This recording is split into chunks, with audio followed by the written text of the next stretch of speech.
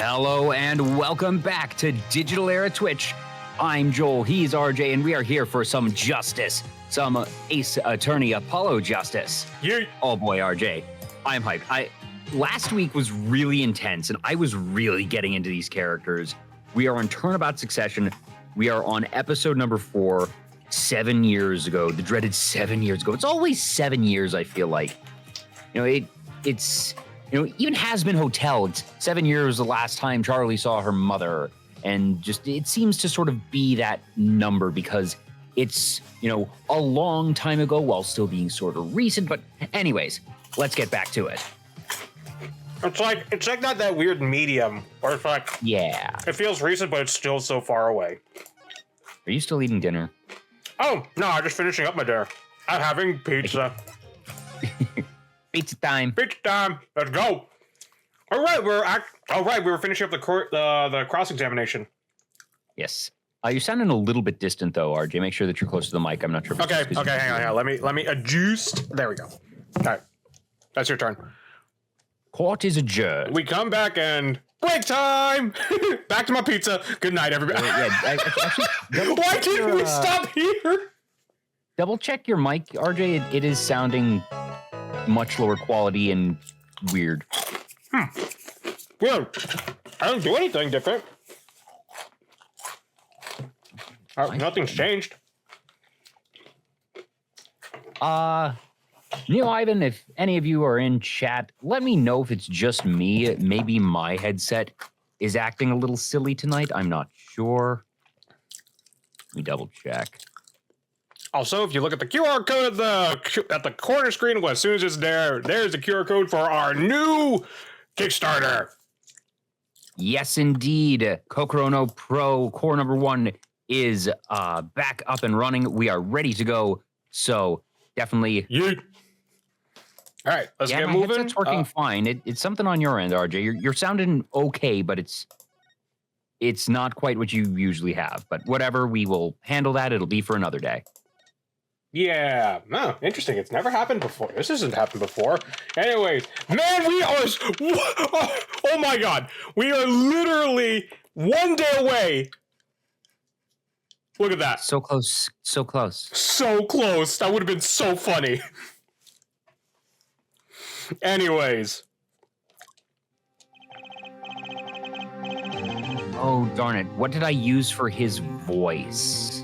Oh, Zach Gramery, the uncle. Yeah, Zach, because I remember I used a lower voice for him. Let's see here. It was... Oh, I forgot. I'm also trying out this new root beer that I got from my local... Was very impressive, Mr. Wright. I have to say, I expected nothing less. Yeah, we've only just begun. I was hoping you could tell me a bit more about what happened, actually. I did not think you would believe me if I told you. I'm sorry, I'm Phoenix Wright. I believe all my clients, except for that one movie star. Better that you discovered the truth for yourself. I was thinking of you, you know. We need less thinking and more talking. That night in the hospital, what really happened? Ah, the way your eyes gleam, Mr. Wright. You're scared Trucy. Speaking of which, where is she? You've seen the problem yourself. The letter. The one shot in the forehead, right? Yes, and the reason he speaks of. I could not deny my mentor's wishes, even if it meant my own death. Why not? This is something I will not say, for now at least. This is, what is this for now business? I have done many things in my life, some well, some poorly. But this is a cross we must bear alone to our graves. We? You wanted to know about the night of the incident. Finally, this guy sure takes his time getting to the important stuff. Of course, he's a showman. It has to be dramatic. Of course, I had no intention of shooting my mentor. I snuck into his room that night at the appointed time and found there upon his bedside table 2 pistols. 2? Yes, the one I had used on the stage and the one that had been used by my partner, Valent. Oh, for the Zach Valance quick draw thing.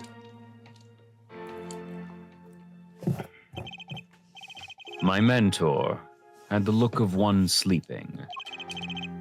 I stood by his bedside, hearing only the light sound of his breathing. Then I took the pistol into my hand. I cannot deny that my resolve faltered then, for a moment. You faltered? You mean you thought about shooting him? Recall, there was a reason I could not refuse his request. His last such request, though not his first. So there were other requests you couldn't refuse before. To be honest, I've not always been steadfast, and I fear I've brought pain upon Trucy. Was Magnifi coercing his disciples? Was he not the great man he claimed he was? Just what was going on in this true grammarly? Definitely not grammar. Yet, in the end, I did not shoot him. Shot the sheriff. Never mind. Instead, I turned and shot the clown. You know, this would have totally been helpful if you said this earlier. I took the pistol I had fired and placed it in my pocket. Oh, never mind. In your pocket. I believe if you examine the bullet in the clown's head, you will find it to be a different one than in my mentor. What were those called? Rifling marks? It's strange. They call them rifling marks in the translation here. The more common term, though, in English is ballistics. Yeah, interestingly, they actually said that in the other 3 games, actually. Oh, they did they? Yeah, okay, back in I couldn't remember. Yeah, I was pretty sure they'd said ballistics. So, because I was a bit, I wonder if it's just sort of a shift in localization of, ballistic sounds more violent because it has the word bullet in it, and for whatever reason, rifling is just a bit less visceral, I suppose. Yeah, that's interesting because, like, in the original Ace Attorney, both 3 games actually said ballistic marks. So I'm confused why they changed it to rifling marks all of a sudden here. Weird translations, I guess. Concerning the case? You mean there's something else you can't tell me? You can tell me. You're a fascinating man, Mr. Wright. Thanks? Yes, there is something. My mentor, his eyes opened. Nani? Oh, this was a trick, wasn't it? The old devil, he was not asleep, you see. Of course, the gunshot would have woken him anyways. And there we had our last discussion as mentor and pupil. It was not a long discussion, maybe 5-10 minutes or so. That's important, the fact that it was 5 or 10 minutes, because remember, they were talking about the amount of time that they would have before the nurse came back, because the IV drip was meant to only take 15 minutes or so. So that is important. Yep. What did you talk about? Mr. Wright, did I not just tell you?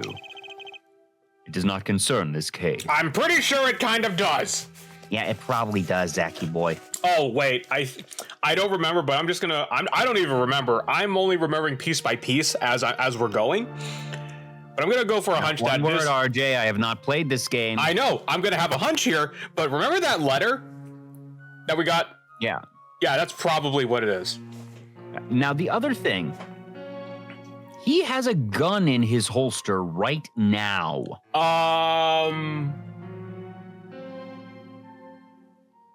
He does. Is it? Wait, what does the gun look like? That is absolutely a gun. It could be just a holder-looking thing. Not a chance. No, so Uh, go away from that one. Go to the actual gun that we have and rotate. Yeah. I want to see rotate. Yep. Look, see how there's the gold stripe on the handle? That Cool. matches the gold stripe in the holster right there. Looks a little different, but sure. Anyways. Zach Grammy, steadfast or just stubborn? Hey, Mr. Rye, your presence is requested in the call room. Once again, I am in your hands. Right, let's get back in there. I was going to say business, but that's easy. Oh, this root beer is really good. Ooh, you got root beer. What type? I love root beer. I was told this, I was recommended this. It's called, from the Boylan Bottling Company. Ooh, never heard of it. It's but a sounds good. root beer made out of pure cane sugar. Ooh, that's good stuff. It is really Court good. is now back in session. It is good. I like it. And it comes in like those classic glass bottles. Well, it's not glass, but it feels like glass. But anyways. Man, something Fallout 76 During our could never do. recess, a bullet was found in and dug out from the clown's head. Well, this is news. And the rifling marks? There wasn't time to do a detailed analysis. Though they did find the weapon type matches the murder weapon. Well, that's not very conclusive, is it? Which is why I'm about to call my very decisive witness. Let me guess, it's him.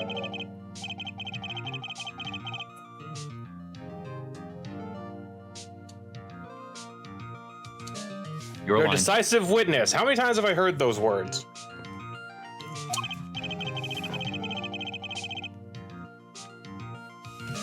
Though they often turn out to be far less decisive than you think. Oh, don't worry on my account. I'm quite confident this witness will do the job. After all, he's intimately acquainted with the players in our little production. Being the other half of Troop Grammary's famous duo, Zach and Valent. Valiant Grammary. So we get to meet the great Magnifi's other disciple. So are you gonna give him the same voice? I think so, yeah, because it's only 7 years ago and he's already an adult, so his voice would be mostly the same. Okay. Perhaps we'll start by asking your name and occupation. Valent Grammary, magician. And you're the decisive witness, are you? You can prove your fellow student, your partner's guilt. Fate, the grand illusion, filled with traps and tricks. Wait, the shooting took place in that hospital after 11 o'clock that night. If you're a witness, doesn't that mean you were there that late? If one were to deduce this logically, the conclusion is yes. Okay, I always get the characters, don't I? I have an interesting fact for you. You see, several days before the crime, my witness received this. That looks very familiar. Wait. That's the same letter Zach Grammary received. Yes, or perhaps I should say, ta-da! I like that nice pastel style. And what does it say? Surely not the same thing. Perhaps you should see for yourself. My beloved student Valent. Entrust the task of lowering my life's curtain. 11:20 p.m. Ready a gun with you. Shoot one shot square in the forehead if you presume you both know why. They're practically the same. The court accepts this into evidence. Yeet. This is most unusual. Exactly what was going on with you folks? What exactly was your troop Grammary up to? By which you mean... I'm just having trouble envisioning a man who would ask his students to kill him. Both of them, no less. It's just my opinion, Herr Judge. But from these letters, I'd say he was coercing them, not asking them. Oh. We walked the magician's path together, and in so doing, shared much of our lives. Well, maybe you shouldn't share that much sometimes. When people are so close, there's strain, a warping of relations, you might say. Yet this has nothing to do with the case at hand. You say that, but... Yeah, they keep saying that because I'm pretty sure there's something they don't want to be public information. Exactly. By which you mean you're not gonna tell us. Damn Skippy. Which makes me wonder even about this reason they can't refuse. Well, let's get on with the testimony for starters. The defendant, Zach Gramarye, stands accused. Tell us why. Oh, I'll do more than that. For where he walks, the red roses rise singing hymns to the miracle that is magic. Fascinating. So I hardly need to remind you that the evidence could just as clearly point you as the suspect. The letter, the murder weapon, and now the 2 bullets found at the scene. In fact, the only difference seems to be the designated time. As every magician knows, timing is everything. Yes. Yes, and now it's time to get this party fired up. As they say in that one show about card games, time is magic. I think they say something else about time. Something about dueling? Probably, I can't remember. It's funny, I actually have been basing Valent's voice off of Little Karibo's portrayal of Yami Yugi. I kind of noticed that. That night, I visited the hospital room at the time Magnifi requested. God, man, if we could actually The get... smell of gunpowder hung in the room, and my mentor had taken his final bow. I did not imagine my fellow student might have received the same instructions. Yet a deal with the dead is still a deal. Death's sweet kiss, I gave it to the cloud. I then informed the doctor and the police. Huh? So you were the one who reported the crime. Indeed, I would think. This fact alone would clear my name of suspicion. No. Yeah, let's not jump to any conclusions. Yes, the cross-examination generally comes before conclusions in this court. Wow! Is this character development for the judge? No.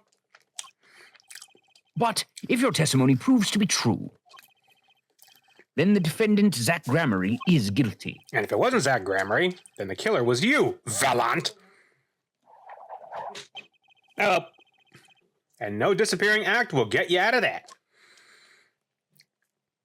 Also, I'm just saying, this is just a small heap of brilliance from the judge. So don't worry about it. It's not character development. Yeah. He's the same thing, even in Ace Attorney Investigations, it's roughly the same. I know. Anyways. I know. No, that's fine. I know which one to do. I got one. Now, I feel like I'm kind of curious about the smell of gunpowder in the room, but probably not next. I imagine my fellow student would have received the same instructions. Deal with the dead is still a deal. Death's sweet kiss, I gave it to the clown.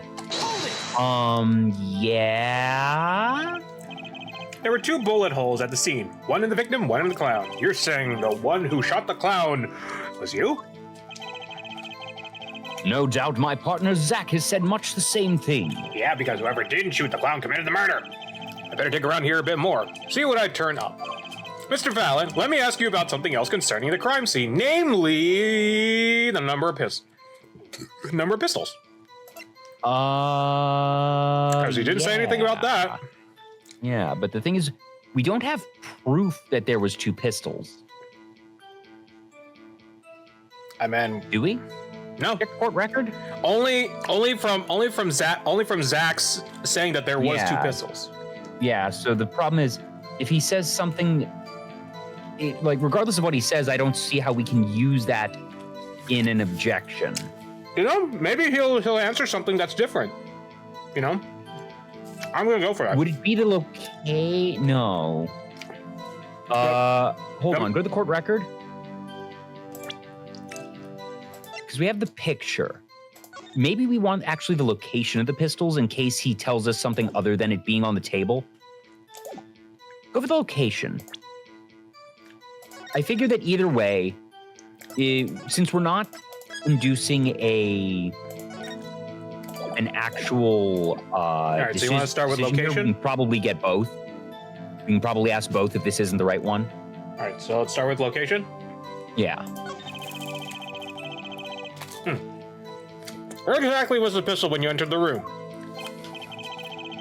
Atop a small bedside table it was, as if to say, "Here I am. Take me into your hand. Pull my trigger. Shoot him." That was almost poetic until it said shoot him. The victim clearly wanted to be shot. But why? Perhaps he wanted to go out with a bang. Yet we will never hear the truth from his lips, so all we can do is guess. Gee, Phoenix, it's almost as if you have somebody that can contact the dead. Speaking of which, where is she? Oh, actually, we do know. I'll let you know later.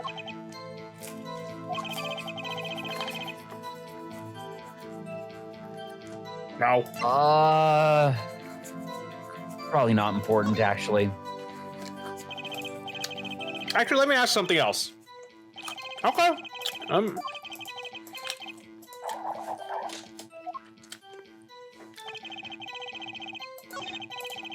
Okay, so I'm gonna do that. I'm gonna try that again, seeing what it goes. Yeah, you could have gone backwards. You didn't need to go through this.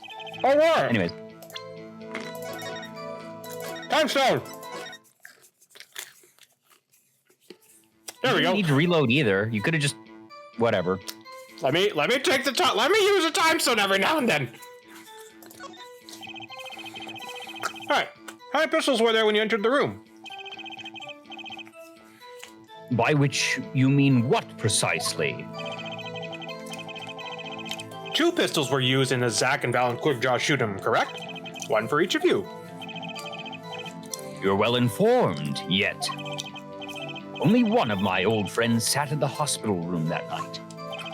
What did Zack tell me back in the lobby? Ah! So this does show that he was there first.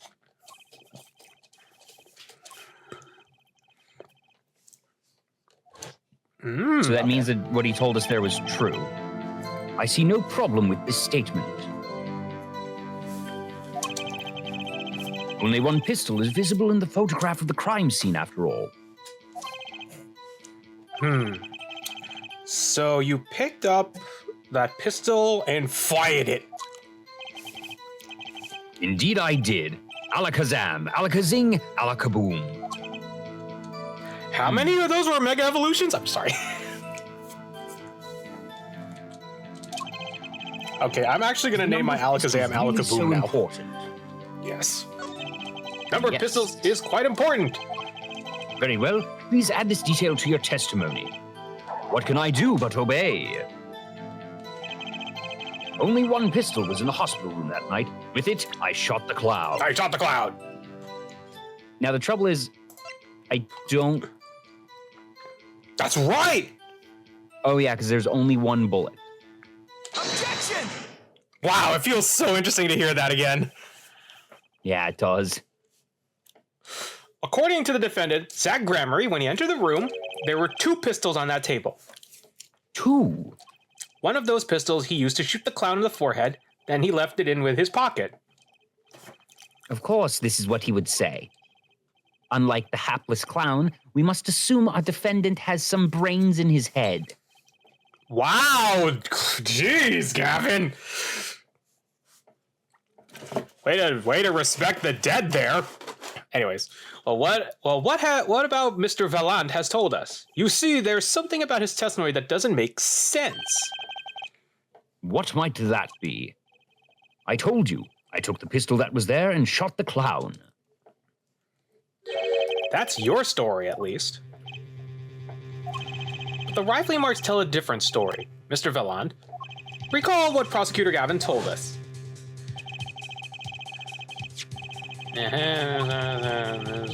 We're a perfect match. Ah! Mr. Valen, if you fired this pistol, then you shot the victim in the forehead. Ah, that's so simple. Well, this is all rather sudden. What have I done? Prosecutor Gavin? I owe the court an apology. Oh boy, here we go again. Sorry.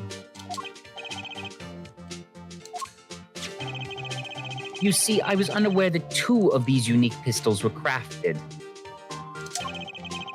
The analysis of the rifling marks only proved the type of gun that fired them. Objection! But that's not what you told us before. You've said you verified the murder weapon. Which is why I'm apologizing to you now. Quite sincerely, I might add. Would you hold me accountable for a mistake made in my youth? That was just this morning. I'm still young. And I might add, it wasn't really my fault.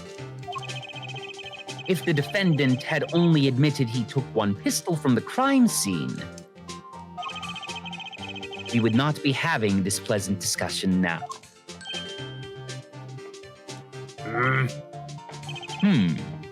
Valiant Grammary. Yes, Your Honor. You were presented to this court as a decisive witness, but you've proven to be more divisive than decisive. Objection! You'll see in time. Joy. The testimony so far has merely been a review of the facts. The proof comes next. What? Care to elaborate, Prosecutor Gavin? What the heck is he talking about? When Mr. Valiant entered the hospital room, the victim had already been shot. Sorry. You okay? I had one of those weird moments where you just choke on air. Oh, okay. As his next testimony will prove, right, the real fight is about to begin. Oh, good to know you actually call us right instead of forehead. Just saying. Oh, wait, we're not, because we're not Apollo. Got it.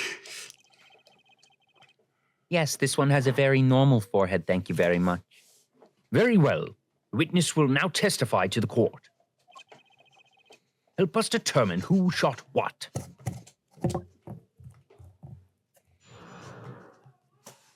Way testimony.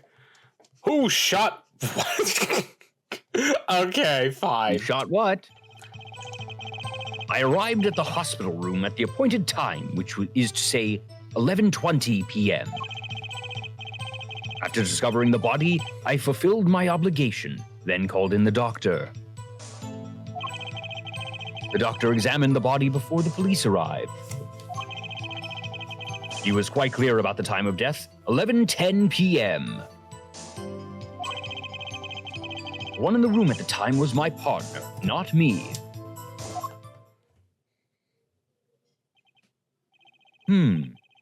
Those times are rather close, you have to admit. You're talking about an alibi established over a matter of minutes. To use a 10-minute discrepancy as the basis of your alibi is easy to explain in this situation, Judge. For example, take our debut hit single, 13 Years Hard Time for Love. Cue to the song, press the play button, and it will play for 2 minutes, 15 seconds. Do it 100 times, the result is the same.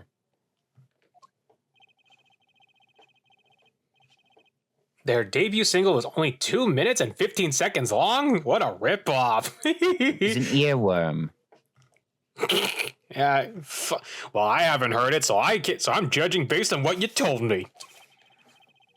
Magic is a world of utmost precision. Hocus pocus requires admirable focus. Oh, clever. And in the time of death determined by the doctor, there is an incontrovertible truth. Very well. The prosecution warns us that we're dealing with rather precise times.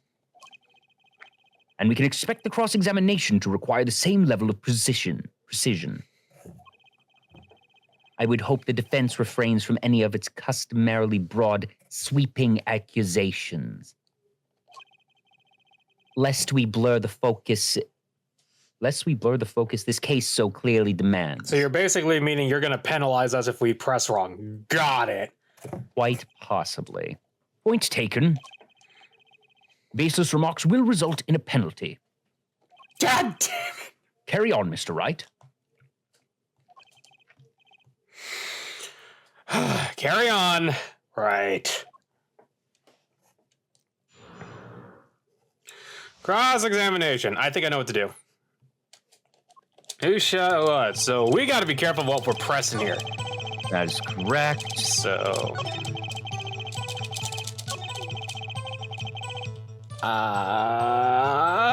Hold it! Yeah. I don't think I'm stepping out a limb to say I have some doubts about... Why am I suddenly Southern? How could the doctor be so precise with the time? We do usually only get an estimated time of death, true.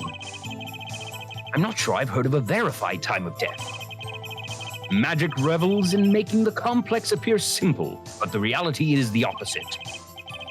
What appears complex, in this case, is a simple matter of subtraction. I see another person has done their arithmetic homework. The point here is the IV the victim was taking. Uh-oh. It's quite visible in the photograph of the scene. Ah! Recall what we have heard earlier about the victim Magnifi Gramarye's schedule. Every night at 11, Magnifi took an IV drip for 30 minutes. Wait a minute. Then why is the drip removed? I see. Yes, that's interesting in that 1/3 of the bag has been drained, therefore 1/3 of the time, 10 minutes. That does make a very interesting assumption, though. I see the IV bag right there, yes. Now, look a little closer. Follow the tube down from the bag to the end.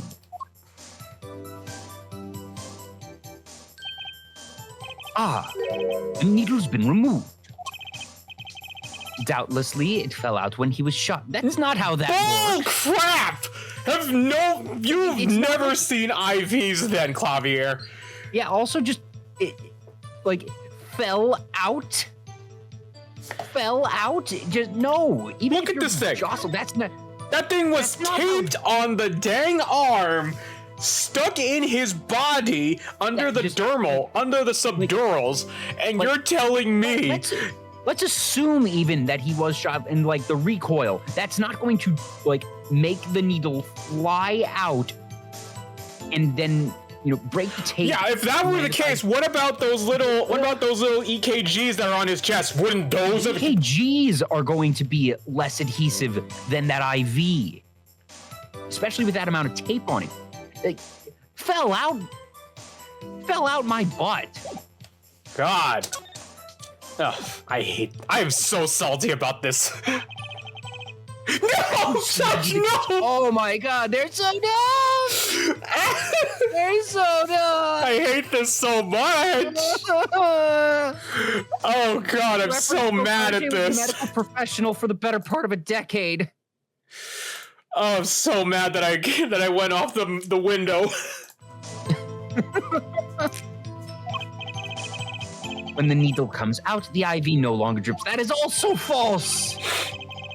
You could remain measure the remaining. Because IVs are done mechanically. They're continuous. Someone, it's not gonna deactivate. I don't think they have sensors. What kind of IV machines, unless you're actually super scientific, that it can actually stop it if it's removed? They're not built to detect via the needle. that there's a machine attached to the IV. No, that's what I'm saying. Unless they're like that time. super scientific, which I highly doubt at that point. That if it was removed, the drain would continue going. Yeah, I've dealt with people whose IVs actually fell out and it was still going, and I had to call nurse like, hey, the IVs are out, we got to reattach them. Yeah, because they can fall out. And, every so often something gets attached improperly, or, maybe they didn't use tape, because you don't always use tape for an IV. But anyways, no, it doesn't just stop. This is wrong on already 2 levels. Precisely. Not precisely. IV liquid functions for our purposes as an hourglass of sorts. So mad. This is how the doctor determined the time of death. From the amount remaining in the bag, it was determined that the IV had stopped 10 minutes after administration began. Good, the IV was added into the record. Joy. And so it was, when I, Valiant, entered that room. 10 minutes had passed since the horrible crime was committed. And this is proof. Well, Mr. Wright? Did that seem important? Very important. Well, seeing how the biggest clue we have is to the time of death, I'd say it's very important. Agreed. It would be hard to imagine a more precise way to determine the time. Behold the power of arithmetic. Sorry, I'm just stumbling tonight. Man, if I had a nickel. Very well. The witness will add this detail to his testimony. Sometimes the most magical thing of all is the truth. I was going to say is math. The water of life springs not eternal. The remaining IV liquid proves my innocence. Did you notice the IV yourself by any chance? When first I entered that room, the stench of gunpowder assailed me. Next, the mark of death upon my mentor's forehead. And then his left arm did I spy, a rose, drooping and wilted. Its thorn, the discarded IV needle, knocked from the vein by the force of the shot, luckily for you. This is such bull. If that IV had not been there, why, you might be a suspect. Indubitably so. I might say it's thanks to my lucky color. Your lucky color? Indeed. Even today I wear it proudly upon my suspect self. For it always, without fail, brings me luck. Why, when Zack and Valiant won their first Magician's Grand Prix. Yes, the very one held by the Association of International Magicians. AIM? I was adorned in this attire then too, and our trophy, a bust. Ah, what a day it was. This is one trip down memory lane no one needs. My lucky color, yes indeed, and that IV too. I say, 'twas hewed specially for me, Valiant. Huh? That does seem to be the case indeed. Well, Mr. Wright, any thoughts on this testimony? How about this lucky color testimony? That's a contradiction. Yeah. That looks like your lucky colors brought you plenty of luck, but not this time. Mr. Valiant, your lucky colors betrayed you. I'm afraid you've lost me. Your Honor, the witness testimony just now clearly contradicts the evidence. What?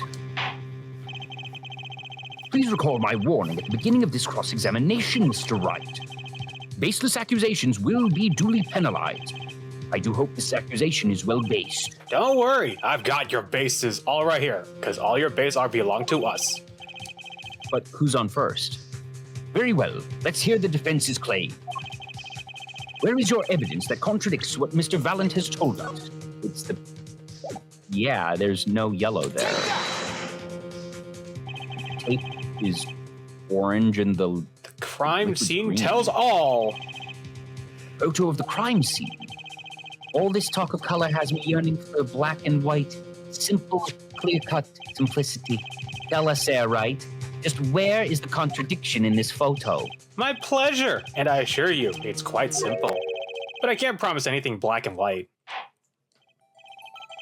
Let's hear what Mr. Wright has to say. What in this photo contradicts the witness's testimony? I guess it's the... I can't tell if it's supposed to be the needle or the liquid. It's the liquid. Regardless, neither of them is yellow, because, like... Hang on.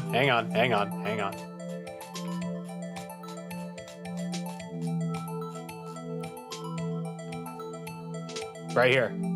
All right, because they say the IV was hued. I'm not sure if that means the liquid, the needle, or what. It was the IV hued, as in it was the color of the needle of the IV bag. Okay, yeah, because when I think IV, I usually think of the needle itself. I think of the liquid as something else. But anyways, it's all the same thing, so yeah, go ahead. Well, for us, as a medical, IV is just like, oh, we got to hang that IV, got to stick the IV needle, because, Yeah, there's I guess I sort of consider it all one unit. Oh, but you got to do it. You got to do it with the pouch or the bag. But considering the IV is mostly with, forget. Let's just press it already. Yeah. We both agree on what the point is. This is semantics of what the game might be looking for. Valant Grammarly, let's get this one thing straight about your lucky color. It's yellow. Yes. Kind of takes the mystery out of it, but yes. Something wrong with yellow, Mr. Wright? Yes, there is. Decisively wrong, in fact. Take another look at the photo of the crime scene. What's this? Confusion, doubt. Tell us, what do your elderly eyes spy? Man, I wish they showed that stuff like in the Phoenix Wright anime where everything's on a giant screen. Yeah. Even my elderly eyes can see a problem here, Mr. Vallant. Look at that IV bag. What is this? What foul ick? It would hard to call the IV liquid yellow, and I'm afraid no magic was involved in taking this photograph. No!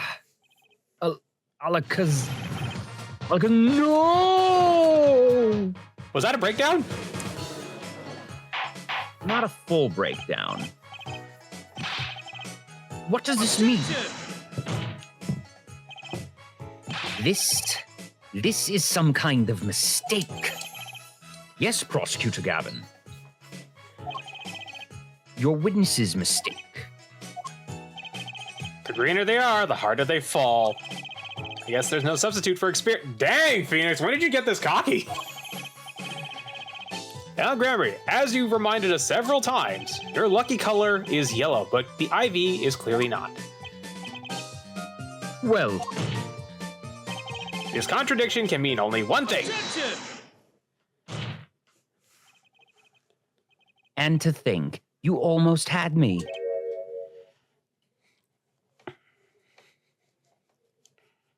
Huh?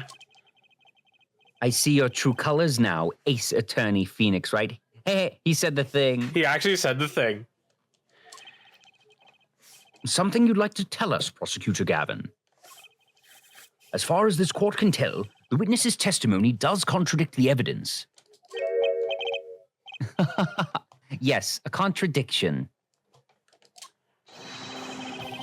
One that I shall be pleased to hand right back to Mr. Wright. How do you mean? How? Because the witness has made no mistakes. I agree at a glance. The IV liquid does appear to be sort of greenish yellow. But I assure you, the liquid itself is quite yellow.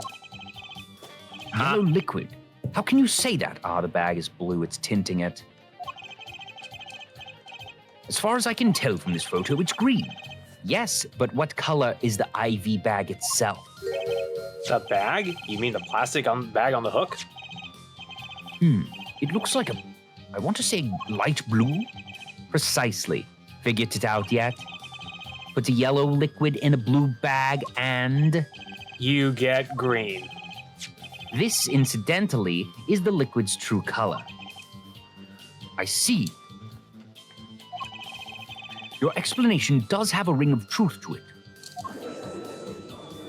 Objection!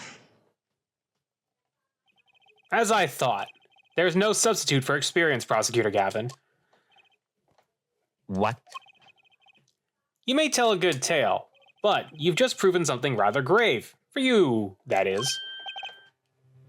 Grave? The liquid in the IV is yellow, yes. But how did this witness know that?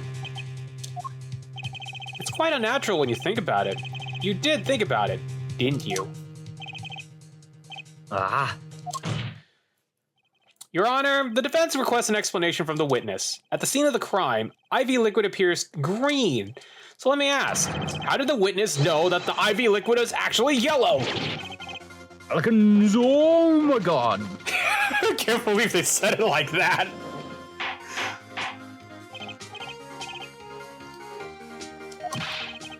Mr. Wright, you will explain this at once. Explain it at once. The witness clearly knew the color of the IV liquid. So I'm sure it means something, but what? I can think of one possibility, Your Honor. The witness, Valen Grammary, has testified that the IV liquid because he's either seen it before or he knows the IV color is liquid. I think he's seen it. I think he's seen it before. From the facts before us, the answer is clear. The witness knew that the IV liquid was yellow. Why? Because he'd seen it before. But not inside the blue bag we see in the photo. He saw the liquid by itself in a clear, colorless bag.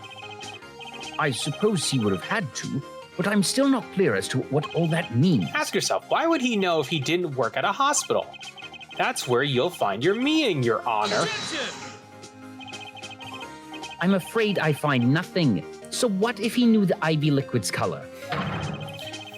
Leave the getting excited over absolutely nothing to our teeny bopper fans, yeah? Objection! The IV is the only evidence proving the time of death. 30-minute hourglass with 20 minutes worth of sand remaining. Your claim, Prosecutor Gavin. I remember it well. However, there's a critical difference between an hourglass and an IV bag. Wait, I know. An hourglass uses sand, but an IV bag uses liquid. I'm right, right? As much it pains me to say this, Your Honor, no. Unlike the sands through an hourglass, IV liquid enters a patient's body, which at point, like magic, disappears. However, what if the amount of the IV liquid had increased? You couldn't tell, could you? After all, there's no way of knowing how much went in. Objection! Let me get this straight, right. You're saying the witness watered down the victim's IV bag.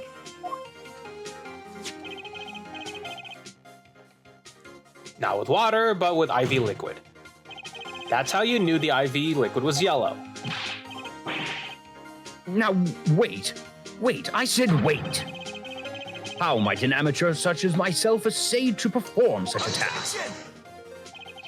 I'm an amateur too, but I can pour water in a cup. What? Objection! I'm afraid there's quite a big difference between a cup and an IV bag. Quite. Can you prove our witness is capable of such a feat? He has a point, amateurs. I, at least, would have had some difficulty pouring IV liquid into that bag.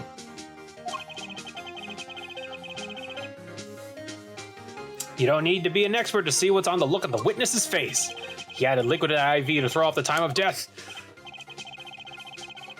I tire of these fairy tales lacking evidence. Well, Mr. Wright, any solid evidence to bring us back down to earth? Ooh, Valen Grammary. I'm afraid your magic won't serve you well in a life of crime. Might I ask what you're strongly suggesting? God dang, son. I mean, you can be a magician in jail, but okay. Magic relies on props, and props become evidence. Our witness was certainly able to increase the amount of the IV liquid in the bag. All he had to do was work a little magic, and that prop was this syringe. Yep. Take that! The victim's syringe. It's a perfect prop for magically increasing IV trick. Easy enough for an amateur to use. Objection! What kind of evidence is that? The syringe was clean, not a trace of liquid in it. Objection! Don't you find that odd, Prosecutor Gavin? I had commented on that when we found it. The victim had the syringe to administer his insulin shots. There should have been traces of insulin left inside. I mentioned that. I was like, wait a minute, it shouldn't be cleaned because it's been used. The stopper is down. Well, Valen Grammary, as you pointed out yourself, the IV liquid makes the perfect clock. One that you could manipulate at will. Alakazam! That's still not a full breakdown. I'm waiting for the full breakdown. Well, obviously, there is no full breakdown coming for him because we know that he is not ultimately convicted because we've met him in the future. I do believe, well, with this being his first, that the burden of this trial has been a bit too much to bear for Prosecutor Gavin. I'm afraid that while there is a doubt as to the amount of IV liquid in that bag, the time of death cannot be proven. And that brings our trial to a close for today.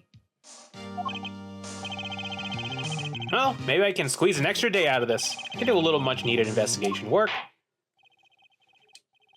I see there are no object.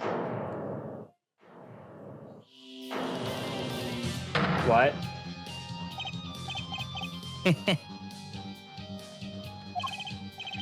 Truly, there's no substitute for experience. Nothing blinds one to the truth so effectively. A word to the wise.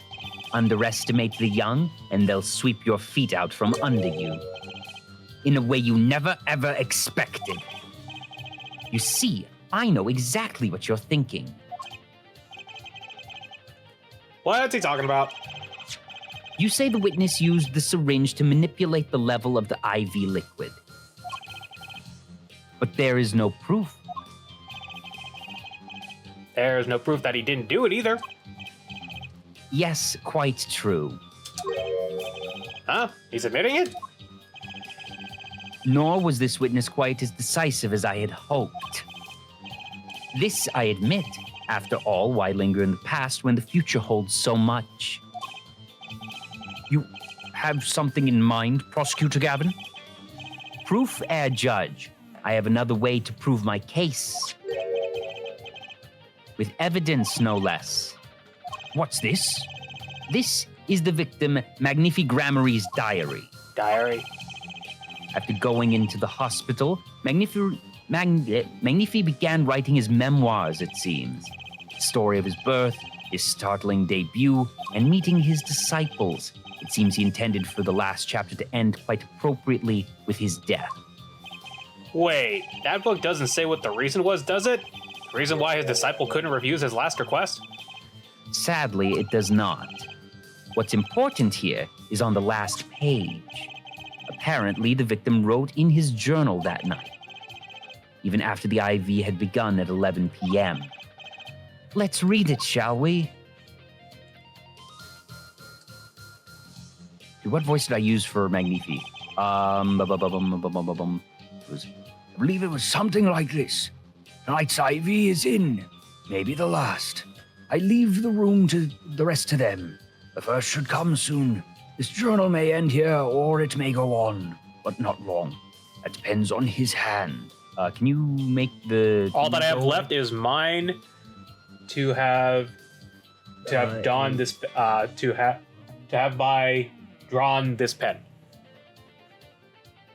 Something say, hey, this is all that's left is what's in my pen, written in the pen.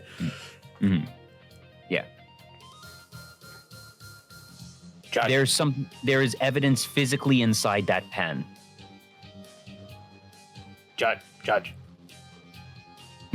This does appear to have been written just before his death.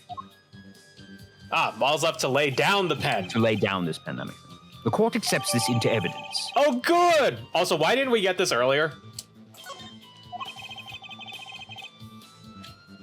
Read the very last part with particular care. Sure! Oh! Huh. Okay, so we just roping it. There we go. All that is left to mine is to lay down this pen. This is the last page. The diary ends here. Huh. What's this? That's a strange phrasing. Looks like a page was ripped out. Well now, isn't that interesting? Guess not. Alright.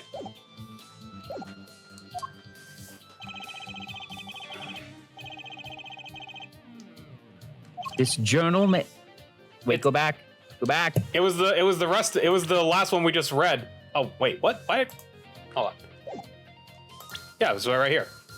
This journal may end here or it may go on, but not long. That depends on his hand. Of course, by his, he refers to our defendant, Zach Gramery. That would make sense, yes. He was the first scheduled visitor, after all. But look at what he said before that. This journal may end here or it may go on. It may go on. Magnifi Gramery intended to write again. That is, if Zach Gramery didn't pull the trigger. I see the defense understands the meaning of this. The victim's diary does not go on, it ends. There's a flippin' page obviously missing. Because Magnifi's life was brought to an end by the defendant, Zach Gramery. There's a frickin' page missing. If anything, that implicates Valent. I'm messing up names. Are you certain that Magnifi Gramery wrote this? There is no mistaking his handwriting. You could have chosen a better font than that, you know. Well, this does seem to be significant. According to this, Magnifi did intend to continue his diary. Yet, if his diary ended there, which it plainly did, then the one who pulled the trigger was the first visitor, Zach Gramery. Well, how do you like me now, Airbright? Oh my god, this is so dumb! This is so obvious. This isn't even like a subtle contradiction. It's like very large tears are shown. Still well. Too green for your taste? He's right about the diary being pretty clear. Still, I find it hard to believe that he'd overlook such an obvious problem with his precious evidence. Yeah, thank you. Well, Mr. Wright, the witness's testimony we heard was lacking. But put together with this evidence, it seems quite sufficient for a case. The diary is accepted like this, the trial's over. Maybe it's time for me to show them something. Show evidence! Yeah? I have no choice but to show my own evidence. What? You have some evidence that overturns this diary. It's not too late to rethink this and avoid more embarrassment. Very well. Please show us your evidence, Mr. Wright. Incidentally, don't even think of showing us this diary I've just shown the court. Now that we've come this far, I hope you have something a little more decisive. Show us the evidence that proves the victim continued writing his diary. All right, I'll be happy to. The decisive evidence proving the desired page is this torn page! Ta-da! And now I remember everything at this part. Take a close look at this diary. Note that a page has been clearly ripped out. What's this? I hadn't noticed that at all. You're freaking blind, Judgy. That's why we're still here talking about this. As just so happens, I have here what I believe is the missing page. Alaka, I don't believe it. Looking at this page, it's hard to imagine that the first visitor that night shot Magnifi Gramery is the defense's position. Oh, wait, let me see that.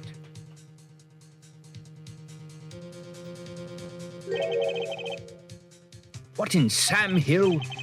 Why, this is the continuation of the victim's diary.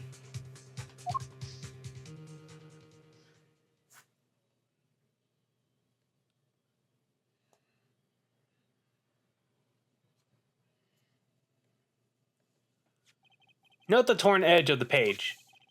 It's a perfect match with the torn remnants of the last page in Magnifi's diary. Quite remarkable. Would you care to explain what all this means, heir attorney? The diary continued after the first visitor came, which means that the victim was still alive after Zach Gramarye left, leaving no one to take his life but the second visitor. Valen Gramarye! No. No! That's still a regular breakdown. Handwriting too matches that on the other pages. This is, without a doubt, the genuine article.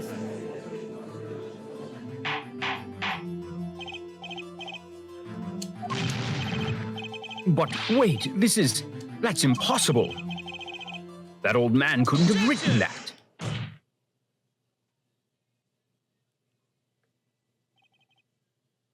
Finally. You just couldn't resist, could you, Heir Wright? Resist what? Presenting solid evidence? Heir Judge? Yes, Prosecutor Gavin? Might I request that we put the current cross-examination on hold? The prosecution would like to call a new witness. But Prosecutor Gavin, this evidence overturns the current witnesses. I ask you only to put it on hold. Please. My new witness has a very, very important piece of evidence to give. 5 minutes, no more. I promise, Your Honor. Well, if you put it that way, Mr. Wright, what's your take on this? Well, Your Honor, judging from his enthusiasm, we'll have to hear this testimony sooner or later anyways, so might as well be sooner. Then, though this is highly, highly irregular, even though it happens every single case I'm involved in, we will put the current cross-examination on hold. The witness may step down. Now, Prosecutor Gavin, please bring this surprise witness to the courtroom. Oh, I had a bad feeling just then. That ripped out page was too obvious. He must have known. And I should have known it was a bad sign all around. Oh my gosh! Holding trial with no audience is a first, even for me, Prosecutor Gavin. I beg the court's understanding. But I had to make a judiciary deal with this witness to secure his testimony. A deal? The details of his testimony may have some legal ramifications, shall we say. I thought it best to contain the information to this room. Very well. And you are the witness, I gather. Yes, sir. State your name and occupation for the record. My name is Drew Misham. I'm a painter. A painter? And you are somehow related to this case? No, well, not per se. I have one simple question for this witness. Uh-oh. Mr. Misham, was it? Do you know what this is? Oh, yeah, I know it well. How's that possible? Have you seen this diary page somewhere before? Oh, yeah, I made it. You, what? You made it? Yes, you might call it one of my works. The prosecutor's office received a tip-off yesterday. Illegal evidence has been prepared for the trial of Zach Gramarye. Illegal evidence? I initiated an investigation and found this witness. A painter to the world at large, Drew Misham has another side, you might say. He is skilled in making perfect reproductions of certain things. Forgeries, in other words. forgeries? Well, so we are to understand that this page here is a fake, prepared by a certain defense attorney. Objection! Hold it. Wait. Never mind. I didn't prepare this evidence. Objection! Ah, the attorney speaks. Something about this page, I presume. But what is he saying? It makes no sense. After all, it was you who presented this evidence to us, Phoenix, right? Witness, Mr. Measham, was it? Who requested this forgery? Who was your client? That I don't know. What? Most of my clients prefer to remain anonymous, even to me. I make the items they want and receive payment. That's the extent of my contact with them. I'm a very huge introvert. But there's no proof this is a fake. It's a fake. Huh? To avoid just this sort of problem, I always put a special mark to my works. I can say without a doubt, this is mine. Oh, god damn it. Yep, and that's how he got screwed. Mr. Wright, you just presented illegal evidence to this court. My court. It was careless of me. That's all I can say. Oh boy. Oh, yeah, this is the flashback. We don't voice over these, yeah. Yeah, what is this?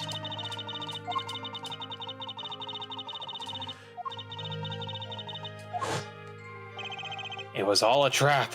A fatal trap. Mr. Wright, Yes? do you have an explanation for yourself? If I did, would the court hear it? Probably not. Forging evidence is a serious crime.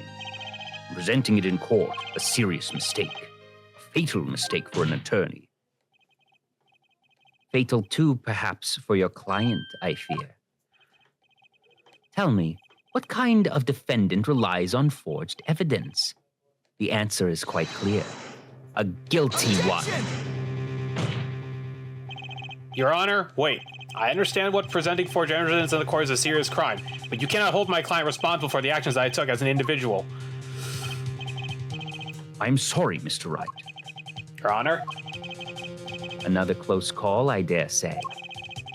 If the prosecutor's office hadn't received that hot tip, everything would have gone the way you wanted it to, yeah? I even gave you a chance. Too bad you decided not to think before embarrassing yourself. I see no need for further discussion on this matter. Special witness dismissed.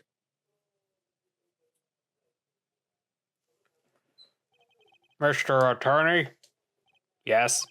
Could I ask your name? Huh? Phoenix Wright. Mr. Wright, I've seen and studied many people, but none like you. I'll remember you, Mr. Wright.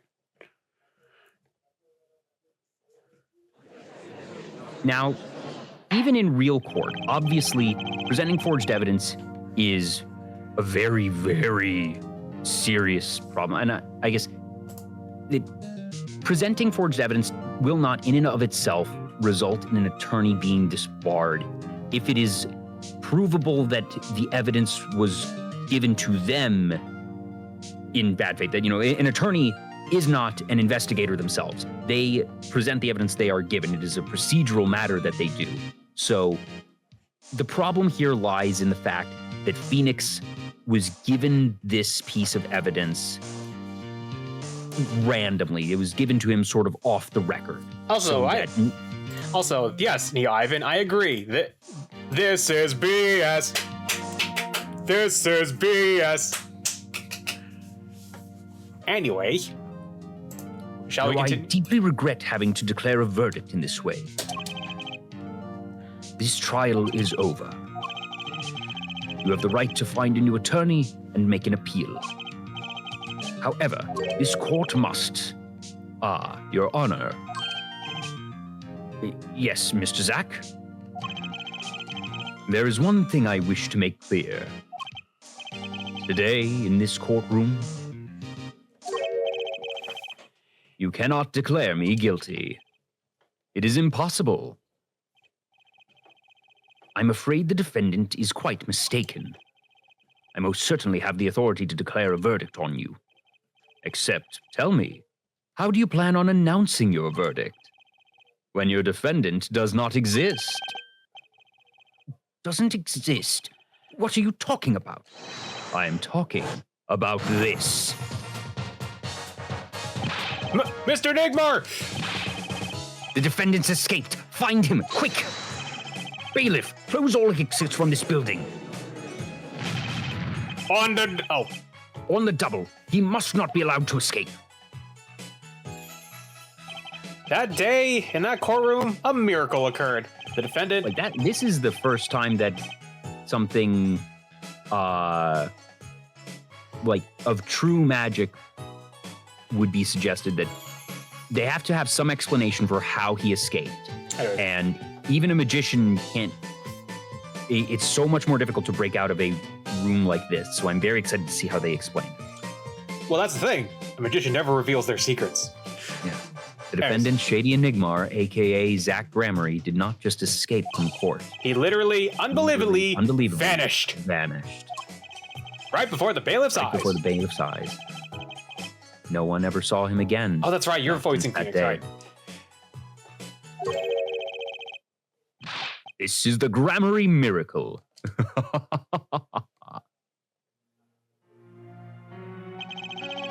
No verdict was declared. After all, the defendant didn't exist. That's how it happened. The trial of magician Zach Gramarye vanished, along with him for all eternity.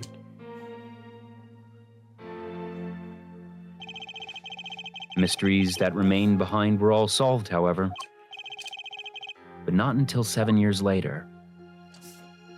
It is all connected. Bum, bum, bum. Let us save. So, how was that for a 7 year ago system? Very exciting. Yes. That trial 7 years ago was the beginning of it all. This I know beyond a doubt. The mysteries of the past work their magic on the present, but you'll soon be finding all of this out for yourself. Which of Magnifi's Gramarye's disciples pulled that trigger? Where did the vanishing defendant Zach Gramarye go? What dark truth lies behind the forged diary page? And what about the girl who was left behind? Oh, easy. Mason system. ESG Studio, all rights reserved. Oh! Past left us these 4 keys to unlocking the truth.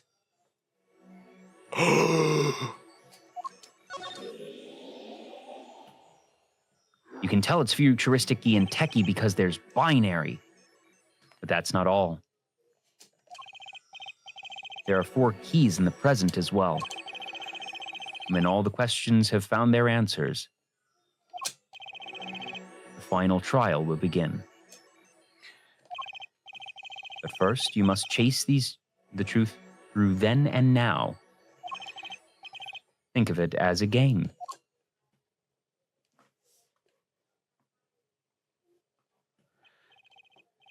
I, Phoenix Wright, will be your guide through this game. That terrible trial saw me present forged evidence. It ended half-finished when the defendant vanished. What became of me after that? As your investigation proceeds, the answer will become clear. Oh, and one more thing. There's something I must tell you. As Apollo Justice has his bracelet, so too do I have my weapon of sorts. My Magatama. Are the Cyclops coming back? What does it do, you ask? That I would have you see for yourself. The Cyclops are coming back! Well, now, shall we begin? Huh. Q and E, huh? Let's begin 7 years ago, in the past. It is right after my last trial came to an abrupt end. Now that you know the game, let's play.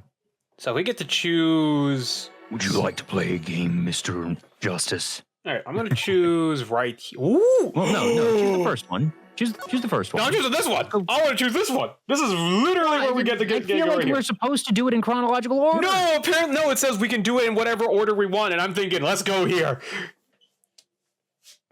It doesn't, like, just because it's the first does not mean it has to be chronological order.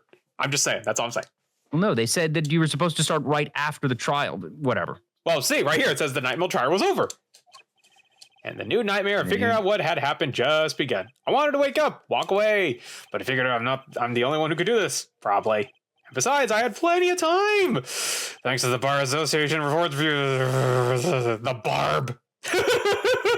The Barb. I got stung by the Barb decision. It's hard to work when your attorney's badge has been taken away. 7 years ago. Welcome to the right. So does that mean it happened in 420? Ooh, morning, Daddy. I'm so glad you came. You okay, Daddy? They picking on you? I'm fine, as always. This old boy is here to help me after all. That's young man to you. Oh, wait, we already did this one. Good morning. That's a cute outfit. Oh. Can we skip this? 2 weeks had passed since then. I called her into my office. Oh, no. Jersey, there's something we need to talk about. It's been 2 weeks since your father disappeared. We need to start thinking about your future. Did some calling around. This is hard to say, but you have no living relatives. So I was wondering if you wanted to stay with me for a while, just until your daddy comes home. It won't be long, I hope. I hope. Of course, it's totally your choice. If you don't like it here, you can go wherever you'd like. I could look up some places you might like to stay at. This is so weird. No, that's not how that works. She would go to Child Protective Services. Mr. Attorney, Daddy told me about you. He said I could trust you. Huh? Really? So if I stay here, does that mean you'll be my family? Huh? I guess so. Getting weirder. Mr. Attorney? Yeah, actually, why don't you call me Nick? Or you can call me Daddy if you like. It doesn't have to be today or anything. Okay, say Daddy. That was quick. Yes? If I move here, I have to switch schools, right?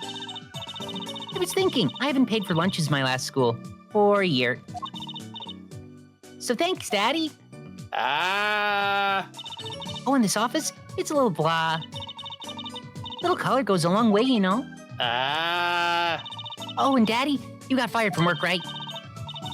Don't you worry one bit. I'll work twice as hard. We'll make it through this. Juicy? How old are you? Oh, I'm 8. But don't let appearances deceive you. I'm a young professional. Stick with me and you'll do just fine, Daddy. Thanks. Why do I feel like she's already in charge? Hang on. Charlie! My mentor's favorite plant, Charlie. I guess watering Charlie is my only real job now. Wait, I have a child now. I can't feed Trucy like this. She probably needs more than the occasional watering, too, I'm guessing. Wait, how do kids work?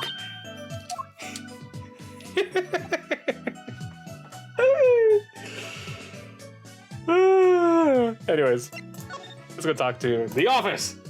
Have you seen The Office, Trucy? So, Daddy, you got fired from being a lawyer, right?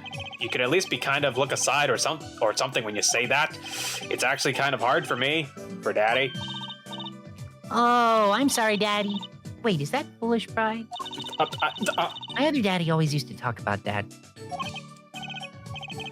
That's pretty accurate. So, here's my idea. We'll make a new office. Sure. Law just seems so stiff, doesn't it?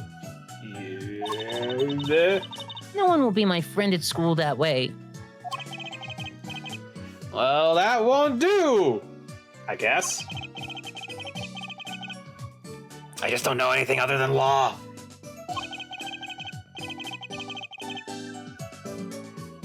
Let's see here. Or even much about law, if you were to ask some people. Maybe the problem is calling it an office. Maybe we should run an agency instead. You mean like a talent agency? Forgive me for asking, but doesn't that require talent? You've got me, don't you? I'm a professional. A professional? Yep. After all, I am directly descended from the famous Zach Grammary. You're directly descended. He's your father. Oh, and now I'm directly descended from the famous Phoenix Wright, too. I don't think that's how that works. I think an 8-year-old just massaged my ego.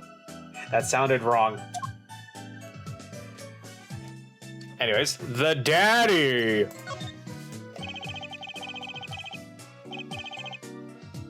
Could you tell me about your dad, Zach Grammary? Daddy? Sure thing, Daddy. Which daddy was that again? Daddy's so amazing. Big star of Troop Grammary. They're big. The Grammarys. They were on television. A lot. Haven't seen that much on recently, come to think of it. Big magic happens when you put Zach and Valent Grammary together, you know. Once they made a giant waterfall right there on stage. And this giant trout swam up a giant waterfall. Let me guess. There was a giant fisherman waiting for him at the top. I wish I could have seen more of Daddy's magic. I shouldn't have brought up it so soon. Wonder what'll happen with me. To me, with Mommy and Daddy both gone. Mommy?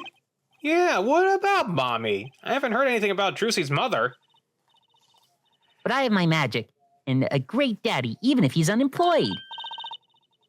You know, I think things are going to be okay. You know, as cute as that is, I'm worried that you know the word unemployed so young. Anyways, Wright is, okay. Wright in that outfit honestly looks like he's about to start a training montage for his upcoming boxing match. Of course, it's a boxing match called A Court Case. I wonder if she'll talk about her mother. No, we're gonna talk about the professional. So, Drusie, you're a professional. Yes. It's like that thing they say. Baby frogs grew up to be frogs. Hey, say that? I always thought it was funny, though. What was? Are baby frogs called tadpoles? Maybe they thought it would be easier to understand that way for kids. How stupid. Right, so in conclusion, you're a professional magician, right? That's right. Well, want to see a trick? You're going to do a magic trick. Please show me. Actually, I would like to see your trick. If I'm gonna be a dad, I gotta be supportive. Show off, show me your tricks. The future of the agency depends on it. After all. That's the spirit. Ready? Here goes. Ta-da! Hey, folks, it's Mr. Hat. I gotta say, it's good to be seen. Yeah! What? Yeah, that was startling. The amazing Mr. Hat. Isn't he great? Your friendly neighborhood Mr. Hat at your service. He certainly makes an impression. Doesn't he? I'm so glad you like him, Daddy.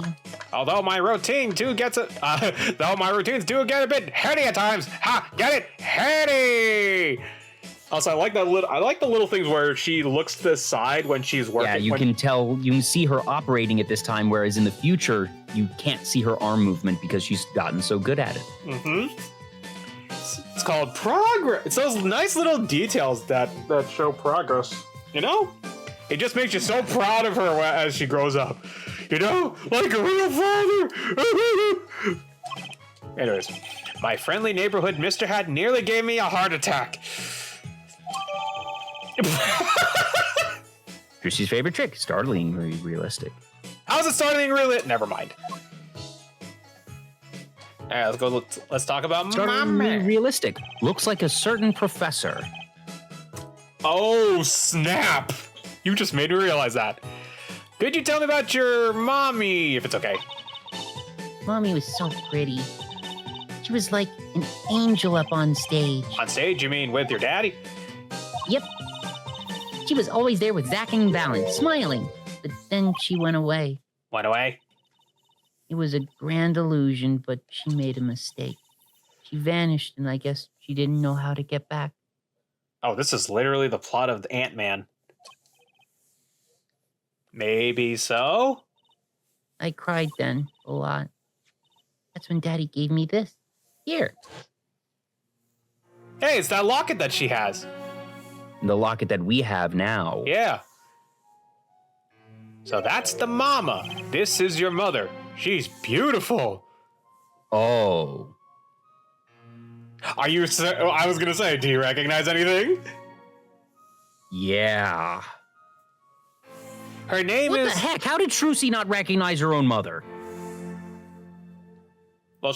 Well, I don't know. I don't care if she was wearing a veil. It wasn't that subtle. Her name was... Oh, wait. Thalassa?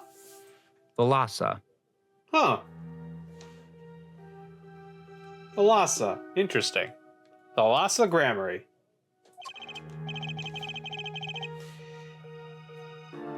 Poor girl. Didn't know her mommy got on missing.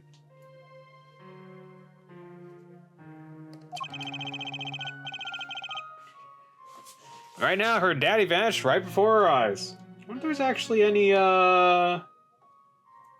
Thalassa, Greek mythology, primordial deity, goddess of the sea, daughter of Aether and Hermera, married to sea god.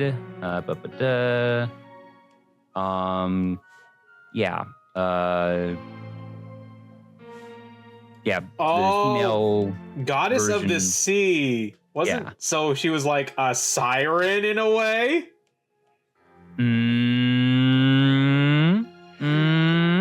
That's so silly.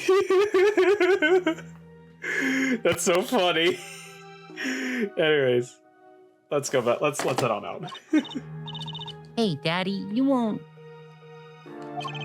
Don't worry, I won't vanish. I promise. Believe me, if I tried, I would have.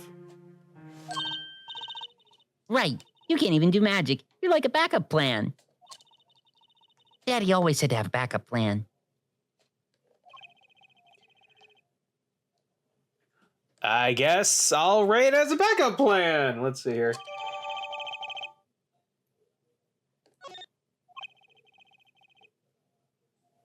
I think that's enough I think that's enough for today. Probably. Sorry to ask you so much all that at once. It's okay. After all, we're family. I just hope you're ready. Okay then. The Right Talent Agency opens tomorrow. So we're now called the Wata. Are we representing anyone? Me and you. That makes two, Daddy. I think you need more than that to make an agency. Besides, you may be a magician, but I'm no talent. Oh, I'm sure there's something you're good at. Well, when you put it that way. You mean you don't have any tricks? No old standbys? This will not do. You don't have any hobbies, Phoenix? Like, that makes you realize you don't have any you don't have any hobbies, you don't do anything on the side. Even though if you are a lawyer, there's something to do to relax. Eats burgers. I'm pretty Always sure had a you... trick or two in his pocket. Okay, I'll think of something. That's the spirit. See you bright and early tomorrow, Daddy. Yeah, sure, I'll go... Oh, jeez, God, here we go again. Welcome to the team, Daddy-O. The team, right? Okay, Sometime- now let's go in chronological order. Huh? That's how Trucy became Trucy Wright, my daughter. To be honest, I was pretty loose those first days. Oh, no, wait, that's actually you voicing it. Actually, no, I feel like this is still... yeah, actually, you're right. Thinking back on it, this was a pretty dark time in my life. But Trucy, happy, smiling Trucy. She was my light. All right. All right, now let's go in order. Back to the detention Are center. you sure? Because like it could. Yes. Because here's the thing: we could go to the present and we could choose from there. Because he said we can go in any order we want. It didn't have to be specifically. I feel like it's probably better to go all the past. I want to try. Well, here's the thing: I say go here, and then we'll go to the detention center after that. Why are you going in this weird, not fully reversed chronological order? It's not fully reversed. I feel like it would make sense that after like a day after he would go here and then probably go to a defense. Why didn't I go to expected it to just go in chronological order, but because why would we go to the detention center first and then go lament our stuff about this? Because this is in order. I assume the detention center is immediately after the trial, that they're presented in this way chronologically still. Anyways, whatever. I'll go to defend lobby number 2.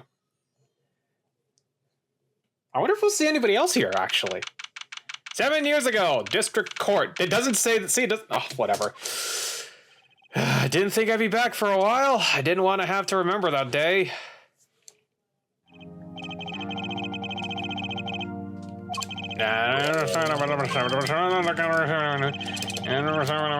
Can I skip this stuff, please?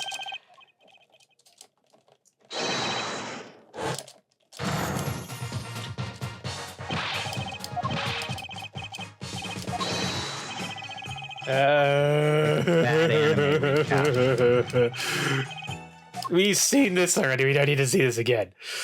When I came here on that fateful morning, I still had my badge, but now I feel like an amputated limb. I still feel it itching. That ghost pain is everywhere. Anyways, where do I start? I don't have the authority to investigate. I'll let you do this one. There, sir. Oh my god, it's this guy! Down on the floor, hands on your head, no. What is the big idea? My ears! No unauthorized personnel are allowed in here. But that would mean all unauthorized personnel are allowed. Zoink! I just say it like it is, sir, and it's usually wrong. So, you remember this character? No. What? I only played the original trilogy. I might not have This played guy the- was from the original trilogy! Was he? Oh, maybe if we get the names, you'll figure it out. You'll see. Thrown out of my precinct, lost my friends, my girl, even my wallet. We've met before, haven't we? On a case. 2 years ago? No recollection of that, sir. Huh?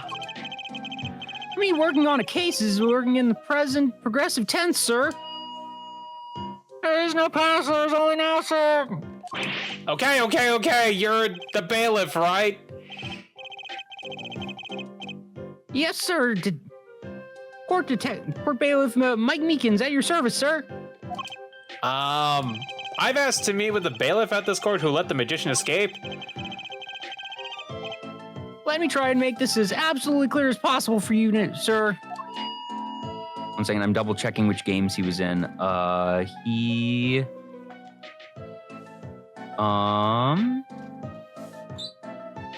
was this? Rise from the Ashes, which was... Oh, yeah. Okay. Wow. Okay, this was a while back. This was the extra case in the first game. Wow. Yep. It was me, sir. But you were a regular police officer once, right? Sometimes bad things happen to good people, sir. Something tells me it's a long story. Let's not go there. So you were in charge of security at the time of the vanishing. I'm dying over here. Hey, Doc, I'm dying over here. Oh, it's a hard knock life for us. It's a hard knock life for us. No one gives you a smidge when you're in a district court Bailiff. building. I guess I wasn't the only victim, considering how much he sang that song. It was a banger song though, but I was kind of sad there. Anyways, hi Meekins, how you been? Last time we met you, you were a police officer. In fact, you're still wearing your uniform. Sir, I wish I didn't have to tell you this, but last year, tragedy struck a rising star at the precinct. I lost my case files 4 times in 3 days. They fired me. That takes real talent, actually. They don't know what they're missing. So here I am, sir, forced to start from square one, a lowly bailiff. But your uniform, I took it with me as a souvenir the day I was fired. I don't think that can't be legal. Exactly. So, or it's just Capcom just want to reuse sprites, you know. But okay, they give Maggie a different outfit, but the same sprite animations. Okay.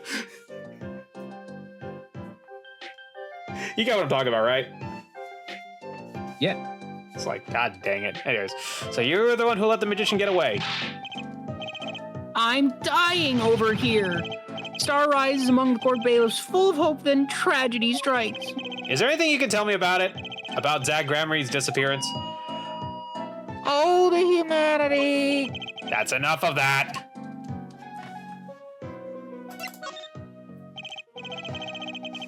Why, yes, I would say it was around 2 p.m. when I heard the commotion in court. I opened the door to see what might be amiss. The door slams open, slam, and some guy's face is right there in front of me. Face! So you saw someone suspicious coming your way. Yes, and I, being a bailiff of little standing, I gave chase. I chased that silk cat all the way down the hall, sir. I have a diagram of the court building here. Oh, sorry, that's your... I have a diagram of the court building right here. So, boing.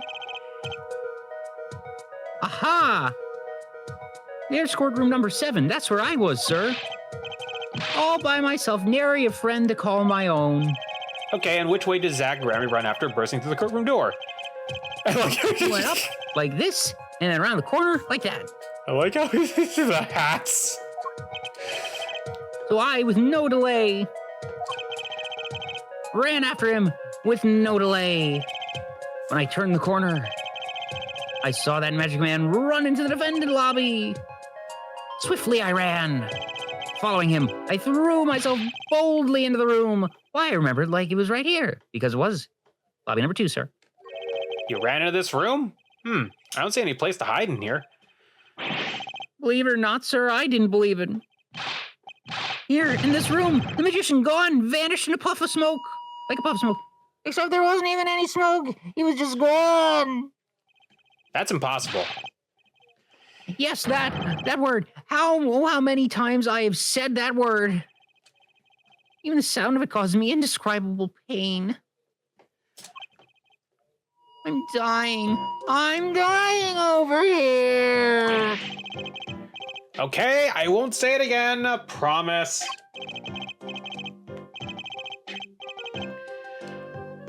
But you have to admit, it's difficult to vanish into thin air. Did you search the lobby? I searched. Why the pause? There was nothing here at all, sir. That's right, nothing was here, sir. How can he talk so loud and still be hiding something? The vanishing Porik.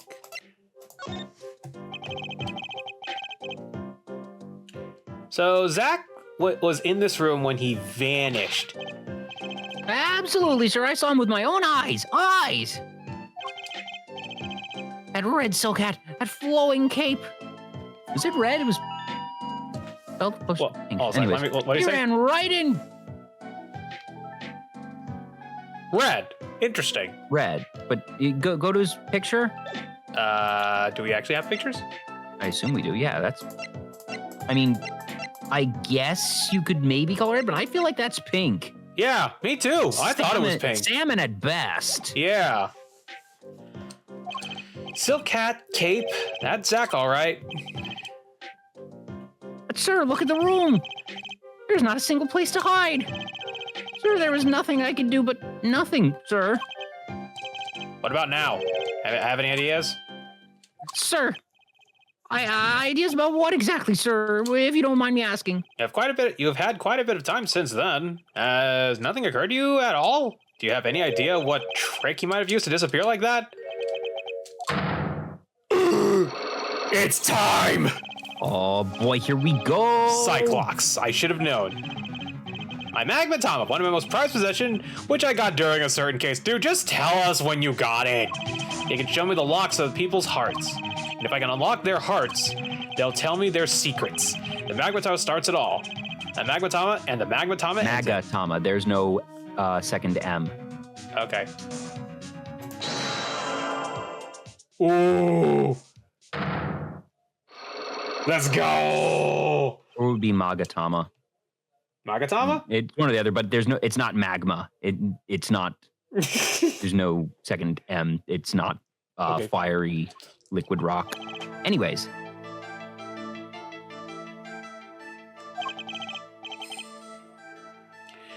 All right, what do you know? Spit it out. Hey, what's with the atmosphere in here all of a sudden? Oh, it's nothing.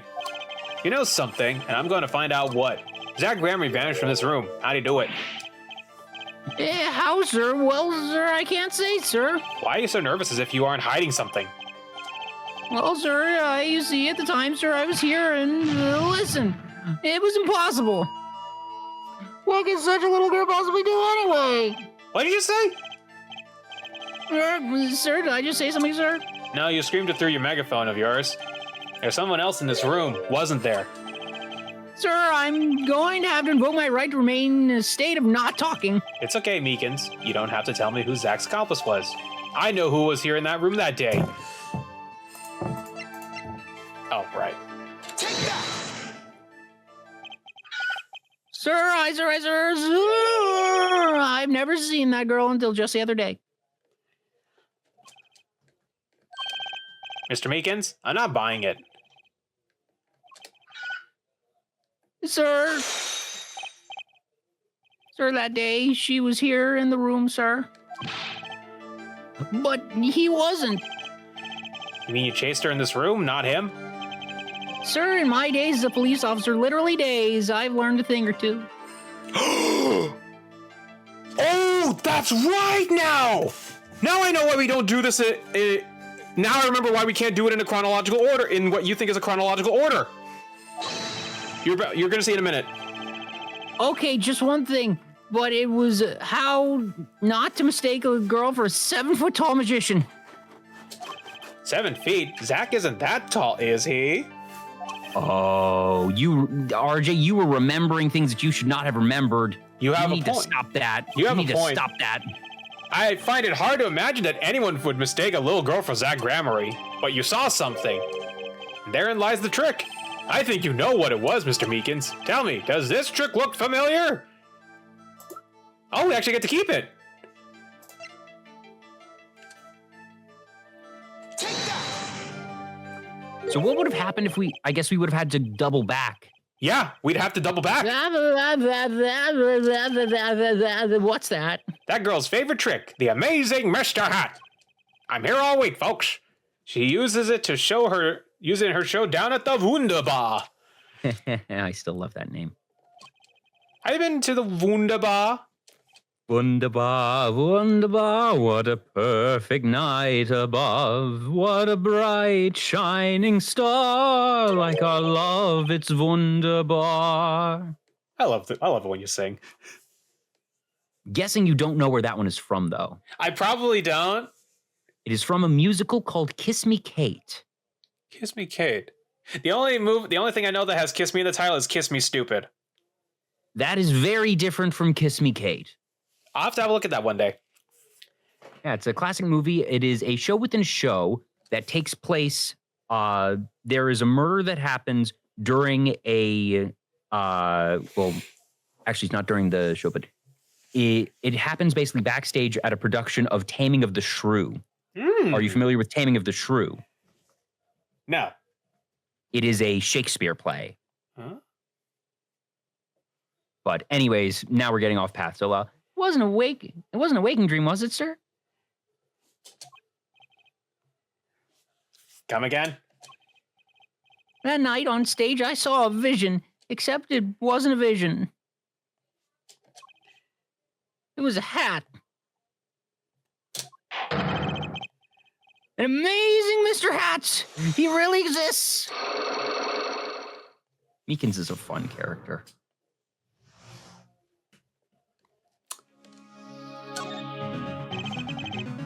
I remember it clearly. The details are a little vague. Zach Gramery exited the courtroom. I gave chase and cornered him in the corner room, sir. Zach Gramery, don't even think you can escape Meekins. Down your hands, floor. I can't even say it. Hello? Something the matter, mister? No, that is... Sir, I'm currently chasing a suspect, sir. Zach Gramery, do you know him? Oh, I love Zach Gramery. His magic is the best. Dang, she is a good-born liar. I'm his biggest fan. I see. That's why you're wearing the costume you're wearing. Anyway, that very same Zach came into this room. But no one's been here except me. But he has to be in here somewhere. Under the sofa, in the trash can, behind the painting, under the rug. There's no rug. So Trucy was his accomplice. I'm gonna have to talk to my daughter about this. I am going to cut her allowance for today. Imagine my astonished surprise, and 1 week later, I just happened to walk into a bar and see him. Mr. Hat. I couldn't believe my own eyes. For a while, I thought it had all been a long dream.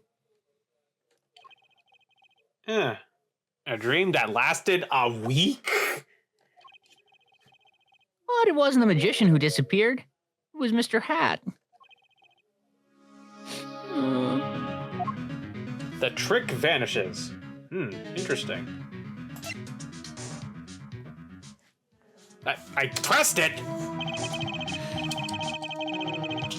Though it seems complex, it seems complex, what really happened that day was quite simple. You were standing by the door, out came Zach. But that wasn't all. Another person got in on the act, and she was standing in front of lobby number 2. Along with Mr. Hat. And that's the beauty of it, isn't it? So, while you were standing in shock and amazement, the magician rounds the corner and most likely runs through the closest door, lobby number 1. This is where you come in. You turn into the corner, rather lukewarm pursuit. At that very moment, Trucy runs into lobby number 2. Then, all she has to do is tuck away the amazing Mr. Hat.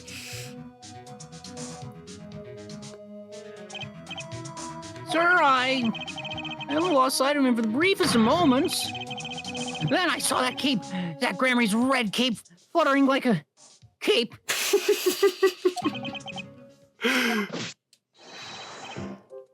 Astounding, sir. All my days of posing queries and making inquiries and chasing inquiries wasted. It was as if I could see them melting away, like... Oh, it's like that line in Toy Story. Years of academy training wasted. An ice cream cone left by the side of the road to die. Or scattered remains of a messy eaten chocolate parfait. Such sweet sorrows. I'm sorry. I had no idea that you'd suffer on account of this case. It's an honor, sir.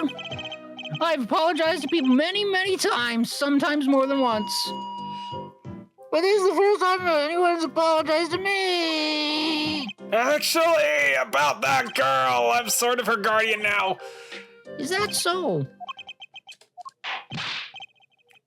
Sir, you should know that I harbor no ill feelings whatsoever in my harbor. Okay. I let the defendant escape, so that's the stone cold truth. Just another step on my way from sing the blues to wearing the blues. Someday, sir, I'll be standing side by side with the great Detective Gumshoe. Mr. Meekins, this is a free ticket to the show. This is a free ticket to the show at the Wonder Bar. If you want. It's an honor, sir. Sir, I can't count the number of things I've had taken from me, sir. But no one's ever given me anything for free. Right. I'll see you in court next time then, sir. I look forward to it. Let's not. Let's not. All eyes were on Zach Gramarye that day in court until his mysterious disappearance. Now part of the mystery's been revealed, but the magician remained out of sight. It would be 7 years before I met him again. Oh, that's a clue! Where we should go next? Dun, dun, dun! But that might need to be for next time. Oh, oh! Oh! Club. Oh, it just gave us a clue where to go! Yes. And this place is cold! Alright. And this is the part where I'm gonna go save. Yes, well, thank you all so much for tuning in. Alright, let's continue! To the travel to the past, and apparently, like I said before, so remember. All right, so for people who are watching right now, that's exactly what I was talking about RJ being blown out. Anyways, so gonna give you a reminder of what happened. So we're going through the Mason system, and from what you saw, what we had to do is go through what you thought was chronological order. It wasn't. Yeah, but you had spoiler memories. My memories just happened out of random, and I just decided to choose. Let's go with this one because it felt the right one. I feel like it was subliminal spoiler memories because you've played this when it was a long time ago, and that the way you picked that out, that the statistical odds, RJ, of that being pure random, that I'm willing to accept your excuse that you did not consciously remember it, but I think that that was way too deliberate to have been pure accident. So even if it's subconscious memory, that it's probably subconscious. That what you did, there was nothing natural about picking the third item in the list of 4 when you were obviously prompted to just sort of go in order. There's no indication there. The game does not at any point say, oh, you might need to backtrack or you might need to go out of order. That they're very much presented in a logical fashion where picking the third, if you pick the fourth and it was like, okay, let's try reverse chronological order just because it seems a little bit fun, I wouldn't have thought anything. But the third of fourth is far too deliberate. Yeah. So again, it's probably subconscious. Anyways, by the way, look at these prices. I hope that's like not I hope that's not that, like, because I don't see a dot in any of these. Well, you assume that it's something equivalent to the yen. Probably. So it's 350 yen, 600 yen, 900 yen. Hey, it's a Makosta, whatever those dolls are called. I forgot what they're called, though. Matryoshka, I believe. There you go. I believe is the Matryoshka. It's one or the other, but yes, nesting dolls. Yes. But then again, well, no, because this is a Russian style club, but this is still in Japan. So I would assume that is yen. I like how there's just snow all over just because it's Russia based. Like there isn't snow every time in Russia, but anyways, borscht, a nice little drinking mug, totally grape juice. Absolutely grape juice. Yes, definitely. Anyways, present day, according to the system, in the Borscht Bowl Club. Oh, it's you. I'll be taking my leave now. Still have some work to do back at the office. Then I guess I'll go back to my piano. To be honest, it's better when you aren't playing. I don't know if I should be offended or not, but sure. This frigid culinary dungeon almost feels comfortable. Later then. 2 hours left on my shift. Ain't that the feeling? Mm-hmm. I wonder if we get any customers tonight. Quote unquote. Ahem. Oh, go ahead. You do it. Do you know who I am? Who I am? No, but if you can hum it, I can play it, even though I play terribly. Just kidding. I don't do requests. How about a different sort of request? You see, I play cards. Oh, a customer. I was just hoping someone would come in and save me from a night at the Keys. I seek true competition. I've heard the Borscht Bowl Club is the place for this. Now I see the rumor is true. And this is... Oh, God! Oh, this guy. Why are you here? And this is a friend of yours? Why are you writing with your hand? Don't you have paper? Ah, don't mind me. I'm just a friendly neighborhood newsman. He will not be playing tonight. Okay. When his business is finished, I shall send him home. This competition will be between us, no others. The right talented A. The Wata represents 2 artists. I'm number 2. I play piano, sort of. It's actually just a front for my real talent, which is playing poker. Don't ask how I got started. I don't remember. Speaking of, this is like one of those little no wire styled backings, right? We all Also, it's noir. yeah, it's noir. Not no wire. Anyways, but anyways, I'm good, real good. It didn't take long for the rumors to get around. Go to the Borscht Bowl Club if you want a real game. That guy's never lost. People don't come in to hear and tickle the ivory. They come to watch me play cards.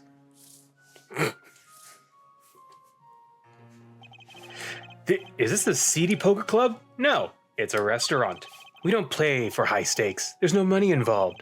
But the reals player carries cash, and they're always This almost sounds like kakagururi, or compulsive gambler for those who are not aware what that means. What a show that was. Anyways.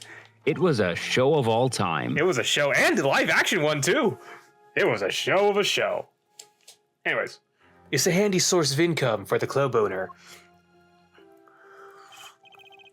Speaking of kakagururi, Mary is best girl. Don't at me. Anyways, then let's compete. I'll take you to the room.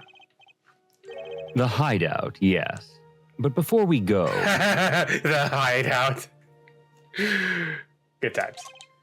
Yes? Yeah, it's the room right next to the Jekyll Inn. I'm choking on my water. Allow me to introduce myself. My name is Shady Smith. Oh, and I'm Spock Brushel, news reporter. Oh, I'm... No, Phoenix Wright. Huh? You must always look a man in the eye when you make introductions. You still do not know who I am? Have we met? Ah! Today, in this courtroom, you cannot declare me guilty. Oh, sorry, this is a flashback. We don't voice flashbacks. Flashback. Abracadabra. Mr. Enigma, he disappeared! Using his daughter as the scapegoat. Wow, that's actually kind of terrible to think about. It's like, for my last trick, my daughter will help me escape and never see me for the next couple of years. Great trick! Now, that's kind of a terrible thing to do. But anyways, you can't be... But you're Zach Grammary? Yes, the reincarnation act of the century. Pity I only have an audience of one. You. Zach Grammary? Oh, this must be a bad dream. In a sense, this guy ruined my life. Yeah, he kind of did, actually. Yeah, he kind of did. You there. Oh, da. We will play soon. Ready the room. Da, I will be preparing the hideout for you.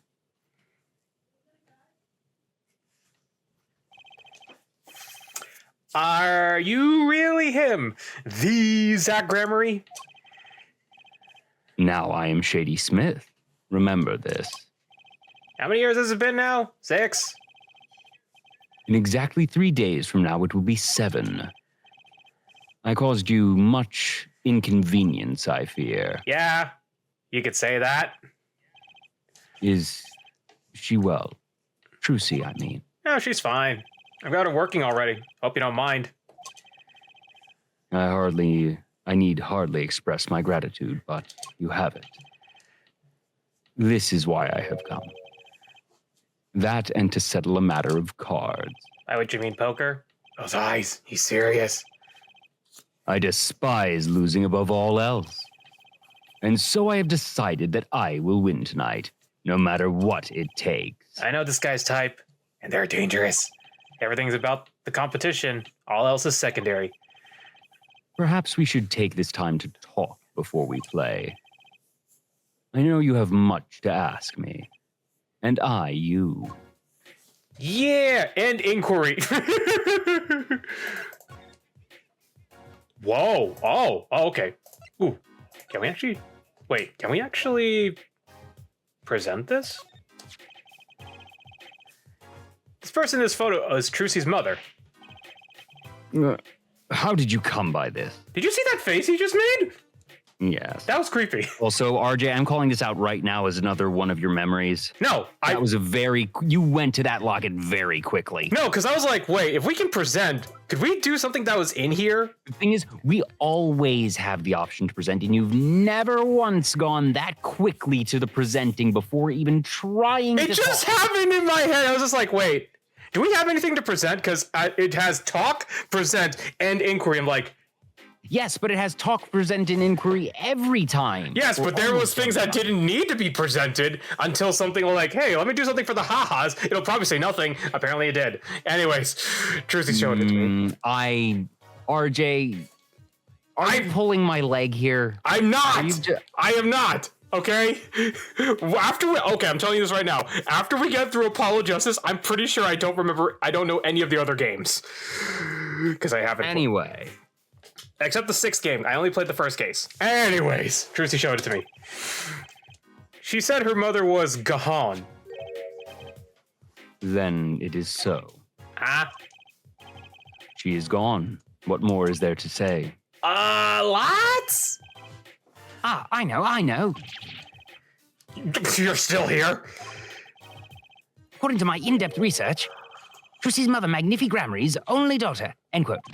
What, Magnifi's daughter? Is that true, Mr. Zach? Russell, you say too much. What? Why am I the bad guy? Why? Zach decked him. Why is he brushing his glasses? In any case, Mr. Wright, this discussion is over. I need to gather some more evidence, clearly. Oh, okay, so we need to show more. Anyways, I'm not showing Mr. Hat. That'd probably work. Nah, it's finally talk. Whatever. We've competed that day 7 years ago, too. Ah, yes. You must have been surprised. Called to the detention center out of the blue. 2? 1. Showdown. Time. Ooh.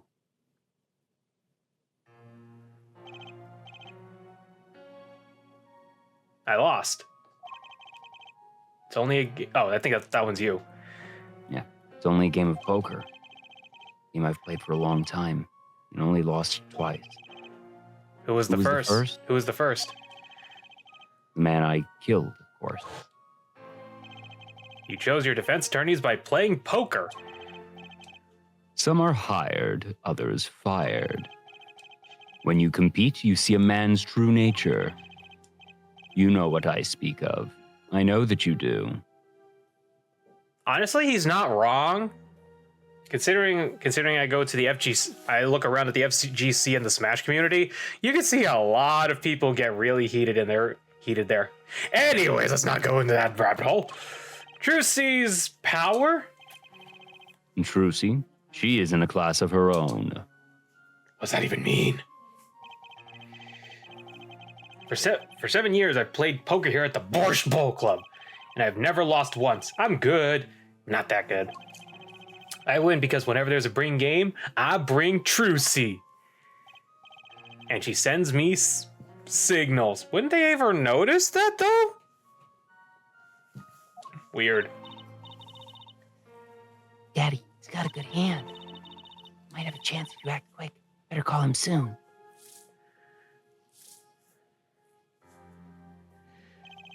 Can you tell me what her power is? Judging a person's thoughts by reading their reactions is a staple of performance magic. But those of Trucy's line possess far greater skill. Her line? Recall, you were the second man to whom I've lost. Magnifi Grammary. That was the first time I learned of this power, as you call it. Wait, so you're saying her power is genetic? Or just in the Grammary blood or something? Blood. Uh-oh. Oh no! I am sorry, but it is not something told lightly to outsiders. Oh, we're gonna need to get some information for this one. And nothing you need to know at this time. Some kind of Grammary secret then. Fine. Ah, there we go. We're gonna need to learn. We're gonna need some stuff to get this. Anyways. She's 15 this year. She's still trying her best to follow in your footsteps, you know? I see. When I planned my disappearing act, it was the thought of her alone that gave me pause. Wait, you were planning on vanishing from the get-go? Yes, and for that I must apologize.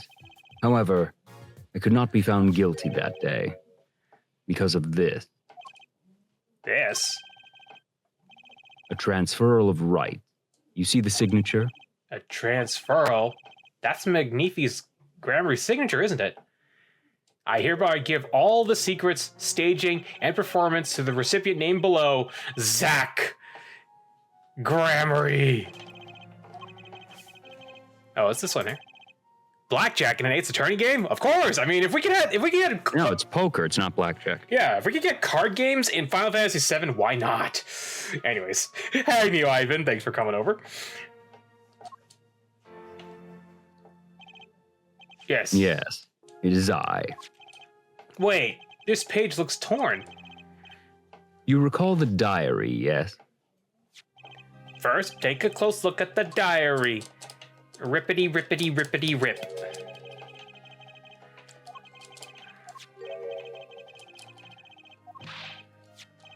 Yeah, rippity, rippity, rippity, rip.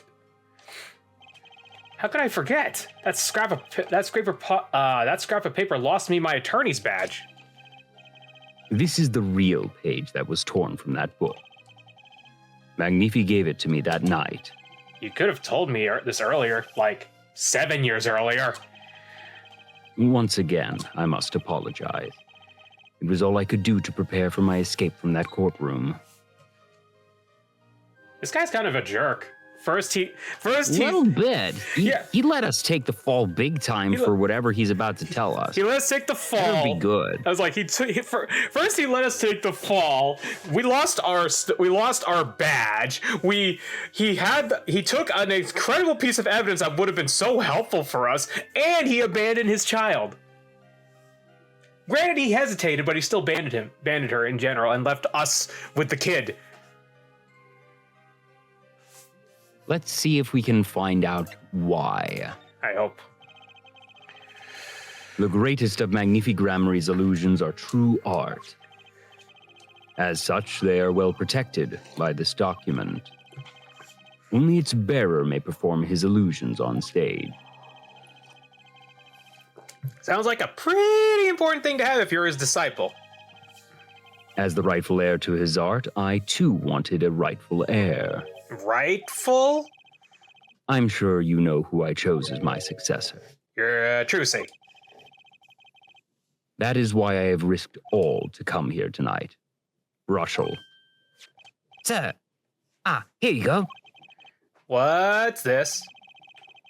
A letter passing the rights I have inherited to Trucy. I would have you sign here as a witness. But I'm not a lawyer anymore, and you need a public notary besides. I may not look it, but I'm a certified notary. It's actually not that difficult to become a certified notary. I know, but... Jeez. You are. By day, I wear notary's glasses and hunt for news. Also by day, I wear reporter's glasses and notarize. When I take off the glasses, I can't see very well. Your signature, please, is the first reason I have come here tonight. Yay! I want to read this. Finally figured it out. Let me go look at this dang thing. What the? We might not be able to. Oh, okay, that's it. Right here. Because remember, we've seen this note, or we've seen this before. Zach's signature. Hold on a sec. I'm sure he's written it many times, being an ex-star and all. I bet there's plenty of people out there who'd kill for a Zach Gramarye autograph. Okay, please don't say kill, because... Never mind. Anyways. I figured it out. Now I know why you've come out of hiding only now. It's been 7 years, you said. Precisely. Yeah, because if they're 7 years, they're dead. There's a law that covers your situation. After 7 years, missing persons are considered to be legally dead. So if someone was to vanish from the face of the earth 7 years ago, they would lose all rights as a living person after 7 years from that day. Not to mention all of their possessions. Exactly. Which is why I am here. I risk showing my face in public for the sake of this document. New Gavin will be lurking in a moment, has an important Zoom call. Well, get that Zoom call important meeting. Get on going. You got this. Thanks for lurking, though. Before my 7 years are up, you might say I am securing my daughter's inheritance. But do you really need this document? Wouldn't Trucy inherit your estate automatically? Not in this case, I'm afraid. This case? Yes, I received the performance rights from Magnific Gramarye. However, this was done in secret, without witnesses. Before Magnifi died, 2 potential successors to his repertoire were named. Myself, Zach Gramarye, and Valant Gramarye. Not Trucy. Naruhodo. So you need this document. I have known Brushel since before I vanished. He is a man I trust. Now, only 3 know of my rebirth. I took the liberty of looking into Trucy's background and found you had no other close kin. It is as you say. Okay. I was kind of hoping he'd say something about the mother at this point. I know everyone else, but Trucy's mother is a mystery. Well, the prelude may have been longer than the main attraction. Shall we begin our game? My final competition? Final? Why? As you said, I have come out of hiding today to make this document legally binding. Once that is done, I shall slip once more underground. Without seeing your daughter? It would be best if I did not. Wait. 7 years ago, we played. 7 years ago, I lost. I already lost to Magnifi. I do not care to lose to another. And I have heard that you never lose. It's just a rumor. Yes, for it is impossible to never lose, unless one has an ace up his sleeve. You could say I'm an ace. Oh, wait, never mind. As a magician, it causes me no end of irritation. To think a mere lawyer might be out there pulling the wool over so many eyes. Have you seen the things that I've seen, man? Hey, I just signed your document for you. Maybe you could try lighting it up. That was that. This is this. For my final competition, I will destroy your perfect record, Phoenix Wright. This will be my final performance. You are warned. This guy's beyond serious. So much for a fun evening of cards. Brushel, you may leave. Ah, but it's your last game. I mean, what a scoop. I punch and I punch, but still it is not enough. I just remembered a future prior engagement. Toodles, gentlemen. Oh, and nice meeting you, Piano Man. Then let us begin, dealer. It's time to duel. Da, You will be witness to our competition. da, it is honor for me. Olga, why are you... We know what you're doing. Stop it. Why haven't I seen her around here before? Oh, okay. Ah, that reminds me. I saw a familiar face as I entered this restaurant. He did not seem to notice me, however. Huh? Gavin, I believe was his name. You know him? After a fashion. Listen, Phoenix Wright. One can learn much from a true competition. Remember this. Yay! Now we just got to figure out what to do. Now we got to figure out what to do with that lock thing. The lock, yeah. Yeah. The Grammary power. I was close. Oh, I was close to understanding it, but I needed more. And I knew where to get it. Trucy's mother. I'd need to meet that reporter again. That was clear. And one other thing.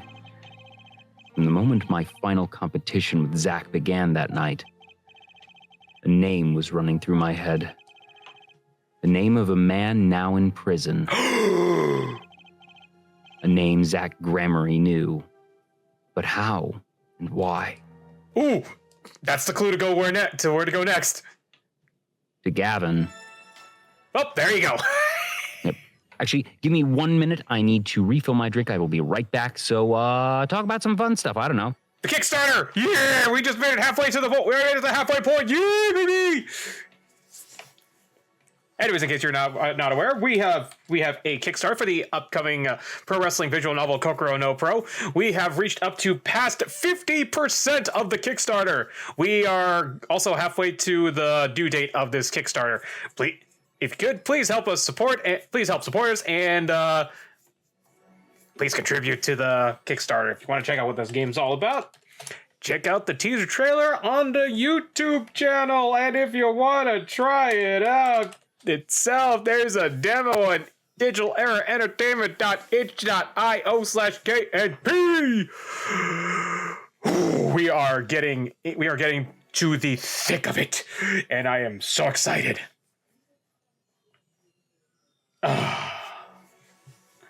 Anyways.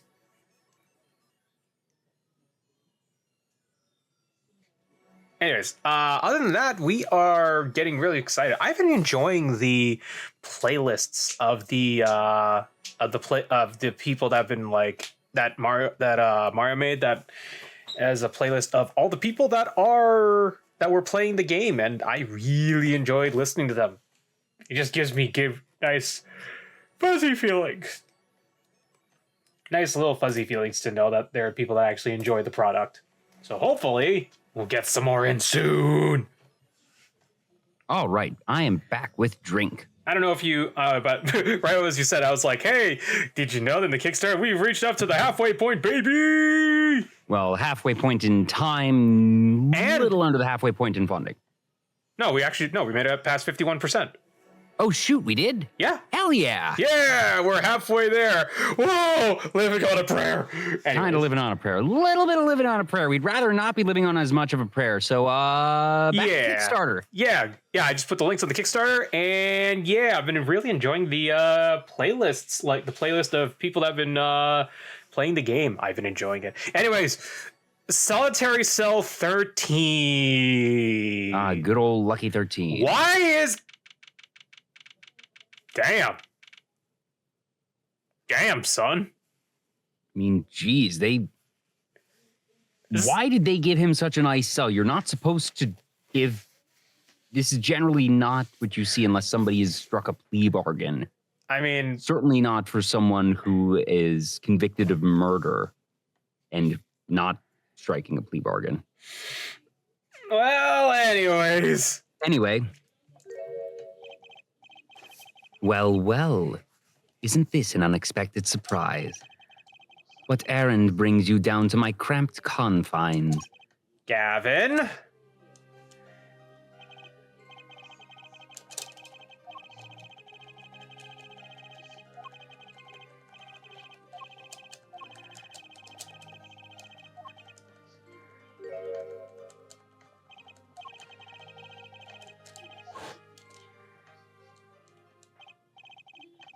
You look well, Phoenix Wright. You too, Gavin.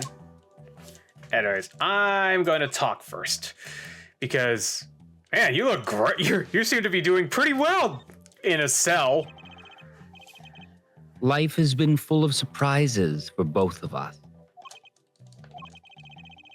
I've no doubt you never expected to lose that attorney badge of yours. And I bet you never expected to wind up here.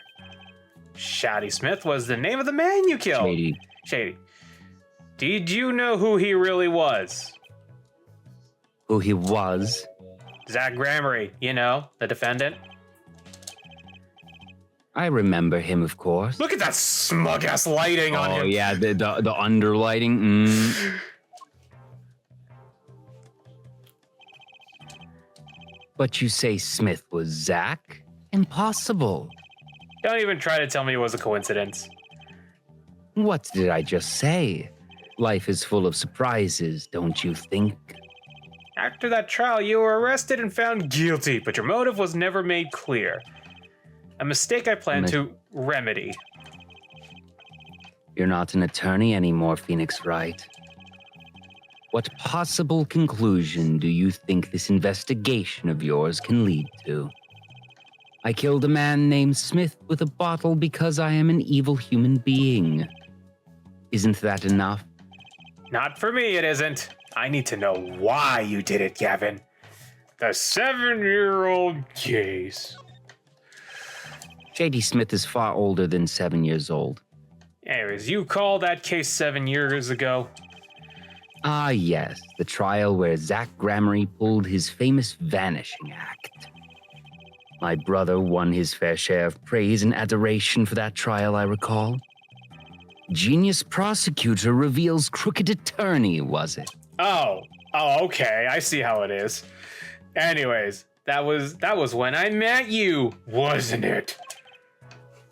Was it now? The Barb voted unanimously for the strictest punishment.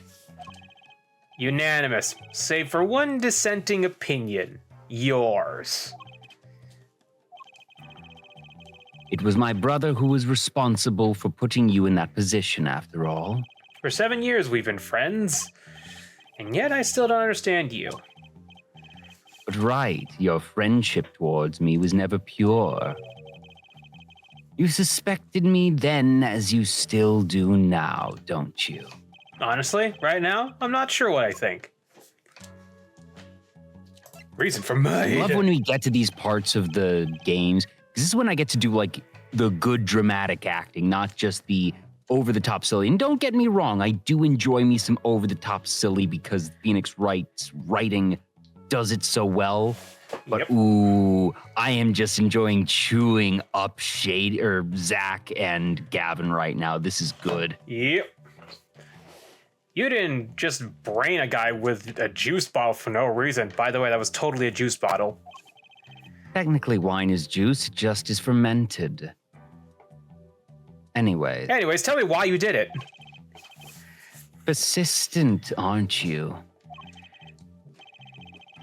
I came here because I remembered something. The night of our game, Zach Grammy mentioned your name, Gavin. Flashback, flashback, flashback, flashback.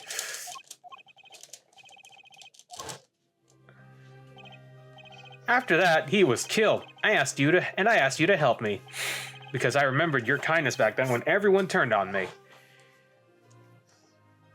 I seem to be in a bit of trouble. Oh wait, that's that. Well, you voiced the. Yeah, I feel like this is fine to be for you for now, because yeah. Me, please. Cops should be here any minute. I'm in your hands. Should have come to that. I have to know. Why did you kill Shaddy Smith? No, Zach Gramery. Oh. Give me 5. Whoa. That's new. Normally they're red. I know. Those must be some But deep. Gavin is fancy. He has the black metal and gold gilding. Very nice. Or, maybe they're just darker secrets that that need bigger locks. Dark, cold, full of despair. Can I even unlock these things? Can we? Something wrong, right? No, there's nothing. You shouldn't push yourself so hard. Life is to be taken easy, you know.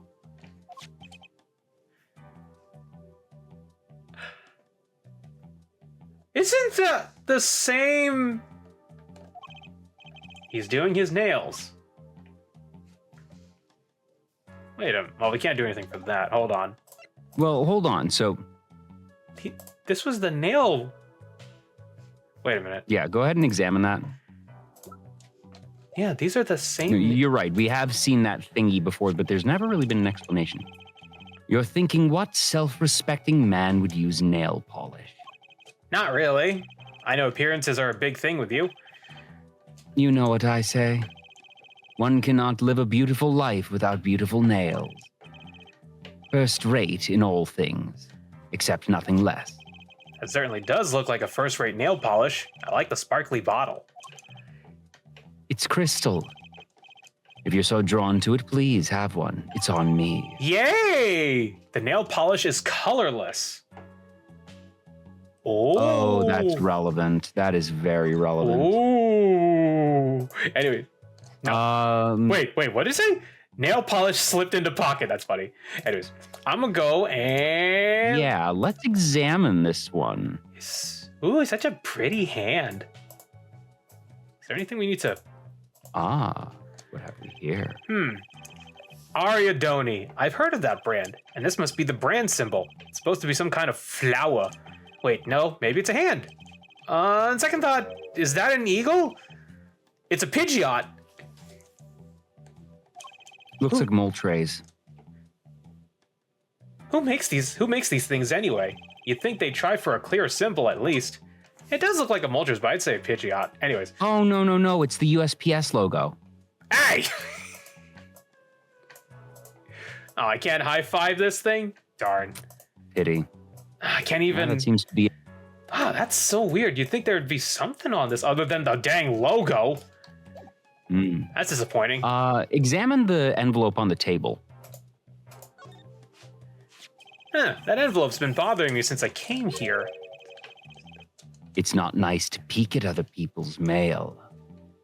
It's also technically... You know what? Something a little bit important?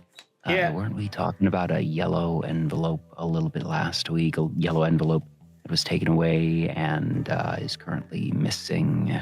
And also, isn't it also technically illegal to look at other people's mail that's not opened yet? It's illegal to open other people's mail. It's not illegal to look at sealed mail belonging to other people. Otherwise, technically, every mailman is guilty of that crime. You get mail here in jail? Mail jail. That I do, though they need to read it first, apparently. Still, I am allowed the pleasure of correspondence. Packages and the like are a different matter, however. Looks like sneaking a peek out is out of the question. Maybe we can eventually, just not yet. Yeah, wait a minute, picture frame corner. This one? Yes. No clues here? Wait. Okay. Oh, there we go. Nice roses. Oh, it's only on the roses. Meh. You taking care of this one here? Ah, yes, she's surprisingly delicate, you know. Requires careful tending, but she is my best friend, as they say. Best? Come on now, I'm starting to feel bad for you. Oh. Of course, she's known to bite if handled roughly. Your rose bites? Thorns, Phoenix. I didn't think that was a particularly deep analogy. Speaking of the photo next to the rose. My retriever, Von Gole. Cute but feisty. Every dog has its thorn. I guess the violin. Violin? You want to do violin? Okay. It's strange, you know. Here I am in solitary, and yet the books keep piling up. Looks like you got more than books up there. Ah, yes, my collection. I have a few friends on the prison staff. They show me a little kindness. A little? Oh, so okay, so that seems to cover the entirety of the bookshelf. Yeah. Okay. I think we're done. I really thought don't I feel saw the need to. it's just the chair. Never mind. Yeah, I don't feel the need to investigate the chair. I think that's it. I want to talk and go into the Cyclops because I don't want to present anything, but I want to see what the prompt is here. And go, you gotta do this again. Da-da-da-da. Killed, asked me to turn your back on me. Actually, come to think of it, we probably should have gone into the prompts for Grammary. We didn't. We should do that. Dead. Oh, this flashback is auto scroll. I can't skip it. No! That's so Unskippable cutscenes, my mortal enemy. Oh, that's so terrible. Why did you kill Zach? Oh, so it's basically, yeah. Why'd you do it? Why'd you do it, boy? All right. Oh, oopsies. We have to do it the other way around. There's no Magatama. No, because again, his is more of a. I think that's it for now. Yeah, I guess so. That's strange because it doesn't give us anything. Let's go here. We're gonna take you back to the past. Go to the first one this time. Let's actually go sort of starting chronologically. Wait. Go to the detention center. You want to go to detention center? Yes, I want to go to the detention center. Okay. That's honestly where I would have gone first when we began this whole thing. Okay. Because this sets us up. I don't know. What strange sight doth mine eyes behold? Excuse me? Two men on either side of a single transparent pane. Yet it seems fickle fates has switched sides, so to speak. The forger of fakes walks freely, while the innocent languishes within these plexiglass confines, because plexiglass is technically a brand, so they can't say it. Oh, yeah! Well, there's no proof that I forged anything. Nor proof that I took the life of my dear mentor. Yet, these chains cannot hold me for long. The stage awaits. And what, may I ask, awaits you? A little piano and a cold hole in the wall. But, since you are here, what shall we discuss? The shooting. Who pulled the trigger? and his partner vanished before the answer could be found. If we're going to get any closer to the truth, this is the place to start. Yes, the place to start. I have to hand it to my partner. He knows how to make an exit. That's talent. Yes, he made my attorney's badge disappear, and he never even touched it. Laurie's spotlight always leaves someone weeping in the shadows. Yet, his very disappearance is itself a revelation. Revealing what? Zach Gramarye killed Magnifi. It's as good as a signed confession. That's certainly been the public's opinions take on it. I grow tired of my cage. And the time of my release is near. I must go and prepare. Planning on jumping back into the magic right away? As long as an audience wastes with bated breath, there will be Valiant. And also, Yes. now that my partner has disappeared, Magnifi's repertoire is mine. Valiant Gramarye has a tradition to uphold. Is that true? Seen in this light, the trial was quite good to me, verdict or no. And you can't pay for that kind of publicity. Blackmail! Blackmail, blackmail! The suspicion on you hasn't lifted entirely, Valant. After all, you received one of those letters too. You were just obligated to follow Magnifi's instructions as your partner. Please shoot me. So I was, but only Zach Gramarye followed them. Let us not speak any more of who shot what. Now that my partner has vanished, the question is moot. I'm more interested in something else, actually. What might that be? I want to know what Magnifi had up his sleeve. How could he coerce you and your partner to kill him? The trick up his sleeve? Oh, I think I know where this is Perhaps going. you do not know. Know what? A great magician never reveals his secrets. Oh, really? Well, maybe we have to show you a trick of our own. Ooh, 4. Didn't think it would be that easy. The audience must remain forever in the audience. Bathing in the reflected glow of the spotlight. Do you want to do? Yes, let's Magatama this and. Do you think see we have what enough the evidence? prompt Do you think is. we have enough evidence for this? Well, here's the thing: we don't need to. We can hear what the question is, what the prompt is, and then back out before presenting evidence. But this will give us an indication and make us more likely to notice when we have picked up what we need. Okay, I'm flying by the seat of my pants on this one. There must be a And I path actually want to leading- go back and do this for Zach.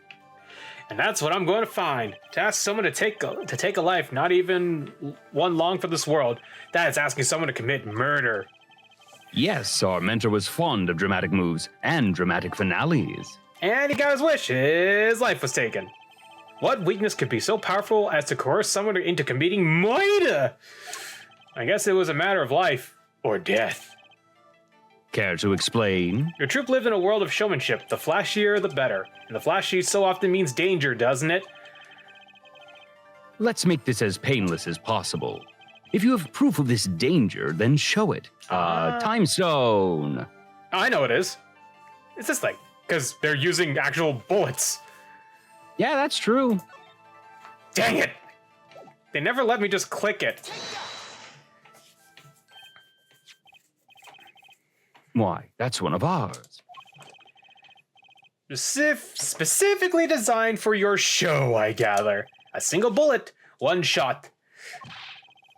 You could say that we're not throwing away our shot. What are you suggesting? That, We are magicians, Mr. Wright, not murderers. yes. I'm not crying murder here, Mr. Valant. I'm crying something far more tragic. An accident.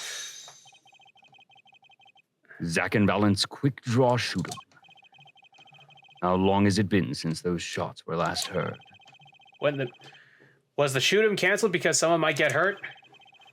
Of course, what other reason could there be? Well, it could have been canceled because someone had already been hurt. Been hurt. It wasn't because they could be, it's because they were. Fascinating, my Faustian forging friend. But tell me, what can you prove with a single pistol? Tell me, what would have happened if there had been an accident? Oh! I am starting to piece all this together. What if one of your bullets took a life on stage? The performance of magic is concerned. Sorry. The performance of magic is not concerned with what ifs. It is concerned with precision. Precisely whom do you claim was shot? Looks like I've chosen the right path. Let's hope he just walks it with me. A life was sacrificed so that show might go on, and it shows who it was. Mother. Damn it. I need to stop making that happen. Hold on, wait. Can you go to the profiles? No, I can't. There's no profiles. No. Okay, in that case, yeah, the locket. But that's... Zach Gramarye's wife and Trucy's mom. Thalassa, I believe it was her name. Alakazam! I'm making this lock disappear. How can you say this? How can you say she was struck by one of our bullets? Still in denial mode, huh? Thalassa was the greatest risk of being shot, and this clearly shows how much danger she was in. This one, I'm not sure if we have an answer yet. I don't think we do, actually. I don't think we have all the information we needed. That's fine. We can back out right from here. Okay. I may not have enough evidence right now to pull this off. Maybe it's time to do a little more legwork. Yeah, but that's exactly actually what I would like us to do with Zach right now as well.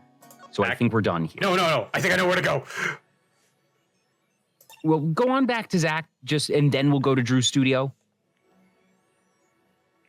Do you really? I feel like I want to do it. I'd like to have all the information from the things that we have already been to before going to something new, because currently we have a hole in our information from Zach. But what if it's not the ones that we need? What if we can't find it? That's fine. This is just going to let us know where. Fine, let's do it. Present the Magmatama. Hey, wait, does it actually show them the Magmatama? Actually, like, does he show it in their faces? They're never really clear on that.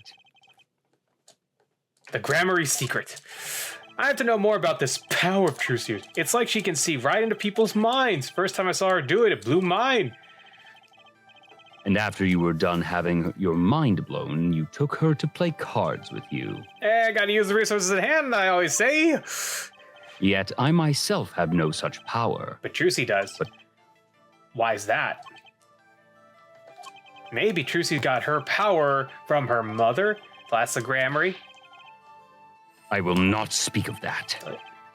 Thalassa is officially missing, correct? And I think I know why you don't want to talk about her. We don't have the information. Okay, we don't. That's fine.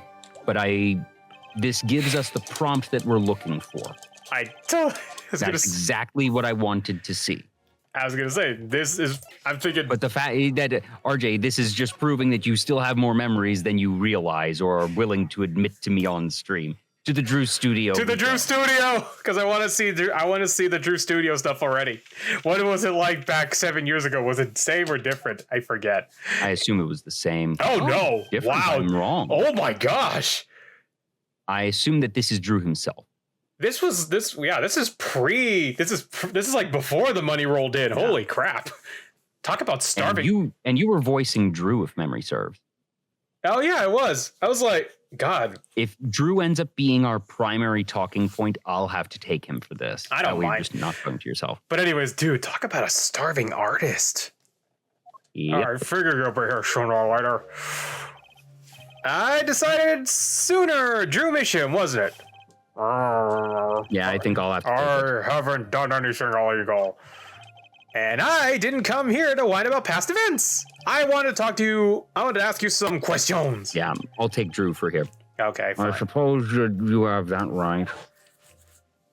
Why did I unintentionally make him Sean Connery? Well, no, Sean Connery is much more sophisticated and clear. Whereas you have Drew being a little bit muffled, but I guess it's similar to it. I admit it made quite an impression on me. I'm used to finding myself in outrageous situations. Hey, do you want to hear about that time where I actually actually cross-examine a bird? Well, that does sound pretty good. I might want to paint that sometime. Phoenix Wright, was it? Well, that is a bird like a parrot. I'll answer what I can. I'm not sure, but feels like I'm being watched intensely. Ah! She's so cute! It's little Vera! She's actually adorable. Ah, this is my daughter. Vera, say hello. And look at her little sketchbook, it's a bear! Little baby Comey. And she's gone. And she's gone. And she's gone. Shall we begin then? Okay, let's talk to you for whatever we want to friggin' talk about. Mr. Misham. Anyways, judging from this place, you're a painter? Not, sadly, a profitable one. I've never sold a painting. It is a source of considerable embarrassment. I would be able to get by were it only me. Your daughter? Her mother grew weary of me and left. Damn. And even left the kid. I don't want her to grow up needy, Mr. Wright. That is why I began my other occupation. Forgeries? Ah, man, what a father does for her kid, for his child. But the fact that he's not the one actually doing it, he's using his daughter, but at the same time, I'm sure he's facilitating the deals and whatnot. She's just making the stuff. So yeah, he is actually sort of kind of. Don't look at me with those eyes. I know what it is I do. More than half of the paintings they bring me are stolen. Who knows what my copies are used for? But some of your works aren't paintings, correct? You may not believe me when I tell you this, but that was my first work outside of painting. What? Think it would be used as evidence in a murder trial. Never even imagined the possibility. Then why did you take the job? I was well paid. Very well paid. I'm just saying, man. That's a lot of work. What a man does for the kid. No, that's the whole thing, that it was a lot of money for not a lot of work. I think he feels worse about it than I do. Past is hard to escape. Honestly, the sooner I can put this behind me, the better. With apologies to you, of course. Sorry, it's not going to be quite so easy. He's trying to forget what he made. Looks like I'll have to remind him. Yeah, show him the No. court record. Present the paper. Your work. Don't try to pretend you've forgotten. Sure, all you did was make a copy, but the copy might have destroyed the life it had of an innocent man. I'm responsible too, which I have to know, and you have to tell me. I knew it would be difficult to escape this. Then let's talk. Go back to talk. Well then, ready to tell me about this work you did? I'm still not mad that you took away my dang badge. It was unlike anything I had attempted before. Guess it'd be a little different from paintings. That is not what I mean. In all my previous work, it sufficed to create a copy. This wasn't a copy? The client gave me two things that day.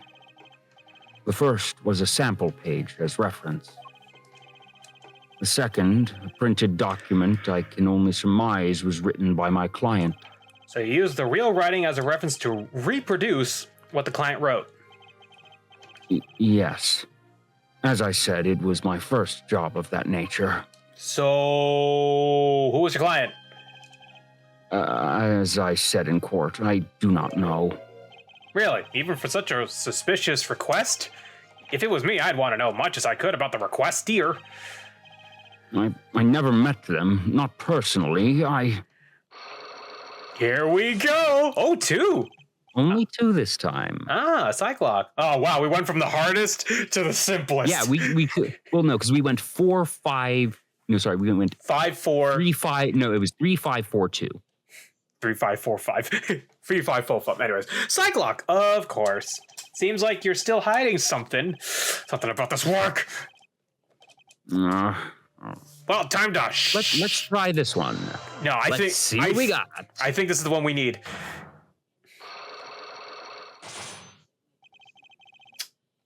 You're hiding something. Well, yes, everyone is. Well, let's hear it then. What are you hiding from me, Mr. Mason? I'm sorry, but I really don't know. I never met the client. True. When I asked the client's name, there were no Cyclocks in sight. Regardless, you're hiding something. You had to be, otherwise it wouldn't make any sense. Ah, okay. Why are you doing this to me? Well, I made my stand. No backing down now. So what is Misham hiding? The Forger! You're the forger. I can pretty much piece together what it is from what you said. What is it then? You told me what you knew about the client, and I couldn't see any Cyclocks. Cyclocks? Is that some sort of asylum security? New hairstyle, perhaps. But then they did show up, didn't they? Not personally.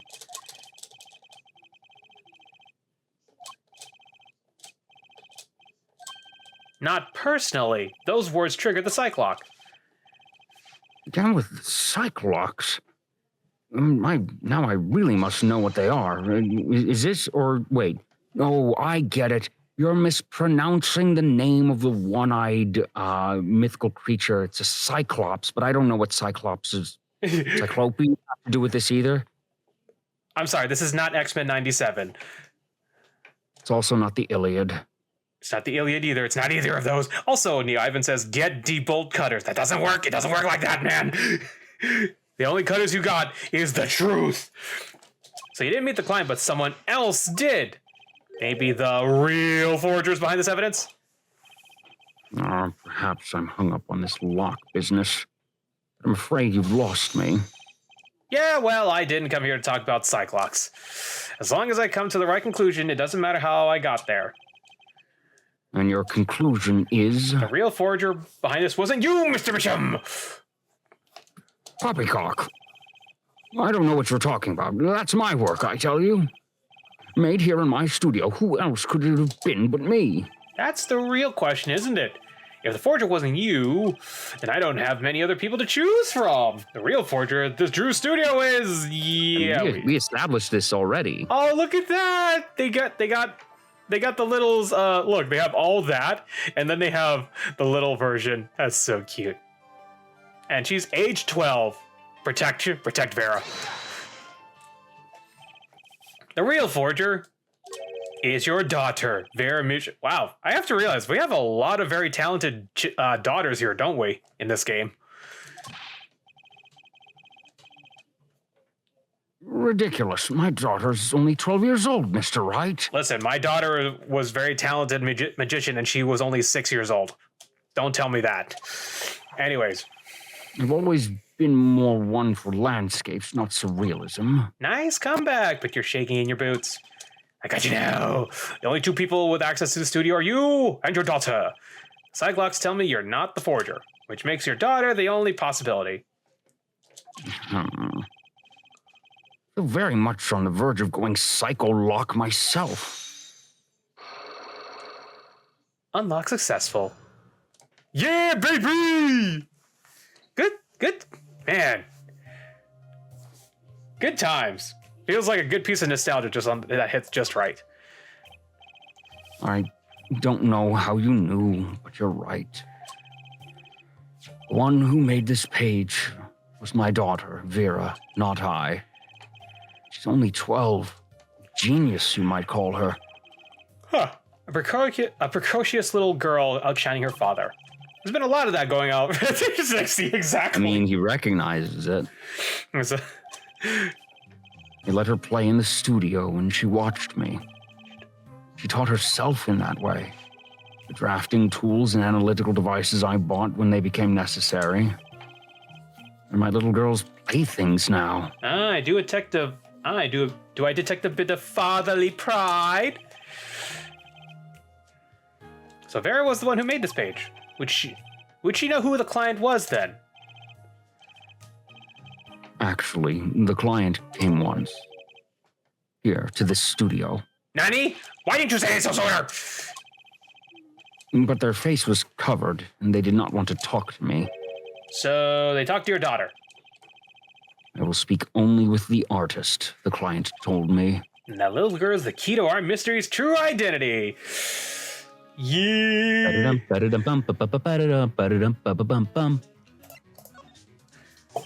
Okay, what do I do now? Maybe I should start talking to her father a bit more, or is it time to turn? Oh, talk to Vera. Talk to Vera. Mr. Mission, I have a request. Let me guess, you would like to speak with my daughter. Can I? My daughter has never been one to talk to strangers. She's quite shy, extremely so, actually. With only one exception. Which was? Oddly enough, it was that client. He left the studio while they talked. Returned when they had finished, and she was laughing. It was the first time I'd seen anything of the sort. Please, let me speak with her. All right. Uh-oh, this could be tough.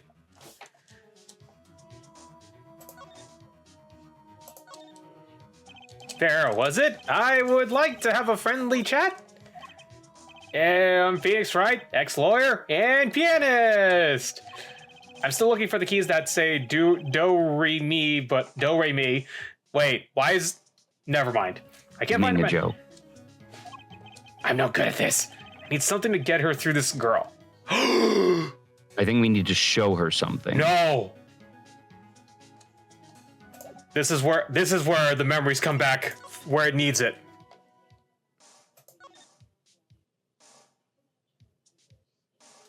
Oh, I see a bottle. Hey, yeah, there is a little bottle here. Maybe I'll just sidle on her this close for a look. Clickety, clickety, clickety. Oh, wait a minute. There's a red envelope. There's a... Yeah, well, first thing I want to look at is the nail polish. Yeah, that's a pretty bottle. Ah, don't touch that, please. I'll get in trouble. It belongs to Vera, you see. She always puts it somewhere she can see it. She looks at it often. There's a light pink fluid inside. Nail polish, I'm guessing. What's this one? What's this red envelope? Ah, don't touch that. That's, it's quite important. The painter's face just changed hues. I better behave. It's tempting to just grab it. That's an awfully small frame. What's that inside it? A stamp?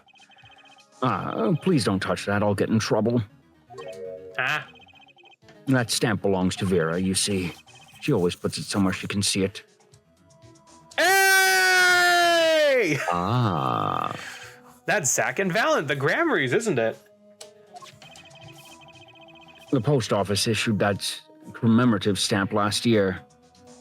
Also, I really like that she actually... Oh, so you actually recognize, like, man...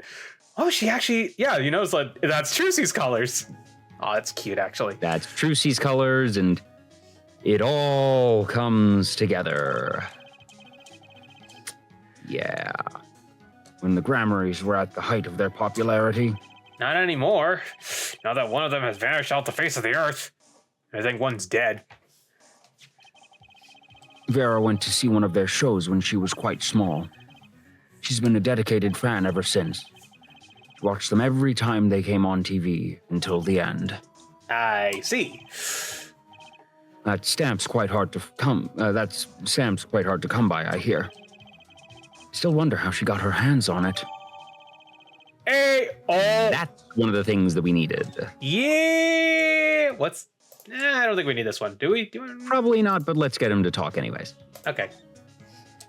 This is you and Vera. Yes, we took that one quite recently. Yeah, I know I'm a painter. Why not paint a portrait instead? I've never been that good at people, unfortunately. All right. Shouldn't you practice? That's what I do. I practice. I mean, not necessarily. That if you have a style and a thing that you're known for, that you usually stick to it. There we go. Now then. Let's present this stamp. Well, actually, They're talking about hold on a something she second. liked. Actually, hold on. I want to see is anything? Nope. Okay, it just shows the image. All right. Anyways, present the stamping. Oh, stop it. And then there's this. My stamp. Hey, she spoke. She can talk. Yeah. So this stamp. How can I keep her talking? Great magicians, aren't they? Yeah, exactly. I was gonna say, can I have? I'm just kidding. Isn't Troop Grammary amazing? Yes. Oh, Especially like those two, Zach and Valen. They're just so magical. aren't they? Aren't they? Yeah. Whenever I go to one of their shows, I'm like, whoa, magic. You know? Me too. Me too. I love them. They're so cool. Protect that smile, please. It's like magic. Yeah. All right, she's talking. Not saying much, but it's a start. I went to saw them with. Oh, I went and saw them with Father the other day. The opening ceremony at the Grammary Museum of Magic. the Grammary Museum. They have one of those. I guess it makes sense now that they are their own commemorative stamp. So, have you been to one of their shows? Just once when I was little, with Father. The Grammary's on stage. It was like a dream. And now you get to be friends with their daughter of the Grammarys, who is in the couple of years. Isn't that how? Ain't how weird life works? Disappearing, reappearing, cutting apart, putting back together. They do it all. Cutting apart, that doesn't involve people, does it? Oh, of course it does. They put them back together, though. I fear for their legs.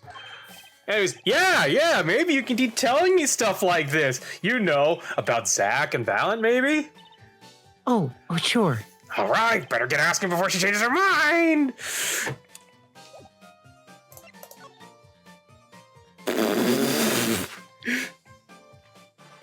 Yeah. I don't... Oh, I don't go outside much. I like to paint in here. why don't you like the outside? There's bad people out there. Well, true, but there's lots of good people, too. Actually, I should tell you. She was almost kidnapped once. Bruh. Kidnapped? Since then, she's been, well, you can see for yourself. She refuses to leave the house. I see. Wait, but that doesn't make sense. She said she went to the Grammary Museum with you. Yes, actually, she was quite insistent on it, much to my surprise. That was the first and last time she expressed such a desire to me. And that person gave me a good luck charm A good luck charm? for when I absolutely had to go outside. Yes, apparently she received something, a gift. From that client, actually. She won't tell me what it was. Have you pieced together who it was? And what that Well, gift Duh. Yeah. Father, I told you to keep that a secret. That client, huh? I have to hear this, I have to hear about. Let's talk about the forgeries. Going in order. So your father tells me you're good at painting and all sorts of things. I really like painting a lot. Father's always very happy when I paint them exactly the same. So you did this too? Oh, yes, that was my first job. Your first? All I used to do was paint the same thing I saw. But this was totally different. Pen slips and the way the writer held the pen and the pressure on the knob. I'd use a microscope and analyze it on the computer. And you're 12 years old. She seems happy. Odd. Her work was the last nail in the Grammary coffin. Ooh, yeah. That's awkward. Ooh, yeah. She just unintentionally destroyed her idols. I guess no one told her. Anyways, how about that steam? They're the best in the world. Huh? Oh, you mean Treat Grammary? Of course. Father gave it to me. Your father? But I asked him about it. He didn't know how you got it. I guess I just took it, yeah. Took it? Father got a letter from that person. That person? You mean that letter was from the client? Oh, we talked about the Grammys forever that day. I'm sure that's why I was sent the stamp. I didn't want to just send it back, so I took it.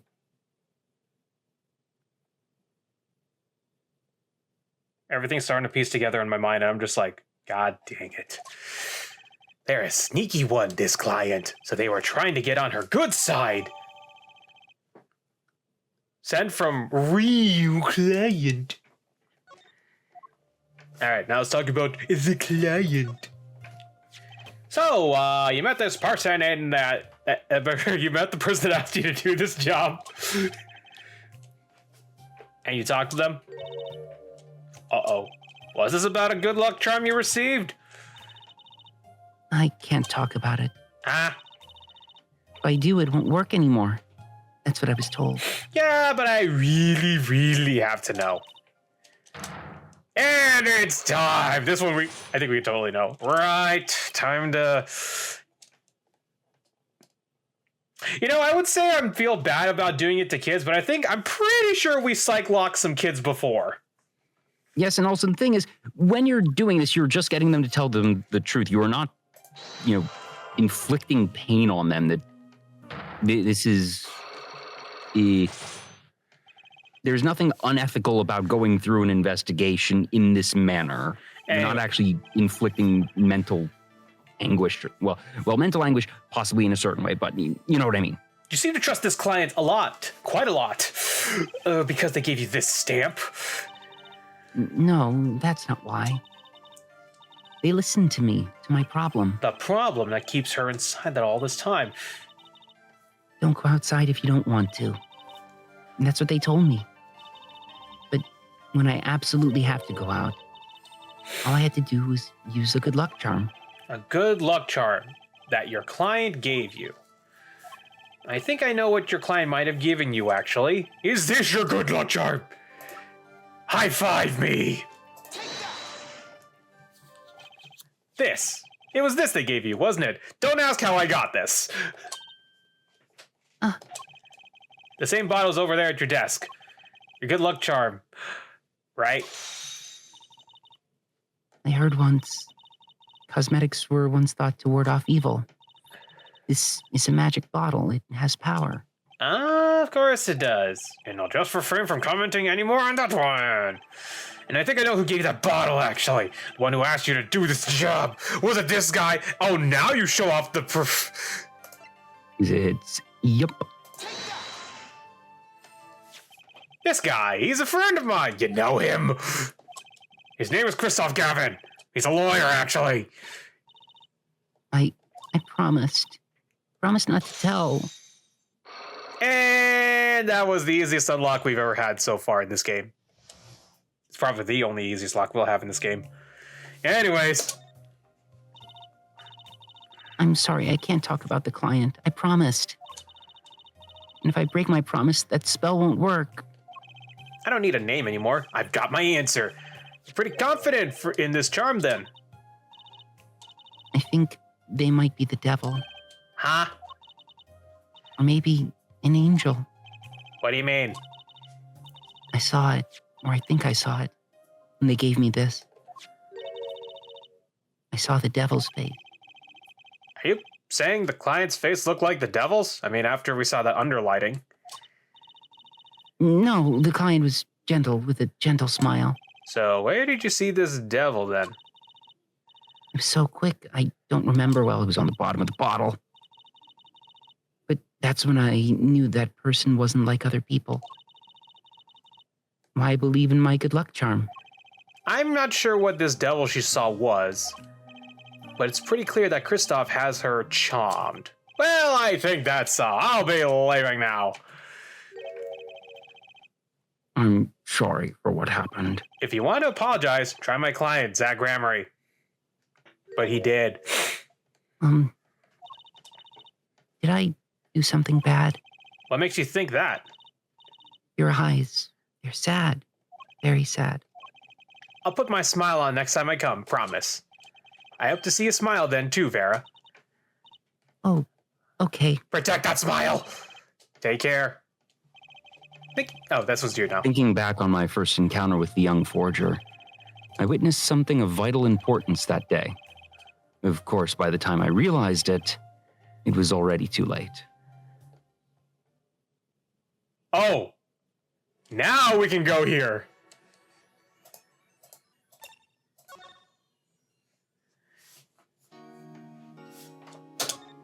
And shove this magma tama in your face. Wait, does it redo everything? We have to redo everything. It's fine. Fine, whatever.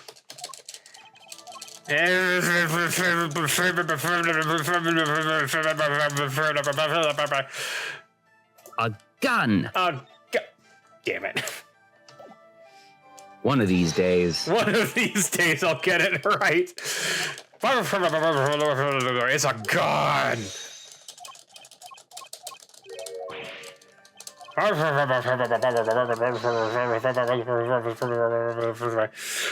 Lock it.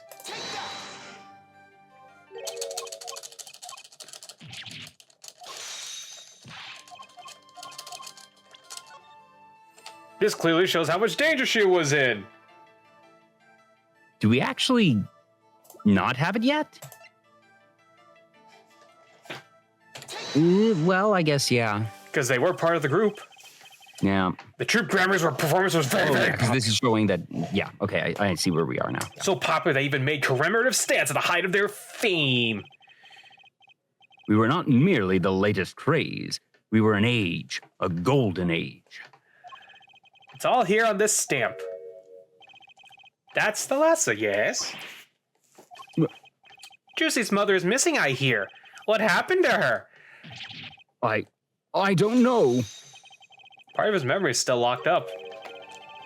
There is one thing you are failing to address. What's that? As you say, our troop was a world unto itself. If our leader Magnifi was so inclined, he could hide anything he wished with ease. But, Mr. Wright, then he would have hid a crime, making him an accomplice. Not a great foundation for blackmail.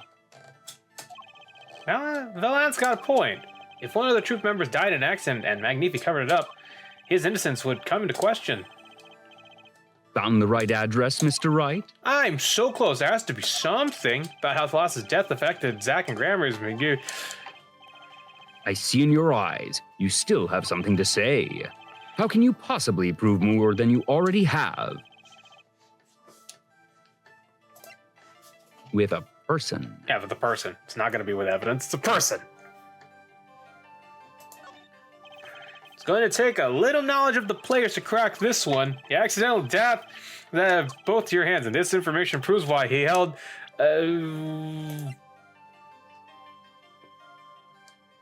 Hold on, scroll over. Realize smells a scoop from miles away. Bailiff responsible for security where the mentor poisoned stage magician. I say it's. I'm trying to think. It is Hold on. Why? green. A greenhorn defense attorney happened to me. I call him Apollo. Anyways, incarcerated in the. So I'm saying it's this one because currently her whereabouts are unknown. yeah. It's like, oh, you did something. I mean, it feels pretty straightforward that the whole conversation's been about her. So it almost feels weird to present her as the answer because it feels obvious. But I think that's just what it is. It wasn't a question of who shot Thalassa. Thalassa herself was the problem. What do you mean? She was Zach Grammar's wife, Juicy's mama, and Magnifi's Grammar's only daughter. Yeah, there we go. She was the only daughter. If something bad happened to her, obviously he'd be mad about it. No, but also that she would be the natural heir. No, but I'm just saying, what does a what does a father do for their kid? You know? Yeah. Mm-hmm. It was a terrible accident. And the two of you killed her mentor's only daughter! And if it wasn't the key to Magnifi's power over you, I don't know what was! It was an accident. There's your breakdown, a mini breakdown. Unlock successful. Yay! Blackmail. There's no proof, none at all. You do know I can hear you from here, right? As the security's just talking, there's a whole like security cams here. It's like I'm just saying there's no proof. I'm not admitting guilt. But the last one missing, and your mentor blackmailed both of his disciples. Doesn't that take a genius to put one and one together? Ours was a complex family. You mean Troop Grammary? The master, Magnifi Grammary, and his only daughter, and his 2 disciples. That does sound like a recipe for disaster, don't it? Do not be tempted into faulty flights of fancy. Yes, there was an accident, but that is all it was, an accident. Zack and Valent's tour de force. The guns blaze, the bullets fly, straight toward that beautiful body on stage. And then crash, zing, pow, into everything but her. Now that is magic. It happened one day when we were practicing. Same trick with a new twist. And tragedy. Damn! But as for whose bullet stole Thalassa's life, we shall never know the answer. Thalassa disappeared from our lives, and Zack was bereft of his wife. Trucy lost her mother, and Magnifi his daughter. And that led to And- blackmail, I take it. Is all part and parcel of the darkness that comes when the curtain falls. The darkness. We're getting edgy here. So why did Magnifi try to cover up the accident? It was his own daughter who died. All I can say, it was a critical time for Troop Grammary. A passing of the torch from Magnifi to Zack and Valent. We all sacrificed so it might be a success. Thalassa's death was the greatest sacrifice of all. Yet, even when her life was extinguished, her presence was not. What do you mean? In time, myself and Zack found we could no longer oppose Magnifi's wishes. Magnifi forced us to perform his art for his benefit. I see. I guess I can understand. I mean, He did lose his only daughter. but do you not find cowardice in his actions? Huh? To decide to hide the truth of your own daughter's death is one thing, but then to hang that death as a guillotine over our heads.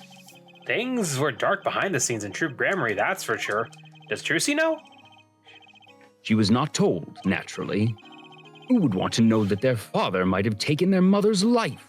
True. I had not thought of that accident for a very long time. Sorry to dredge up old memories, but this helped a lot. Not to find Magnifi's slayer, I should think. True. Ah, Huh? after that accident, there was one who came sniffing quite persistently. A reporter? He called himself a newsman at the time. Often I spied him lurking about the dressing room doing his research. Would you happen to remember his name? What was his name? Sorry, I have forgotten. But in the course of his interviewing, he became quite close to my partner, Zack. Ah, we know who that is. Yup. I liked him not. I see. His name, I do not recall, but his scent, a cloying aroma of mint. Yes, whenever he smiled, which was far too often. I see. Thanks for your help. It does no good to interfere with the past, Mr. Wright. You will not uncover any answers, only wounds. But what if those answers are wounds? I mean, wait, the other way around. Done. The other way around. What if those wounds are answers? I'm just saying, sorry. Done. Oh, I had begun to notice a dark curtain hanging over Troop Grammary, and I began to realize what I had to do. I had to protect Trucy from that darkness. The reporter he had mentioned, the newsman, never learned who that was at the time, though I've got a pretty good idea who it is now. That smile and the sickly sweet smell of mint. The last floss thin thread connecting Zach Gramery to this world. Sooner or later, I'd have to track him down. To the future! Are you saying that I can see the future! I'm just saying, are you telling me we're going back to the future? We're going back to the future, Marty. Oh, wait. Oh, we haven't done these yet. Let's go in order. Well, one opened here, so this one immediately Sure. opened. Okay, fine. I'm One fine with immediately, because you notice it immediately opened after that, and then there was Yeah. Sunshine Coliseum. that. That is true. So, anyways, present day, Drew Studio, and then we'll do well. Oh, I'm just saying. After this, we'll do the sight clocks and all that. Yeah, that makes Right. sense. What do we have here? Of course I remember you. Journalist meets ex-attorney in bar. End quote. Question: why are you in? Yeah, exactly. Can I ask what you're doing here? Mr. Measham was poisoned, and his daughter's. Oh, yes, I know. Oh, yes. How I know, yes. It caused me no end of grief, to be honest. Journalist wishes he'd track down case just a little quicker. End quote. Were you on the trail of this case the whole time? Zach Gramery was a good friend. Dak said something to that effect back in the Borscht Bowl Club. What a character. What a man. If a little... No, a lot. No, extremely rough around the edges. Do you think I could ask you a few questions? Oh, you serious? I mean, I'm usually the interviewer, not the interviewee. Journalists ask questions, not other way around. End quote. Fine, shoot, I don't care. People have been asking all sorts of things lately. Okay then, let's go talk to this guy about the. Oh, okay. Family of forgers? No. We're still not talking about Lloyd or Yor. Or Or Anya. Anya, for that matter. It was Anyway. tragic what happened to Drew Measham and his daughter. Forgery is a serious crime, and they paid the price. You know what really did them in, though? Yes, Don't you? a forged diary page. That night I interviewed him. Found out something about Mr. Measham I hadn't known. What's that? You know, he always felt like he was being watched.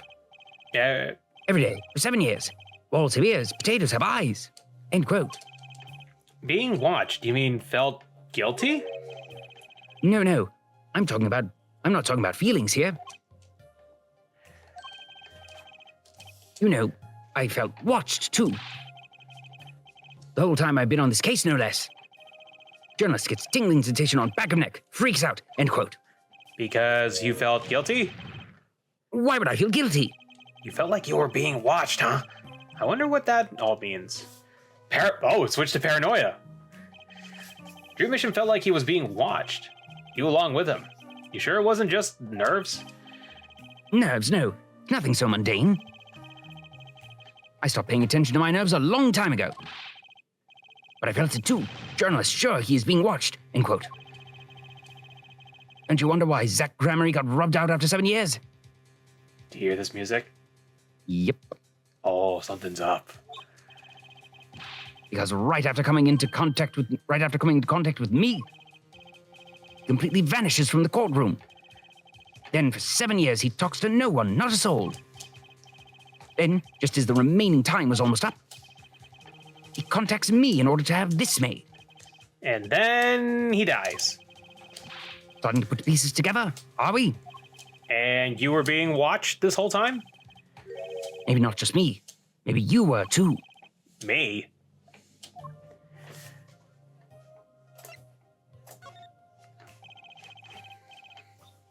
I met Zach through that case, actually. You mean the shooting of Magnifi? No, before that. It's not widely known. You mean the accident during the quick draw shooting practice? My, you're well informed. You should have seen me back then. I dug up quite the scoop. I wanted it all. Money, fame, women, a little puppy, all for me. I mean, I would have been okay with that, but you know, I would have gone with just money and a little puppy. I was younger then. My days and nights smelled of fresher mint than they do now. Alan Grammy did mention. one particularly nosy reporter. In fact, I was on close speaking terms with Magnifi Grammary at the time. I knew his daughter too, of course. Thalassa, was it? Really? Then Thalassa disappeared, quite suddenly at that. And Magnifi wouldn't say a word about it. Yeah, my evil habit got the better of me. Journalist catches scent of a scoop, goes on feeding frenzy. End quote. I set up a one-on-one interview with Thalassa's husband, see? Zach Grammary. Something strange was in the air over Troop Grammary in those days. The whole screwy mentor-controlling disciples seemed started by then, I'm guessing. Thalassa, she was part of it all. Right? Come on, you can tell me off the record. Sorry, I don't know. Anyway, I kept prying and eventually became friends with Zach. Sure, he punched me once or twice or 5 times. But over time, he came to see me as his confidant. Okay, but what about Valant? He's been waiting this whole time. 7 years, eh? Waiting. For his big comeback, of course. Big revival of the Magnific Miracle. Of course, it was all a dream. Because of this. The performance rights. In the absence of any official documents, he was golden. Who's to say the old man didn't give his rights to both Zack and Valant? So Valant waited until Zach died, legally at least. The time finally came, and Valant's like a kid on Christmas morning. He's getting ready for a show at the Sunshine Coliseum, you know? That document sees the legal light of day.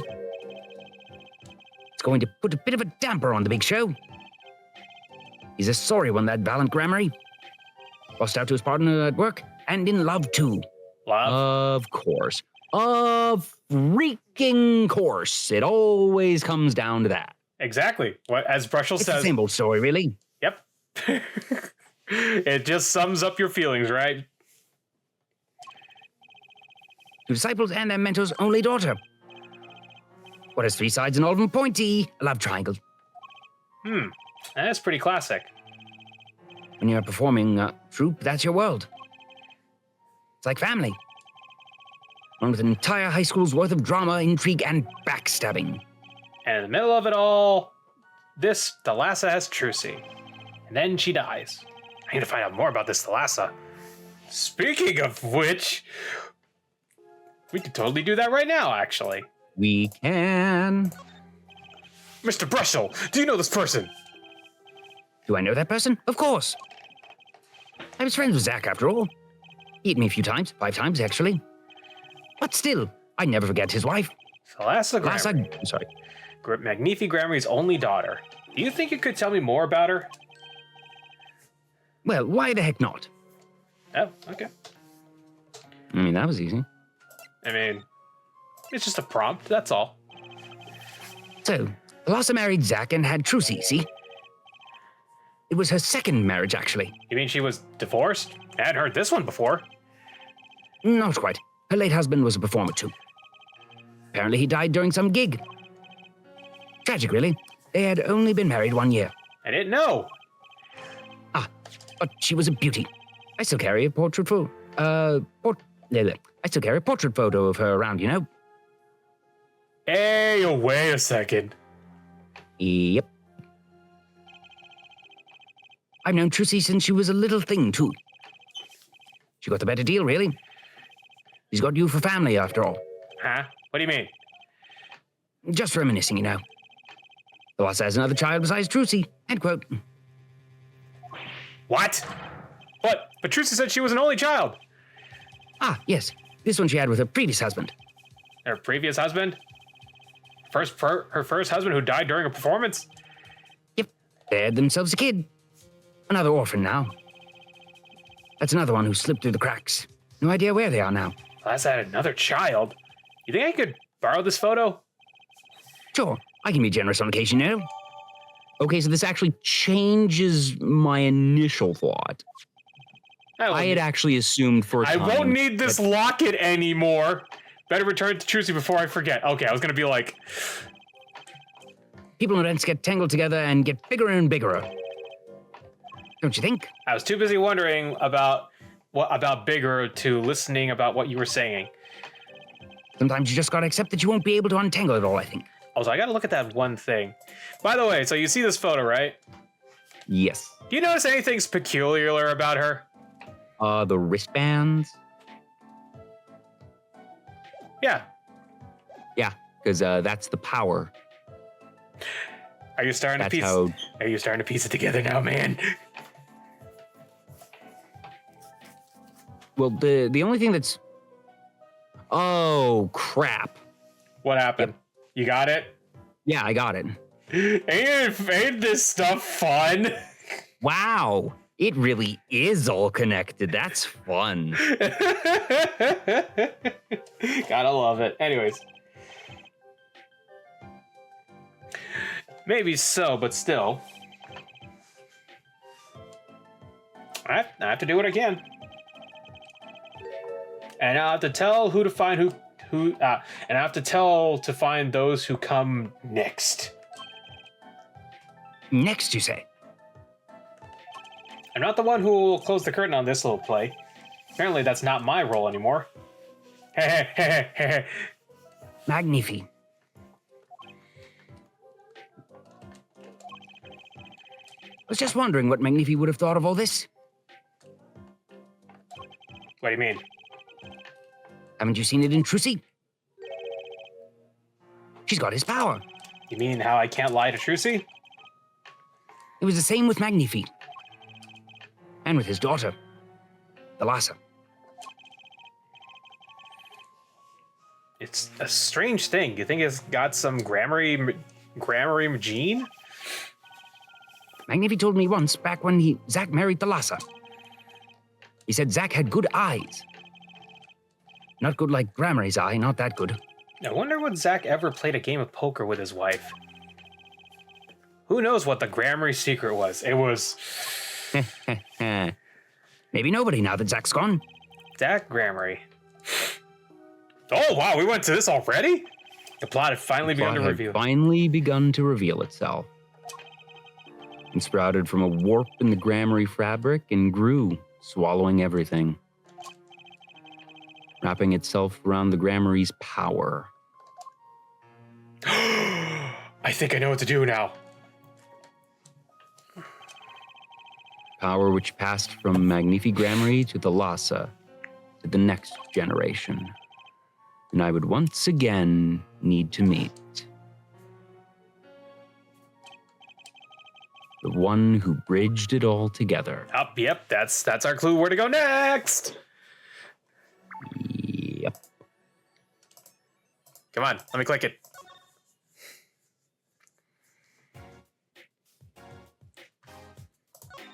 Present the magma timer! Shove it in that face of yours.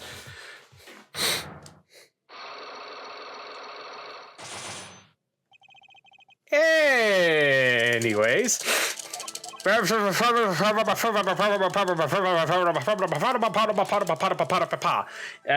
to talk about it.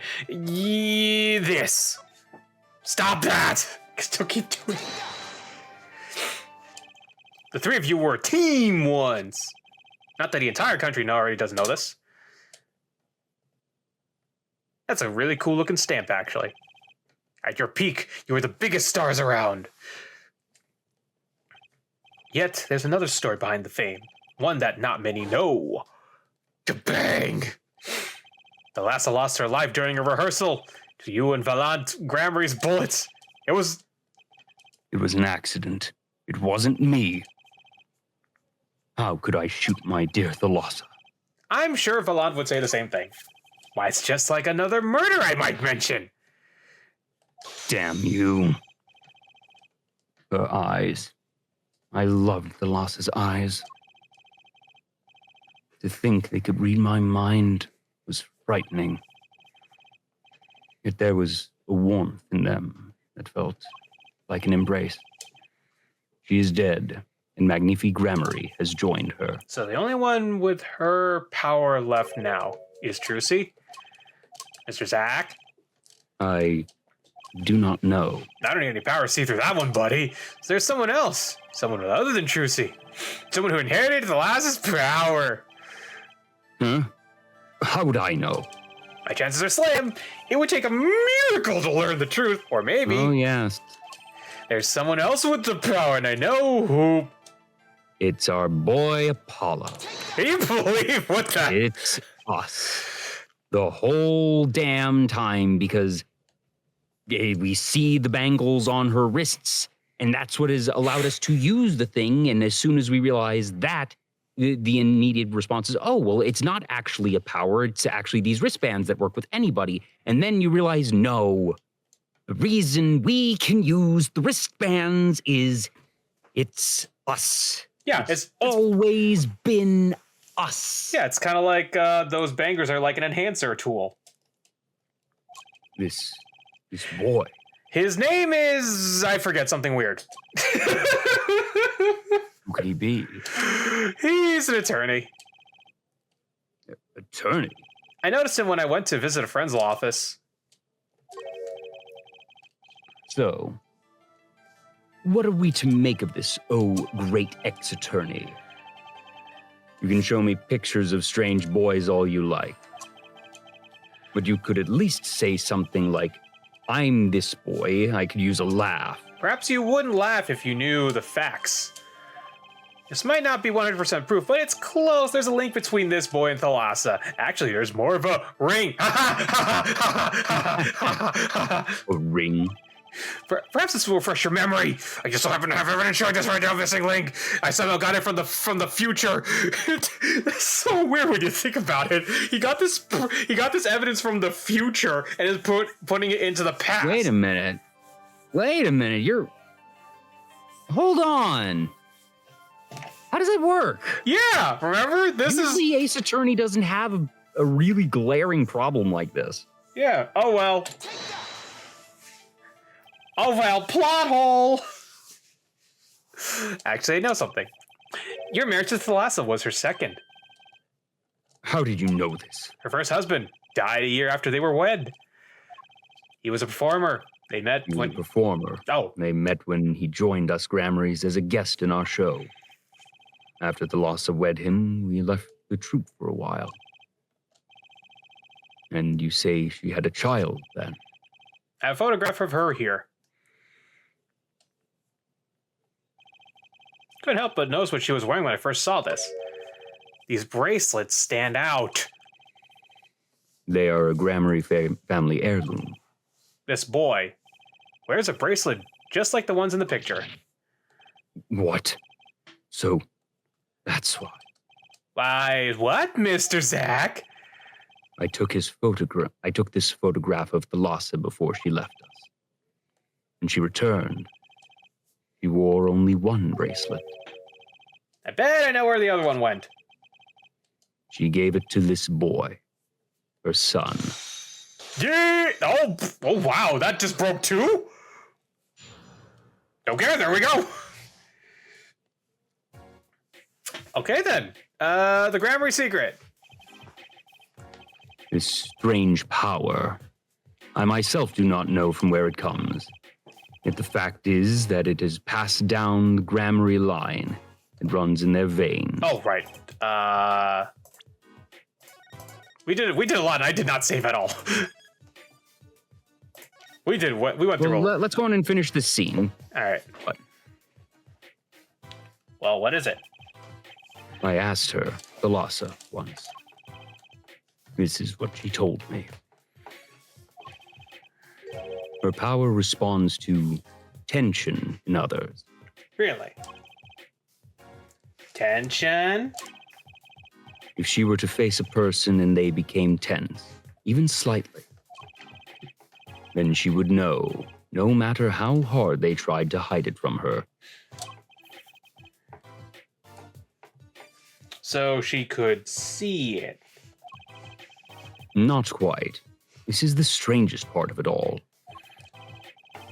She wouldn't realize that she was subconsciously detecting this tension without the use of a particular object, or in her case, objects. Objects. Wait, were they something she wore? Yes, her bracelets. I admit the first time I saw one of those, I felt there was more to it than just fashion. What kind of power could a bracelet have? Also, man, I just noticed they have eyes on those bracelets. Yeah. I have made a decision. I will tell you all that I know. Consider it a gift. Yay! Trucy and Paul. I hardly need to tell me at this point, but those two... Our brother and sister, yes. And the brother, too, has this power of theirs. So Trucy has an older brother. I wonder what will come of that. wait a minute. Hold on. So you mean to tell me, after all this was before he met him, and now they've met him, and now they've met, and now they're working together. He doesn't say, well, then again, he probably would be weird to say, hey, did you know this random guy you just met is your brother now? I was like, that'd be kind of weird to spring up on. Anyways. Yep. Mr. Wright. Tonight, after our game is done, I will return to a life of hiding. I would not see her live her life without knowing. I understand. I'll tell them when the time... There you go. I am in your debt once again. Well, you could just not play poker with me and not cause your death to happen, but I guess that's too late to say that. No kidding. What I want to know is how this got to be so messed up. Bracelets! Those bracelets are made of a special alloy. It is said to expand and shrink very slightly in response to body warmth. So they're temperature sensitive or something. Yes. This is how they can shrink to the exact size of their wearer's wrist. That's... alloy does not respond quite that much, but anyways... It's a special alloy! Remember! And it has something to do with the power. What have I told you? The Grammary power reacts to tension in others. When a Grammary senses tension, they too become tense. And this tension translates into minute contractions of the muscles. So minute they cannot sense it on their own. Their muscles? Oh, so that's what the bracelets are for. With a bracelet on, one can sense these contractions. Because the bracelet is always a perfect fit. So when the person's there watching gets tense, the bracelet feels tighter on the wrist. Precisely. Okay, so that's our pseudoscience explanation for why we're not actually using magic, despite the fact that we are actually using magic on some other things. But anyways... But that alone doesn't really count as mind reading. I believe I understand how the process works from there. It's a simple question of eyesight. Eyesight? Guess it sounds simple enough. Eyesight! Have you ever heard of kinetic vision? Something about the ability to see moving objects with full clarity, right? I've heard of it before. They say athletes can see a moving ball like it was stopped if they focused. Oh, but it's not confined to sports alone.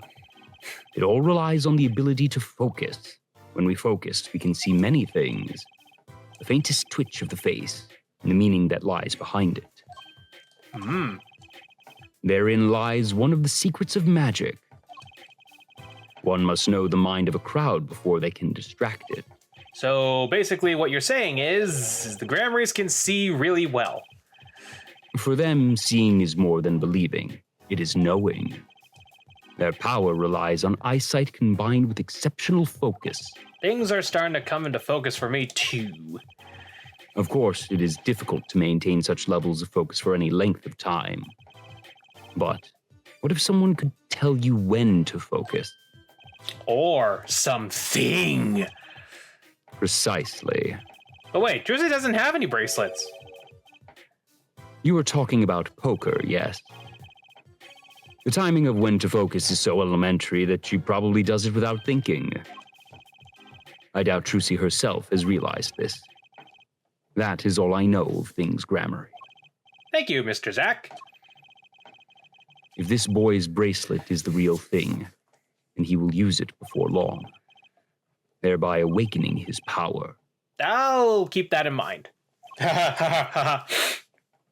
Well, shall we play a game? I was gonna go for that. So glad that we have that same brain cell moment. Ah, I've said so much. Let me say one more thing. I will tell you of that night. That night? the night my mentor, Magnifi Grammary, passed from this world to the next. There were 2 pistols and 2 letters sent. This was Magnifi's test. A test? In his last years, Magnifi Grammary worked us to the bone.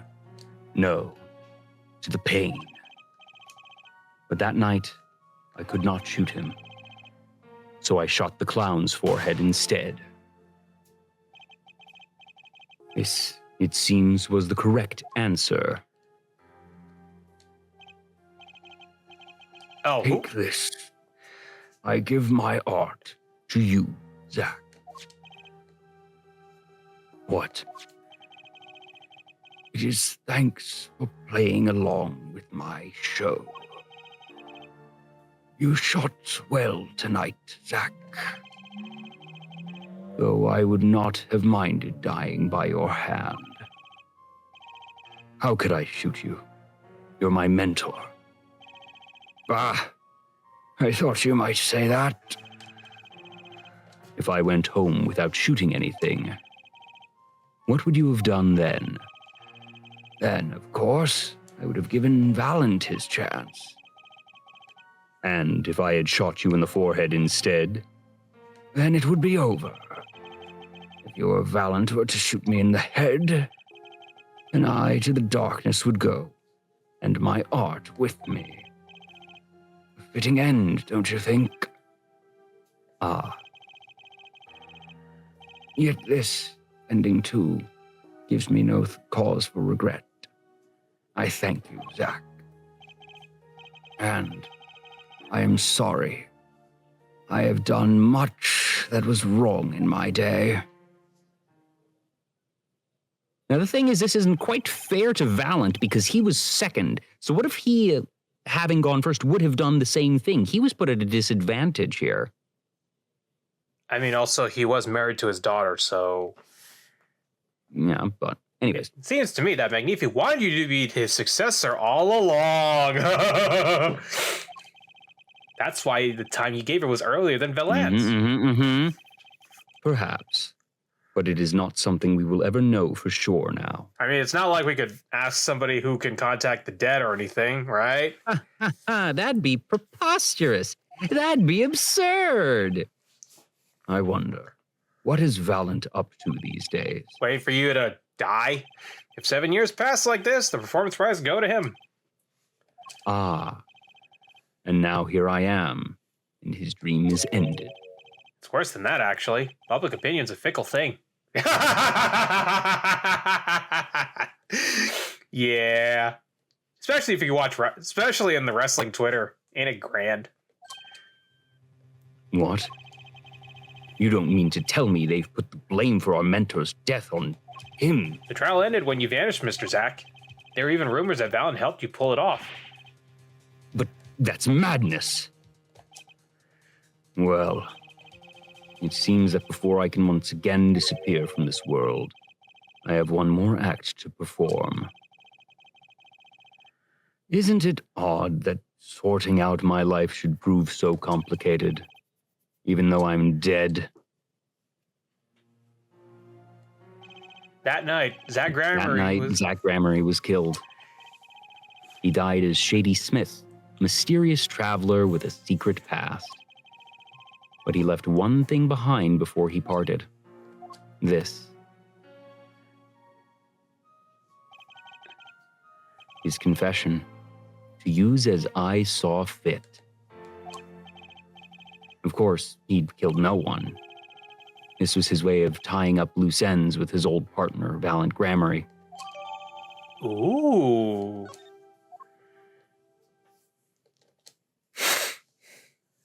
And And that is gonna do it for us for tonight. But ooh boy. Hello and welcome back to Ace Attorney, Apollo Justice. Apollo Justice, Ace Attorney? I'm not sure which is. Apollo Justice, Ace Attorney Trilogy, baby! Woo! It's another Thursday night here on Digital Era Twitch. I'm Joel, he's RJ, and we are getting towards the end of this game, and things are getting intense. We basically went time traveling, some weird plot holes. That still gets me. Like, dude, we had so much plot. We had a weird plot hole where we used evidence from the future to use in the past. Yeah, there may or may not be some temporal paradoxes happening, but I'd say it's turning. Or maybe this Mason system is much more powerful than we realize.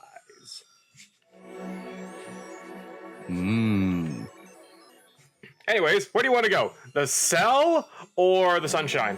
Oh wait, I think we were supposed to go to sunshine? Because I think we had something. Because we did talk to Zach that had the, what do you call it? The rights thing, right? You know, the papers of the transferal rights thing? Yeah, the transferal of rights. And the last time we saw Magnifi, we saw him saying, "What are those papers? Hey, is this the opportunity to show them papers? Papers, please?" Papers, please? Yeah. Well, I feel like that's sort of the last place that we go. I think we... do we have any unchecked ones in the past again? Yeah, solitary cell 13.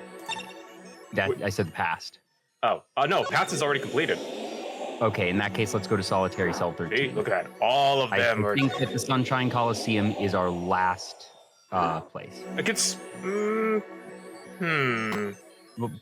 But RJ, no memories. Just go to solitary cell 13. No, I feel like... Reason for... Wait, what? Remember, we had a psych lock here. Yeah, but... Wait. Isn't there normally a magmatomon here? Okay, maybe we do need to go to the other one. Yeah, there isn't. Do we click it again? Yeah, because it was a weird... Yeah, talk with him again, because there was a weird... It was a weird lock.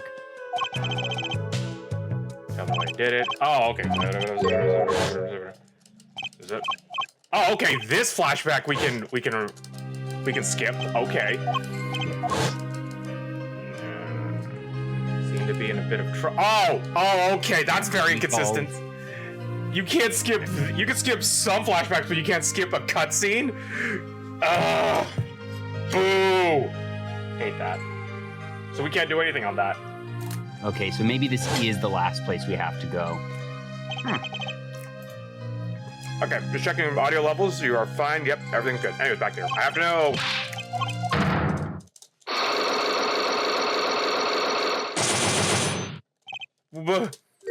Black!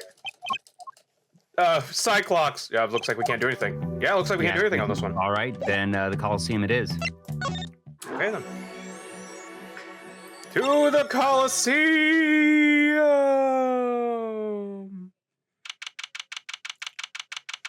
Present day. Here you are. Well, this is a blast from the distant past. Long time no see, Mr. Valant. 7 years has it been? Frankly, I didn't think I'd ever see you again. Me neither. Actually, I came because I want to ask you something. I've spoken to the press. Oh, that's you. I've spoken to the press. I've nothing more to say. I've spoken to the press myself and come to some conclusions. But then I realized I needed to hear it from you. Oh.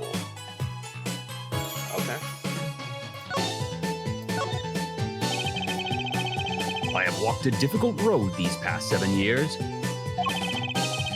Because you couldn't perform Magnifi's repertoire? Do not be deceived. Valen's skill is the real deal. I do not require my mentor's hand-me-downs. No, it was my partner who slowed me on my way. Oof. Zach Grammary. His rather well-performed disappearing act 7 years ago was the end. Or so I thought. Zach Grammy murdered our mentor and fled to escape punishment for his crime. You said something to that effect 7 years ago, didn't you? I remember it as if it were only yesterday. Yet that was not the way of it in the end. For while he vanished, the suspicions upon my own person never did. His partner Zach vanished to protect him. That's what those thieving magpies of a press said. I had no idea. Yet that very same press comes to me now, feigning interest. They cover the greatest magic show in history as if it were a vaudevillian distraction. And here I must stand, smiling at them all. What am I if not a player in some fiendish farce? I suggest it's because you never made it clear what happened. Magnifi's death is still a mystery to this day, which is why I came here to get the answer from you. Ooh, 2. I knew I'd be seeing you sooner or later. Come here first. The audience has no business stepping upon the stage. They must be content to sit and stare at the spotlight. That sounds awful like something I heard 7 years ago. Ooh, oh, here we go. Magmatama time. Magmatama in your face.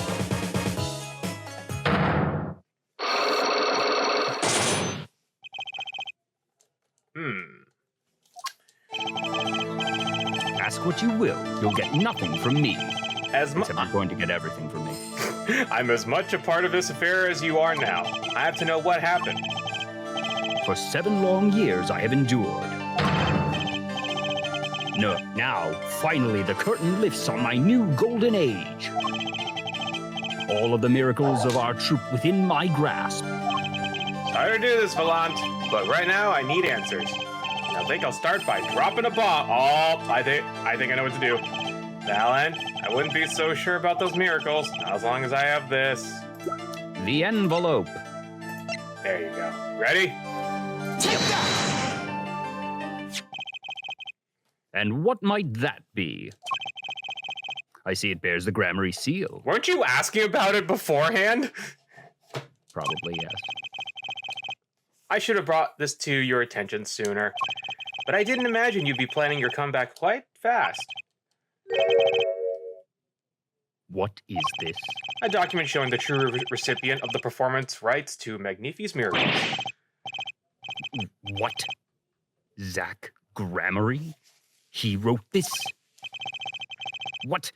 He passed everything to his daughter? Trucy Enigmar. Actually, she's officially my daughter these days. Preposterous! Zach is gone, vanished into the void. This is the genuine article. Zach was alive when he wrote this. Both myself and the notary can testify to this. What? I'm waiting for that full breakdown. Why? Why does fate toy with me so? Maybe you should just go play some Fate Go. Why must my life be lived in thrall to the dead? You're not the only one with that problem. But he shot Magnifi. Yes, it was Zach, it was. And then he left, and my career as a magician fell into darkness. You think there might be some way out of it? Say if you could prove Zach Grammary shot Magnifi? Was that why you testified? Yes, my way out. It should have been my way out. Well, it might not be too late, Mr. Valen. All you need to do is a way to prove your case. Oh, that. Ready? Yep. Take that! I believe I have the answer to your prayers right here. Zach Grammary wrote one more thing before passing on. But this is a confession. In which he admits to the killing of Magnifi Grammary. See? All according to your plan. I'm a magician by trade. Deception is my life's work. I fool the audience, give them a fleeting dream. Yet it seems the tables have turned. Now I am the audience, believing in the deceptions I have wrought upon myself.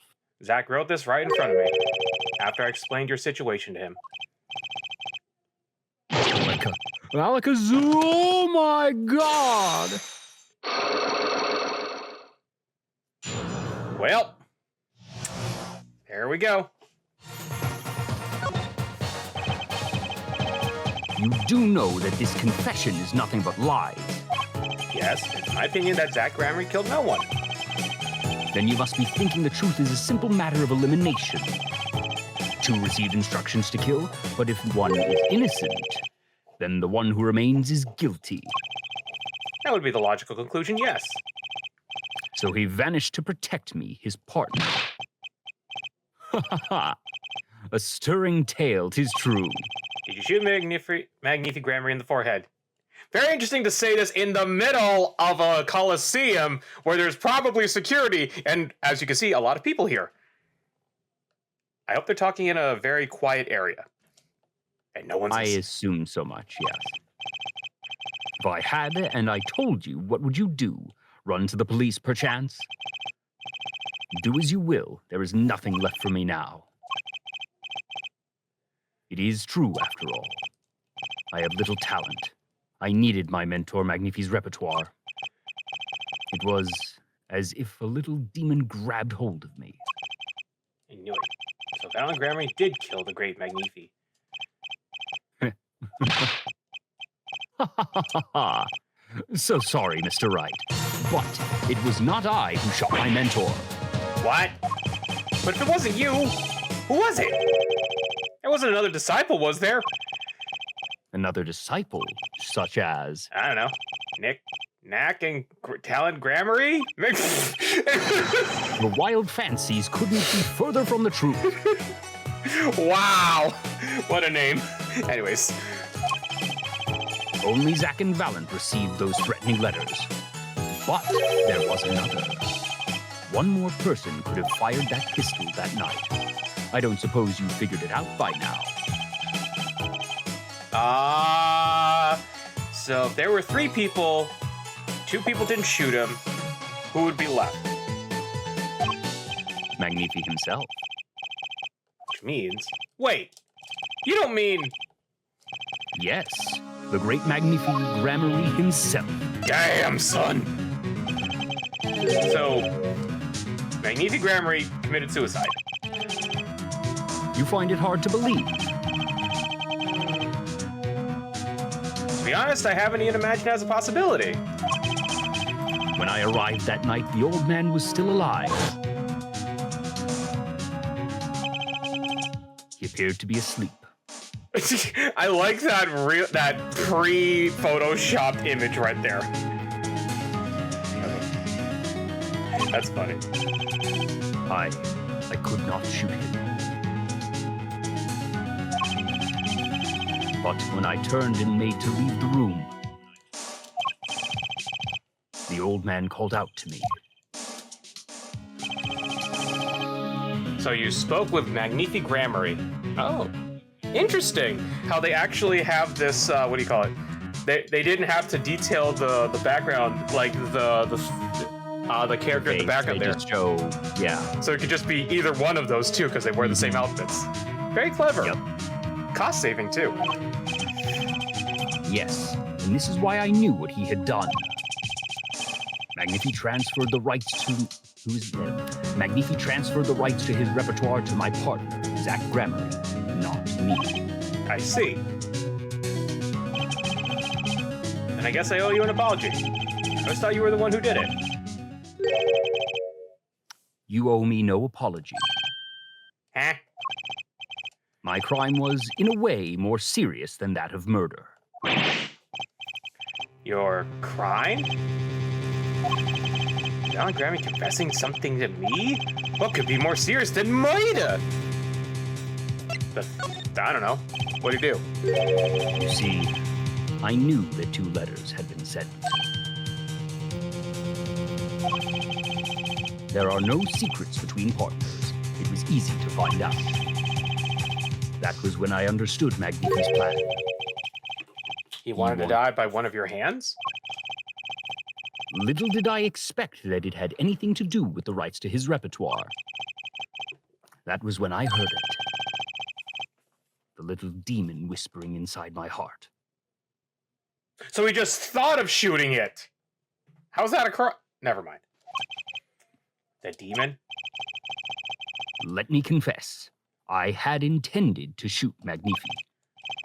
And I planned on framing my partner for the crime. Oh, okay. That was his plan. Okay, that's the crime.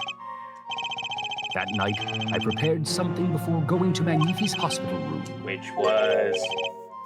IV fluid, of course. I'd seen it on an earlier visit. If Zack did not shoot, I would do the deed. Then I would use the IV liquid to place the murder on his hands. That was my plan. But you didn't shoot him. I could not. The demon in my heart fled when the moment came. But then Magnifi called me back. I am sorry, Valent. I'm giving my magic to Zack, not you. You still lack the draw he has. As in, like, he's not... Wait, is he, like... The But... draw is in the ability to pull a crowd. Yeah, so I mean, like, that kind of draw? Or, Yeah, like, kind of yeah. draw... No, it is. We're not talking illustration. No. I mean, like, you know, like, something inside. Like, doesn't draw in the, determination to be better. No, I think that it's... Well, maybe we'll find out. Please help him if you can. I left the room. And then I stopped. The shock of what I had just been told consumed me. That is when I heard that fateful gunshot. Magnifi Grammary killing himself. Then the demon awoke anew within me. Zack killed him. He was the one. Frame him and the magic will be yours. I altered the scene of his suicide. I took the pistol from his hand, wiped off the prints. Then I used the syringe to add the IV liquid that I brought. So in the end, things happened pretty much as planned. Magnifi died, and you framed Zack for his murder. As planned, indeed. Of course, the outcome was somewhat different than I had anticipated. Well, what do you think? Do you believe my story? Can it be believed, truly? That was 7 years ago. I don't know what to believe. But Yes, I'm glad I heard it from you, Mr. Valent. Thank you. it is I who should be thanking you, Mr. Wright. Only when I had lost everything could I make my decision. Ah, okay. You're gonna turn yourself in? My partner may have vanished, but not so my guilt. And as my guilt stays, all else begins to leave me.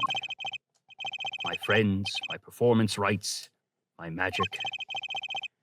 I've had enough of vanishing acts. I understand.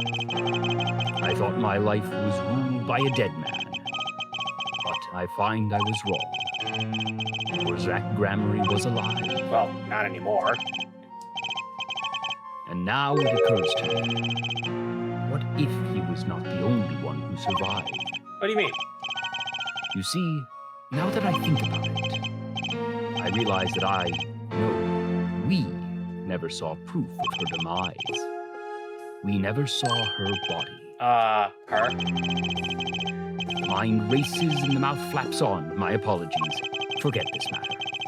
I can only hope that the day will come when I again meet my partner, Zack Grammary. I mean, all you did was just alter a crime scene, right? That's not a death penalty, right?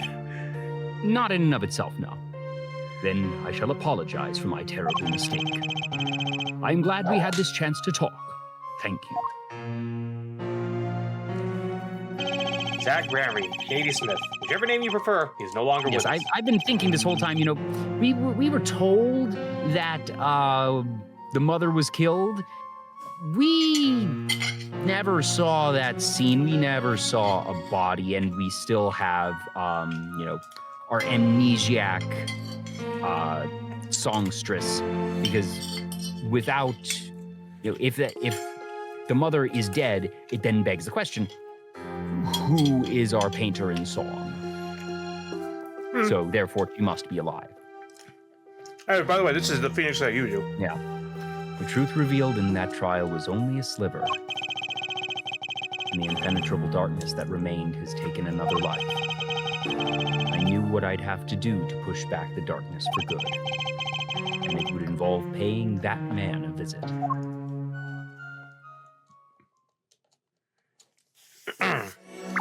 Oh, Solitary Cell 13. let's go. Time to go through. Oh. Sorry, sir. Prisoner Christoph is what? Prisoner Christoph Gavin is currently occupied. I see. Do you know when he'll be finished? Well, could you go find out? Certainly, sir. Please wait here a moment. Wait a minute. My apologies to the guard, but there's something I need to see. The envelope. Yeah, baby!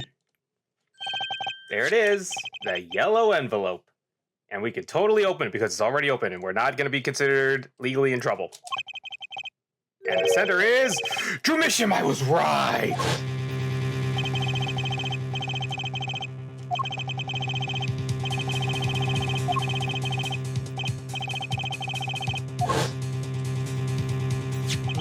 If this is the last letter that Drew Misham wrote, then there is something that I need to do.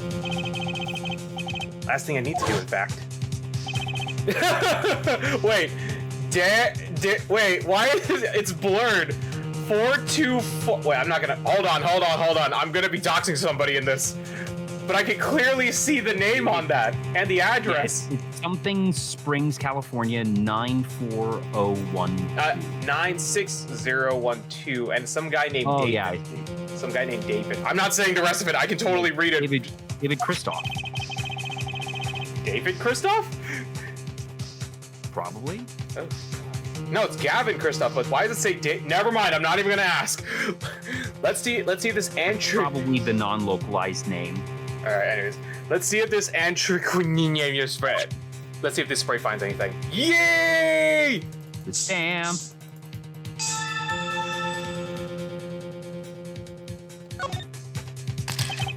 So this was Drew Misham's messenger of death.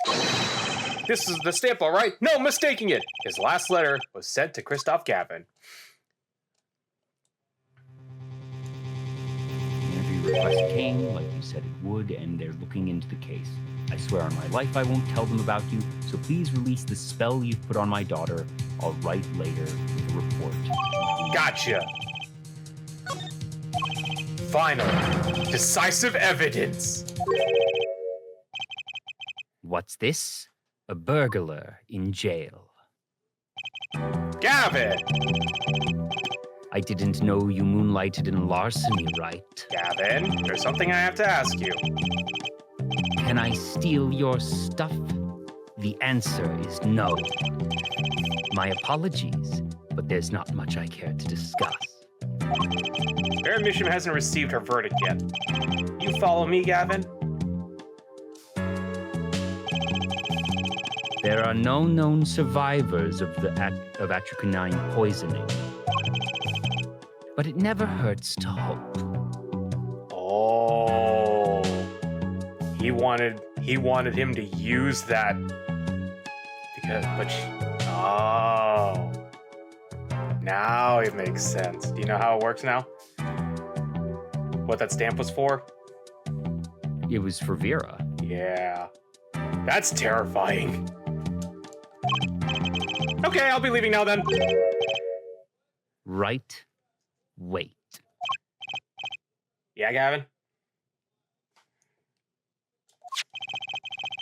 Would you mind leaving that letter? It's private. Oh, sorry. Forgot I had it. Many thanks.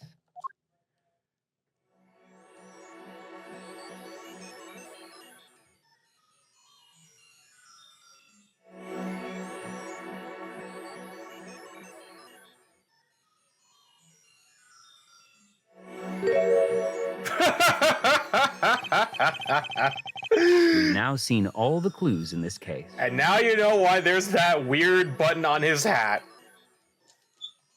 It was a camera. I feel like that. Oh, it's a camera. It was a camera the whole time. Huh.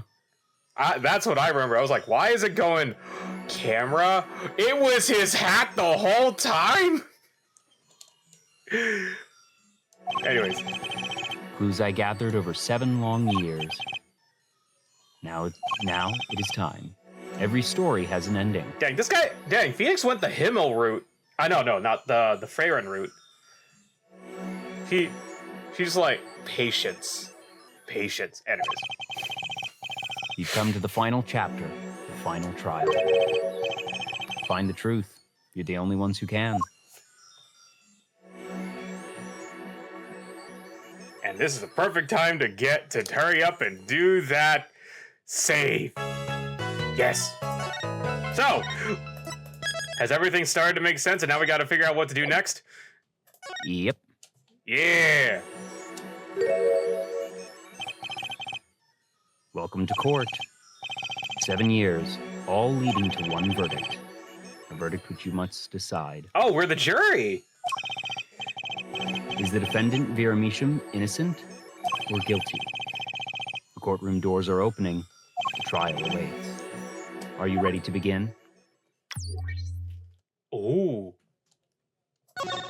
Ooh. Dramatic. That echo, too. Something inside me is rising, surfacing.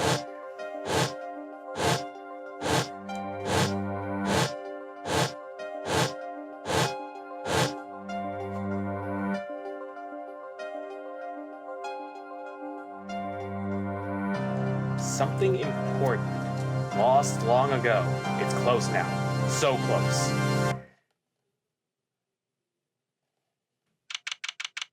October 9th, 10 o'clock. Also, happy birthday, Joel. Thanks. District Courtroom number 3.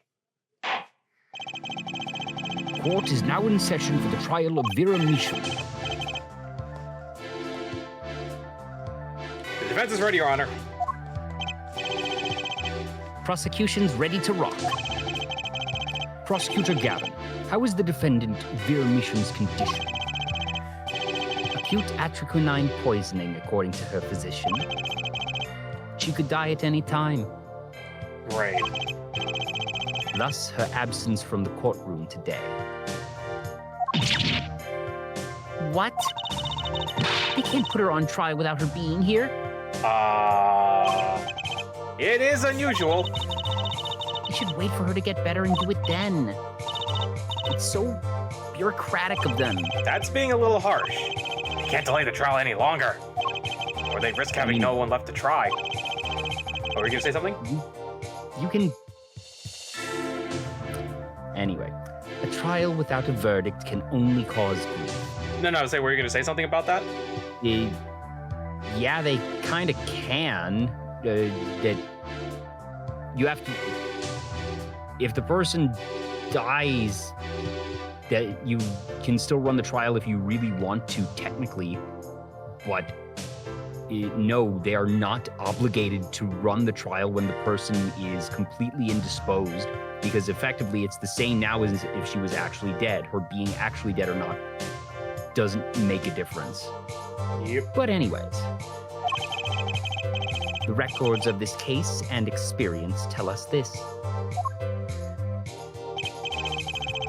Apologies to the defendant, but the show must go on.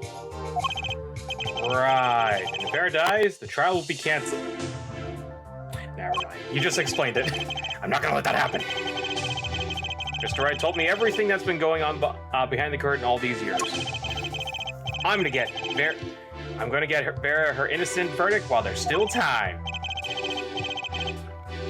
Very well. Your opening statement, Prosecutor Gavin. 1 second. I'm actually looking up what happens if trial defendant dies. No. Oh, okay. I was gonna say, the case drops against the recently deceased. So the case is, I guess, technically dropped, but at that point, well, no, it says right here, what happens, can a lawsuit proceed if defendant dies? Yes, lawsuit can proceed even if the defendant dies. Defendant's estate or legal representative steps in as the new party to the lawsuit. Yeah. In criminal case generally gets dismissed. Not always that simple. Yeah. Anyways, whatever. The prosecution's case is unchanged by recent events. Why did Vera Misham succumb to poison? Because she couldn't live with the guilt of what she'd done. Objection! Oh, no, we don't. Vera was poisoned with atroquinine, the exact same poison that took her father's life. What better confession could you ask for? Being the killer, she would have had access to the poison. Significant, since it's rather hard to come by. That is true. In other words, I see no need for further discussion. We could have our verdict yesterday. Well, Mr. Justice, you have no objections. I see no reason to postpone a verdict. Judgy, you're a flippin' idiot, as always. What we need to worry about isn't the verdict, but the trial itself. The defense holds that Vera Misham is the victim, not the killer. If that's so, then you have to prove something. She was in court giving her testimony before us.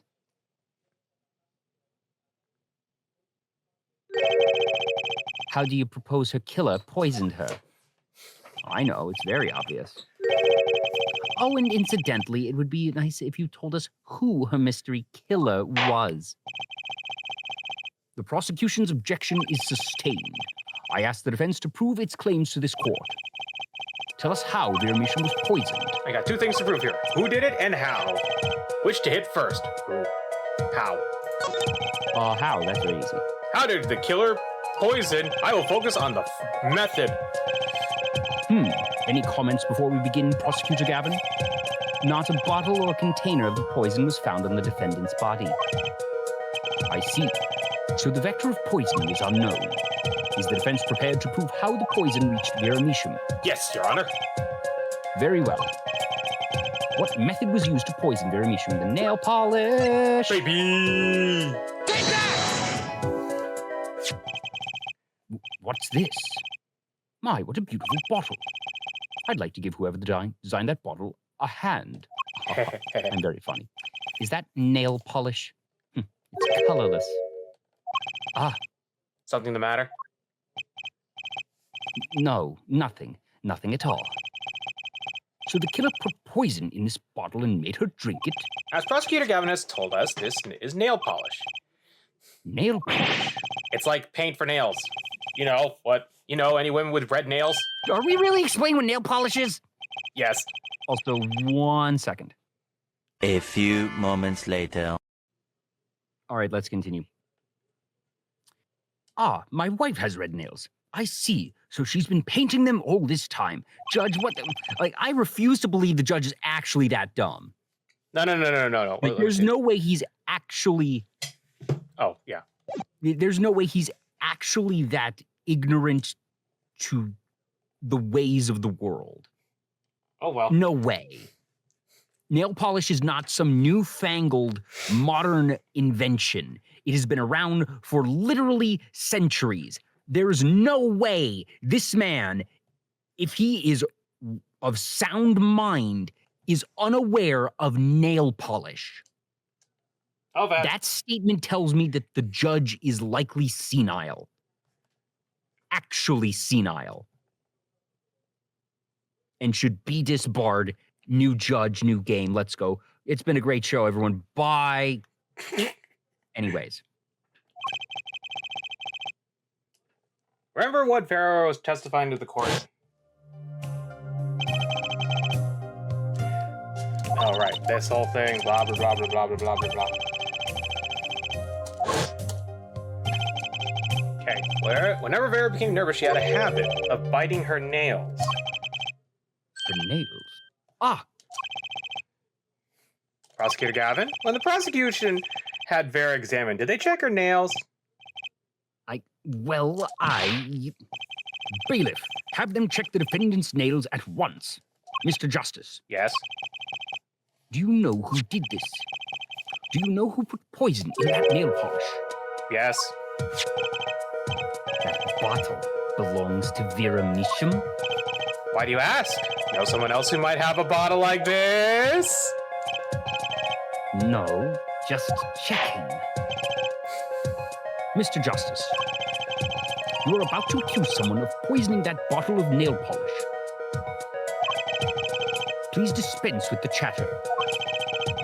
You realize the weight of this accusation? Here, let me show you. Yeah, you double penalize me. Understood. I know what I'm doing. Then let us ask, who poisoned Vera Misham and via her nail polish? Wow. First one, huh? That was nice and convenient. Take that! What's this? Christoph Gavin. Objection!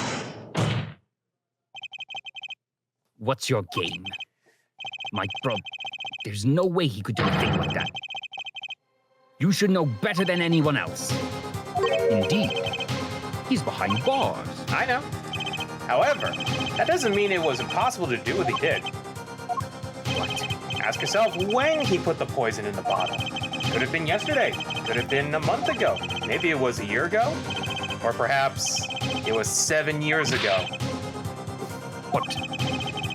Christoph Gavin had no motive for killing this poor girl. It's simply inconceivable.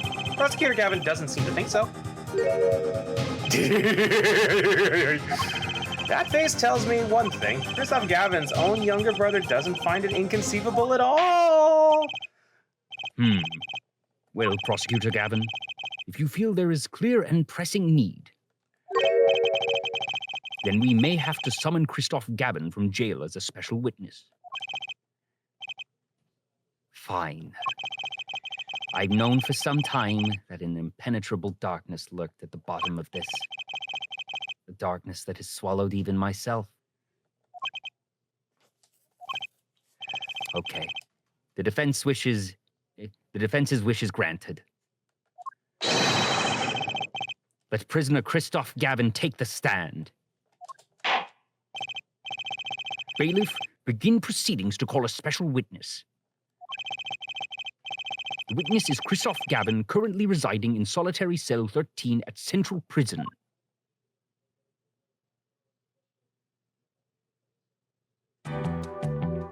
Oh boy, you get to voice him again. Yay! Ah, Your Honor. How nice to see you again. It's been quite a while, hasn't it? To what do I owe the pleasure of your company? It's not every day I'm summoned from my solitary cell. In fact, it's never. I think you already know, Mr. Christoph Gavin. Ah, Mr. Justice. I hear you've been doing quite well for yourself. Why do I feel like somehow he's still my boss? Stiff upper lip, Apollo. You can do it. Does this bottle look familiar? Ariadone nail polish. Why, yes, I use it myself. As did the late defendant, I hear. Oh no. She's not dead yet. And was there something concerning this bottle you wish to ask me about? I admit I respect her for her taste in nail polish. Her taste indeed. This nail polish was how Vera Misham was poisoned. Atropine, was it? You're well informed about the case, Mr. Gavin. Uh-huh. Even in solitary, much comes to my desk, and I have nothing to do but read. Well, Clavier, maybe you can explain this.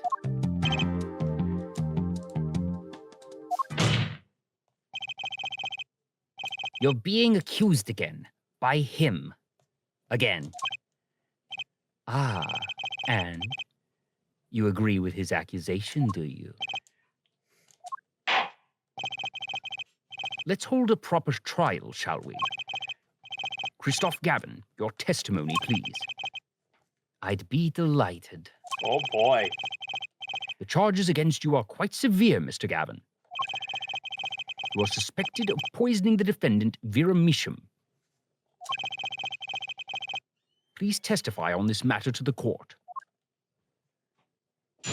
Oh boy. Owning the same nail polish does not a murderer make. I've been in solitary confinement for over half a year. How could I poison her? The father died of the same poison, the meaning of which should be clear. The prosecution's case holds. She poisoned her father, then attempted to poison herself. Surely you aren't going to suggest I'm responsible for poisoning her father, too. Well, actually, about that, Christoph boy. Well, I'm afraid the defense's claim is sounding rather unlikely. Naturally. For one, I don't even know the Meashams. Isn't that so, Mr. Justice? Very well, Mr. Justice. Begin your cross-examination. I'm accusing my ex-boss. I know he poisoned the Meashams. The question is, when could he have done it? Not to mention, why? I mean, we already know why. Also, hey, you see that glowing thing right up there? Oh boy, here we go. All right, I know what to do It's here. the last statement. It's the last statement. But there's actually, I remember this one. And you'll see it immediately. It's his fingers, isn't it? Oh.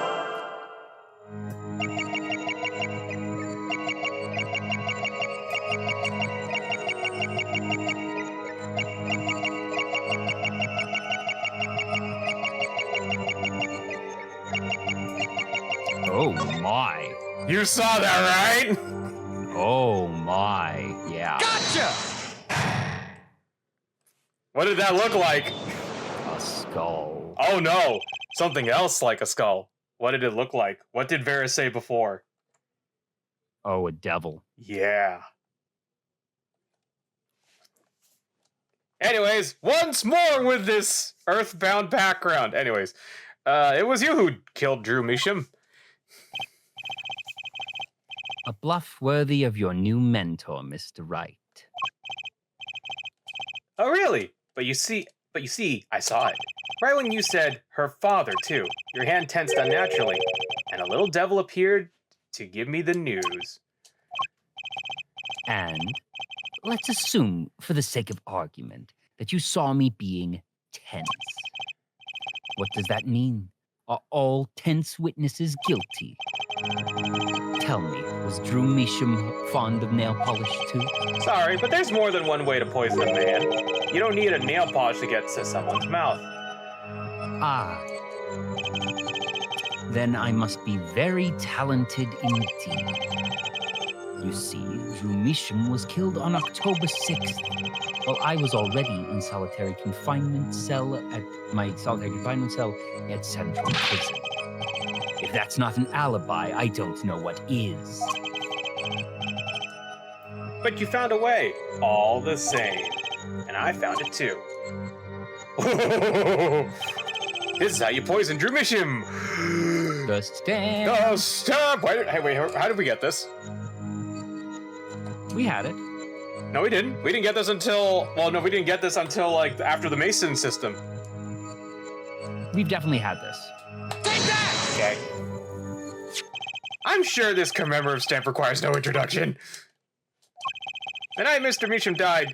Wait, but here's the thing. It was on the letter which we returned. So how do we have... don't necessarily need it in, like, it's in the case file, which is to say we aren't necessarily holding every single piece of physical evidence, but that it's on the record.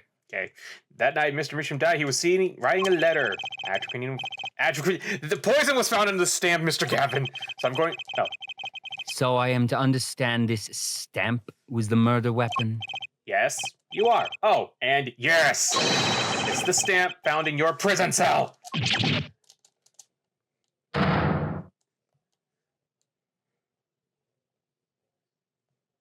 Boy.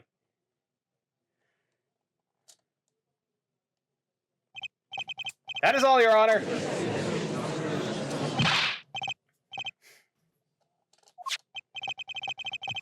Poison on the back of that stamp? After Drew Measham was killed, someone paid a visit to this witness's cell. Phoenix Wright. Daddy? That's when he found the stamp. You made Drew Mission write you a letter. That's how you killed him. What? My. You've upset my poor brother to the point of uselessness. Allow me to clarify this matter, Justice. All you need to do is recall witness Spark Brushell's testimony.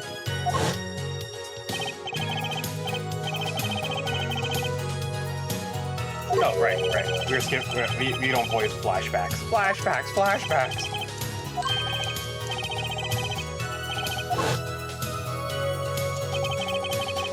He was looking for a stamp. Ergo, he had no intention of using this stamp. What you getting at? What I'm arriving at is that this commemorative stamp was in a frame. It was mere coincidence that he used it that night. That would seem to be the case. Or perhaps you mean to suggest that I can somehow manipulate coincidence.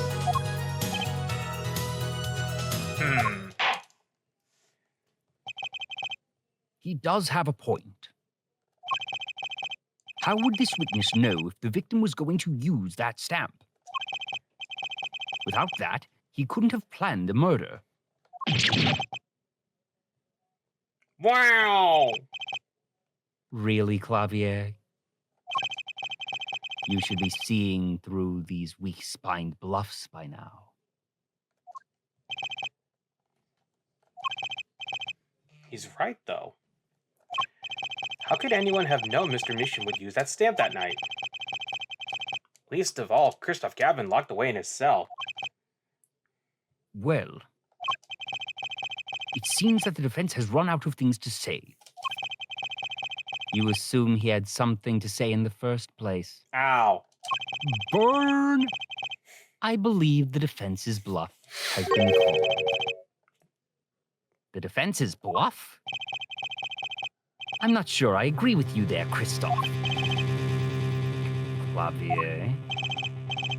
Honestly, I wanted to believe you, but the defense wasn't trying to get away with a bluff. You were, Christoph.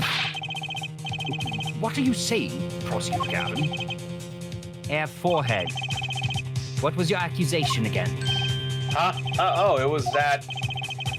This poisoned stamp killed Drew Misham, yeah? To which my brother responded thusly. There was no way to know when Misham would use the stamp. Yes, that's right, which is why it couldn't have been planned. Tell me, it needs to be planned. Why? Why couldn't it have been a coincidence? The defense's case is simply that Drew Misham died by that stamp. That's all. Coincidence. Christoph, you tried to slip out from under his accusation by changing the subject. If that's not bluffing, what is it? What are you up to, Claudia? I could ask you the same question, Christoph. I silenced the defense with the fewest words possible. It's called efficiency. But, Mr. Gavin, that's impermissible testimony. Very well. I shall take his claim head on then. Justice. Yes, sir? You accuse me of Drew Measham's murder, yes? Then allow me to ask you, what possible reason could I have to kill a painter?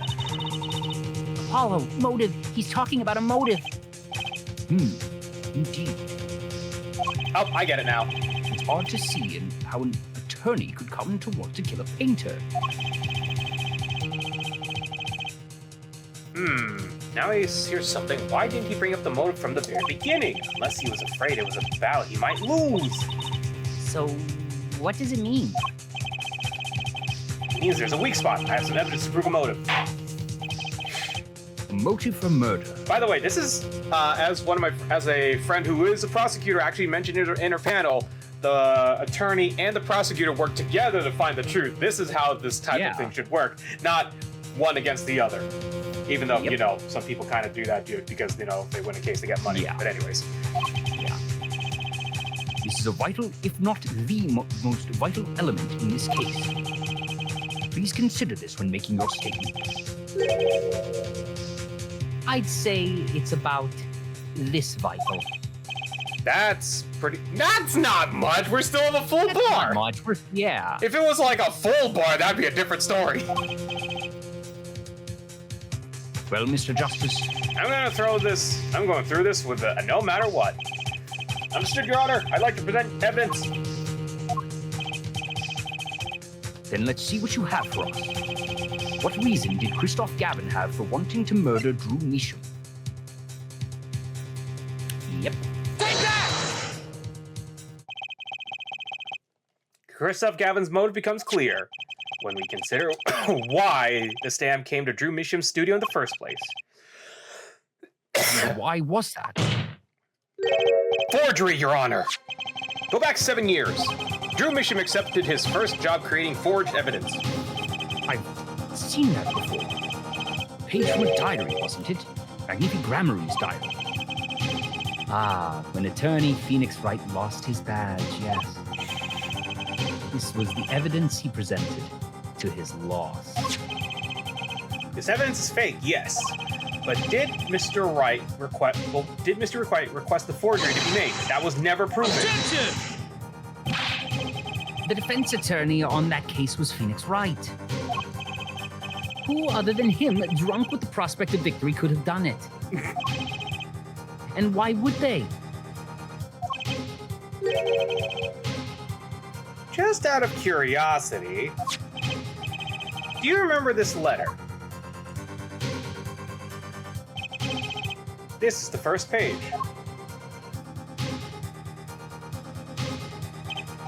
And this is the second. Those were presented in court yesterday. This letter was sent to Drew Measham by the client who requested that forgery. The enclosed stamp was none other than the poison commemorative stamp. Drew Measham drew his last breath just the other day.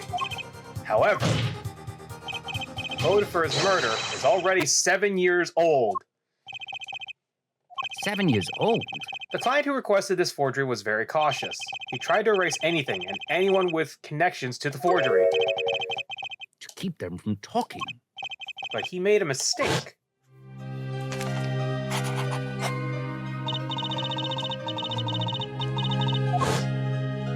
Yeah, so they were gonna try and have, so the letter was for Vera, but she liked the stamp.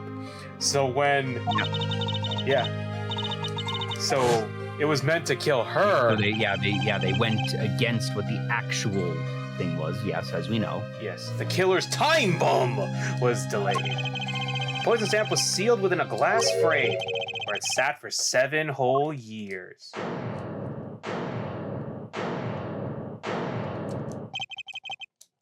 Air Forehead, do you understand what you're telling us? Yes? The one who schemed up the forged diary page was the one who poisoned the stamp. And it was Phoenix Wright who presented that forged evidence 7 years ago. Adding the two statements together, the one who schemed to kill Drew Measham was none other than Phoenix Wright. Objection! Sorry, but that's not how this is going to go down. Oh, then how will it go down? We're gonna break down, da da da. Now we're gonna. I checked through the records on that case and I found this 7 years ago, just before the trial began. Oh, old boy, flashback, old boy, blue suit, spiky hair. And one more thing. He files, previous attorney, yesterday. Yeah, told me what happened.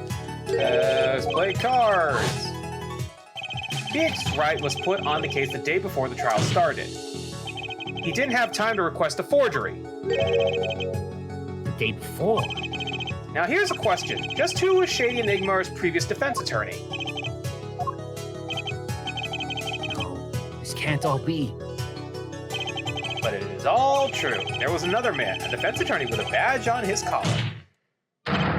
It was you, Christoph Gavin!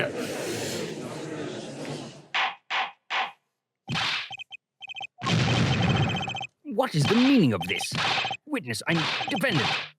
Former lawyer. Let me begin by denying. Objection! Objection! It's easy enough to look up, Mr. Gavin. And impossible to prove if you can't. Huh? Attorneys are registered with the court the day before the trial begins. In other words, no record remains in the court. How exactly did you intend to prove Phoenix Wright's claim? That would be difficult. I'm afraid this line of inquiry won't yield. Objection! Air forehead. Are you sure you don't have evidence?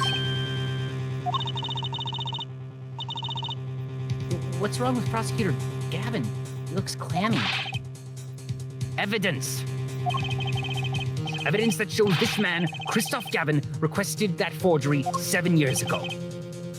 Clavier. Just prove it. Clear up these doubts now, or I swear I'm off this case. You must have got some evidence. Apollo. Prosecutor Gavin looks like he's in physical pain, that darkness. I have to pull that darkness out of him, and proof is the only way I can. It's basically, yeah, he feels like, dude, was this guy really the cause of all that stuff that caused me to take a break and go start a rock band all those years ago? Anyways, what proves Christoph Gavin's link to Drew Misham? Well, Mr. Justice, you claim Christoph Gavin requested a forgery of Drew Misham 7 years ago. Prove it. He can't be proven. Simply ridiculous.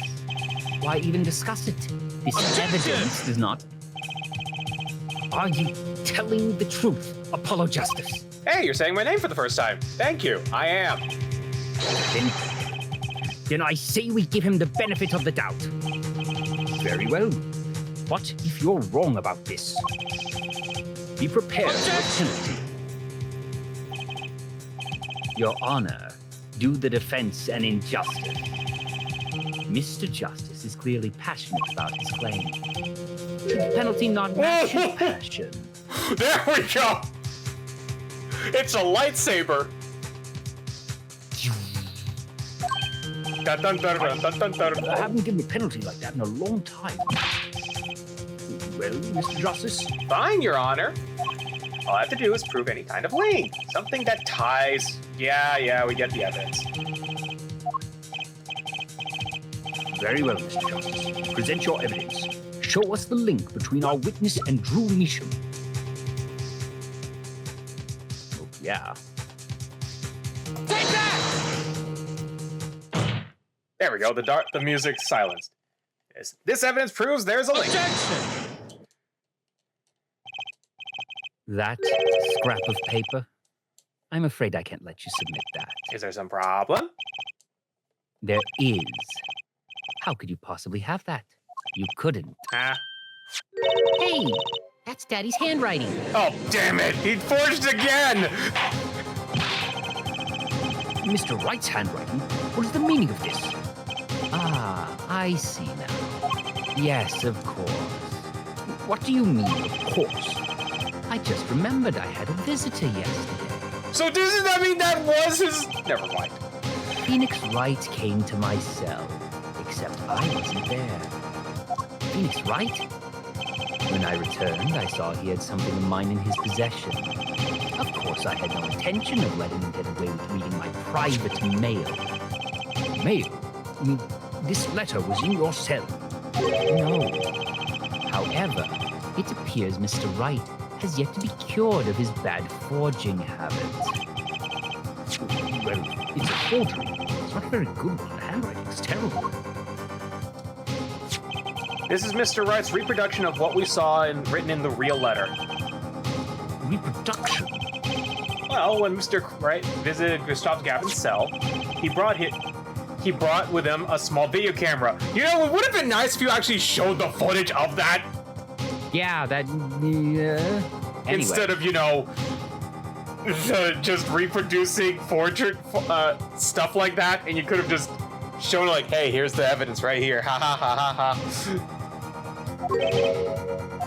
What? Oh wait, did you see that?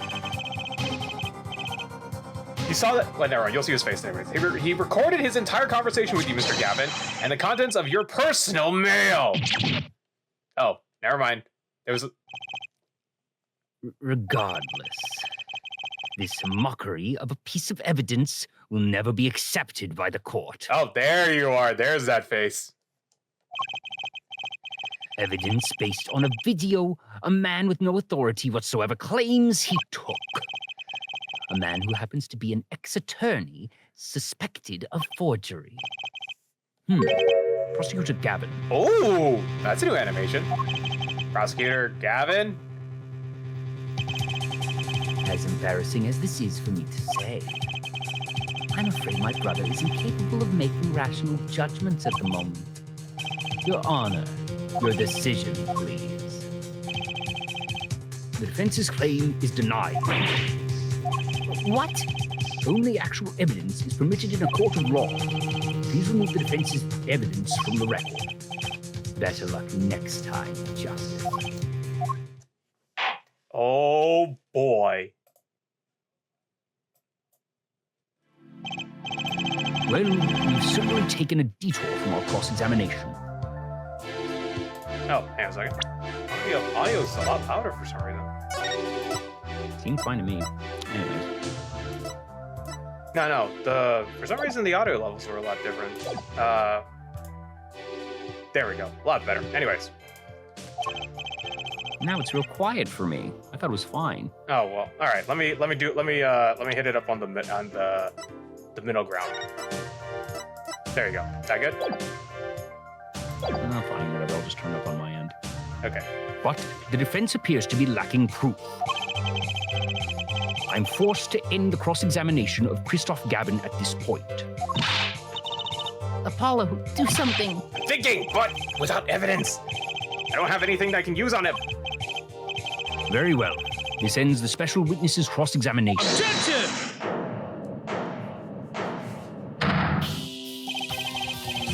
The show's over, yet the crowd screams for more. Only now do I understand why. Prosecutor Gavin? Frankly, I'm relieved. This has been bothering me for 7 whole years, and I'm tired of the whole youthful angst scene. Now's our chance. Let's clean out the family closet, eh, Christoph? Clavier, you're spinning out of control. Calm yourself before you say something you regret. Spinning out of whose control, mine or yours? Take a moment to consider everything you've built. Your reputation as a prosecutor, your fame with the masses. You could lose it all, Clavier. Apollo, did you see that? He's trying to press Prosecutor Gavin. Prosecutor Gavin, try to remember. What's really important to you? You amuse me, Forehead. Oh, we're back to forehead, huh? I couldn't forget what's really important to me, even if I tried. Huh? In fact, I haven't. Not even once. 7 years ago.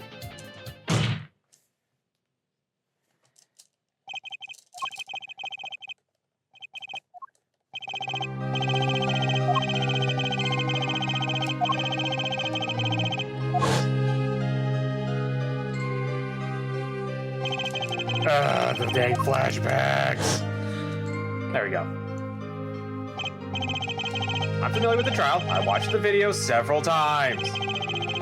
Didn't you find anything unnatural about it? Unnatural?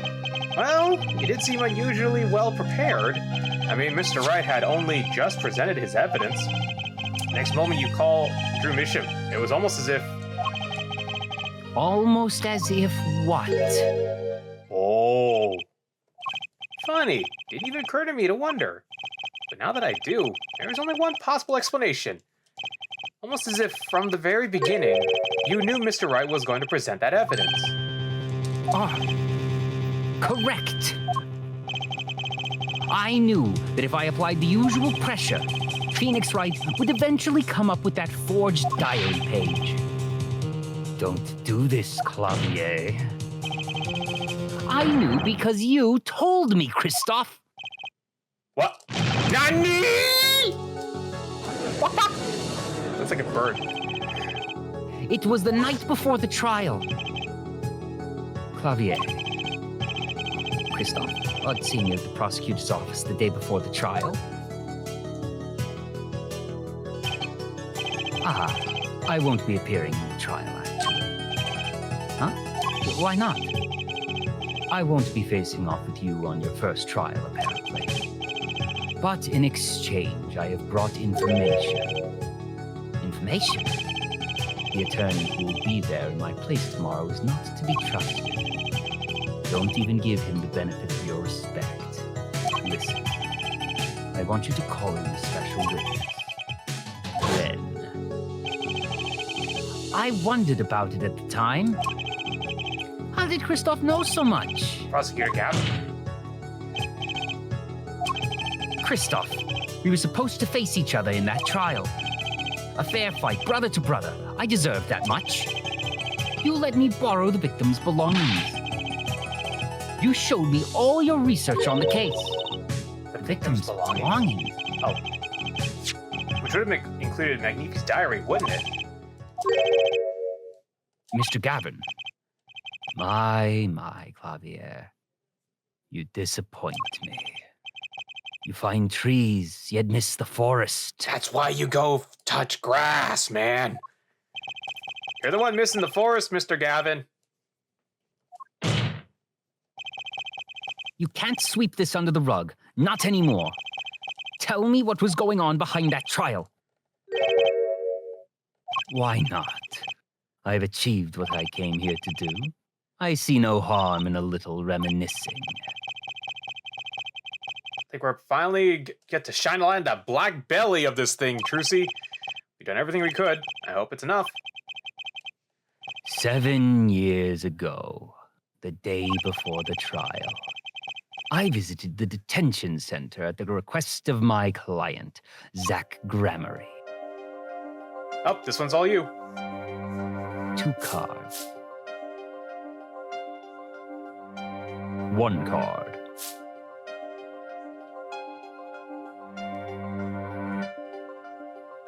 Showdown time.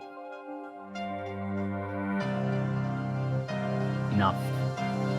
You lose, Gavin. Thanks for the word. Now go.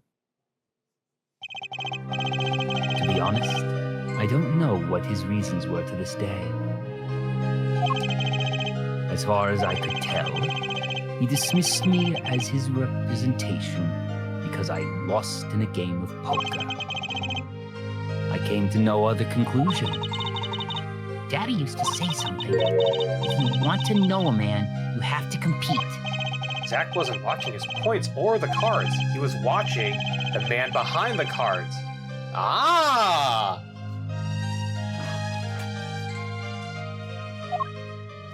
Judging a man...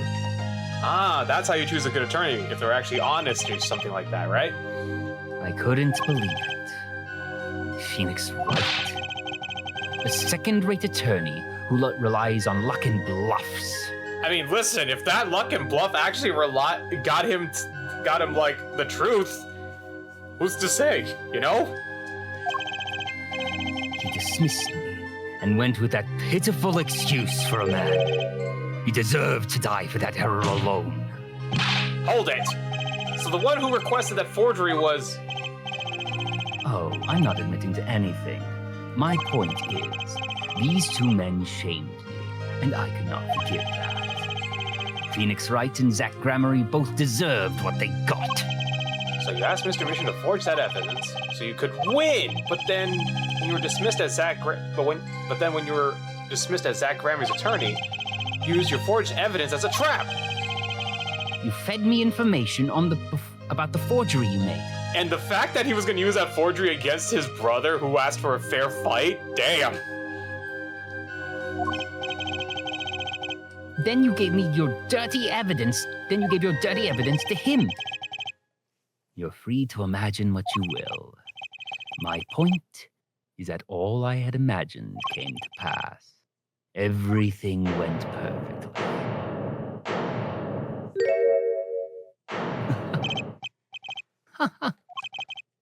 Incredible. If I wasn't laughing, I'd weep. Prosecutor Gavin. Perfectly. You're mad, Christoph. Stop fooling yourself. What are you talking about, Clavier? Tell me, how did that trial end? Cancelled when the defendant vanished. Ah, I get it. So, Christoph, you've been living in fear for 7 years. What? You were afraid your forgery would be revealed and your reputation trashed. You couldn't leave things to chance. So you watched everyone involved with the case for 7 years. Yes, flashback, because, everyone's like, oh, I feel like I'm being watched. I feel like I'm being watched.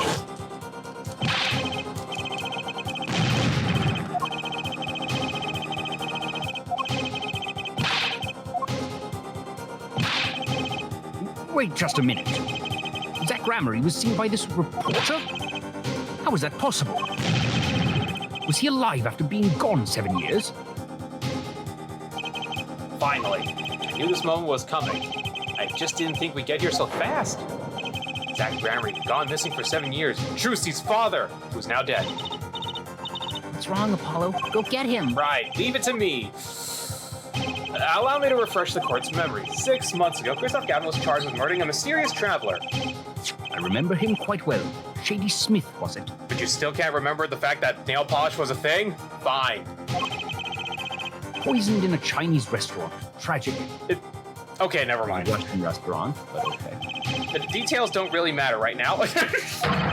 What matters is that the traveler was Zach Gramery.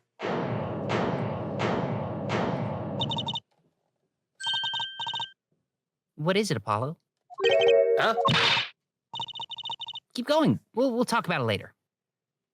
Oh, okay. I thought you'd be a little bit more upset about your dad dead, but okay. Did he just already know? Someone please explain this. Mr. Justice, can you explain this? Sure. It all started 7 years ago. The great magician Magnifi Gramery's death started it. Oh, great, we're doing it. Great Magnifi's death, and his student, Zach Gramery, the suspect. Whoever defended Zach in court successfully would be famous beyond belief. Thinking that, Christoph Gavin did the unthinkable, forged evidence. Actually, it was his daughter, Vera, who really did the work. You took precautions when you had that forgery made, didn't you, Mr. Gavin? Precautions? To keep people from talking, of course. These two know too much. Leave them alive and there'll be nothing but trouble.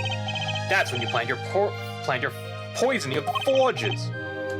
Atroquinine. Applied to a commemorative stamp. But luck was on Mr. Misham's side. The bomb didn't go off. His daughter. She saved him by taking the stamp, I see. That wasn't the only bomb he set up. The Ariadone nail polish, of course. You noticed something when you requested that forgery. When Vera Misham was nervous, she had a bad habit. Tendency to bite her nails. Ah, That nail polish was her good luck charm. she was almost kidnapped once. That's right. Yeah, flashback, flashback, flashback, flashback.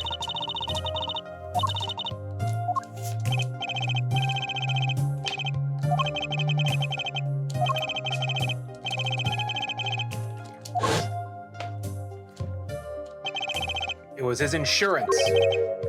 Insurance? Yes. Ariadone Insurance.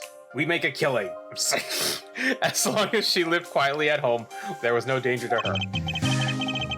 But what if she had to go outside? If she ran into any trouble, she'd become nervous. And the nail polish would do the rest. His time bomb sat there for 7 years, and they went off almost simultaneously. Yeah.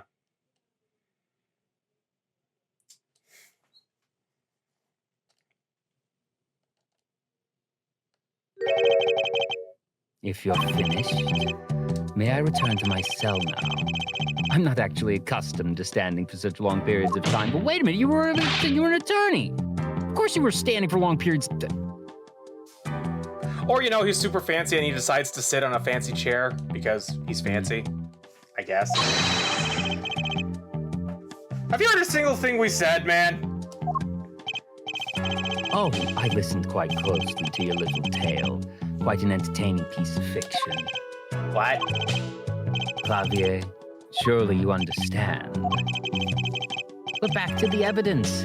The lacking evidence. Nothing proves a link between him and the atrocanine that took Drew Measham's life. Objection! What about the restaurant? You killed Zach Gramery to keep him from talking.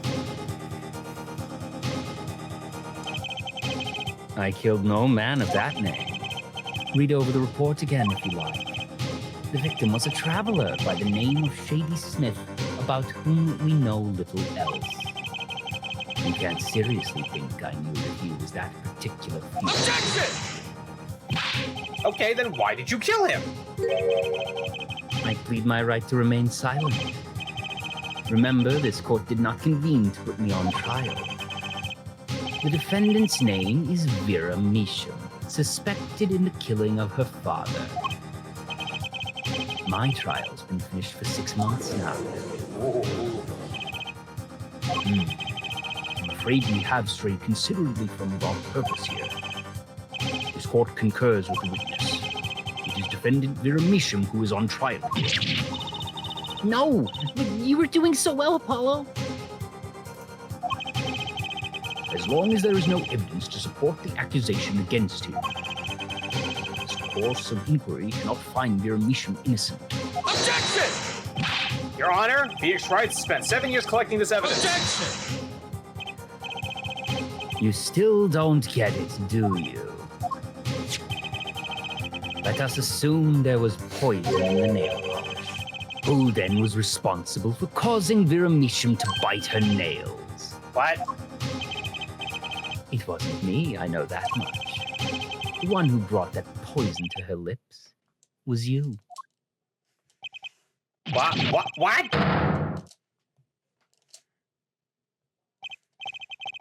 Evidence is everything. There is nothing more. I believe this discussion has reached its conclusion. Your Honor? Mr. Justice, you performed admirably well for a novice attorney. I respect your partner, Phoenix Wright's determination as well. However, without direct proof, you have nothing. Isn't that right, Clavier?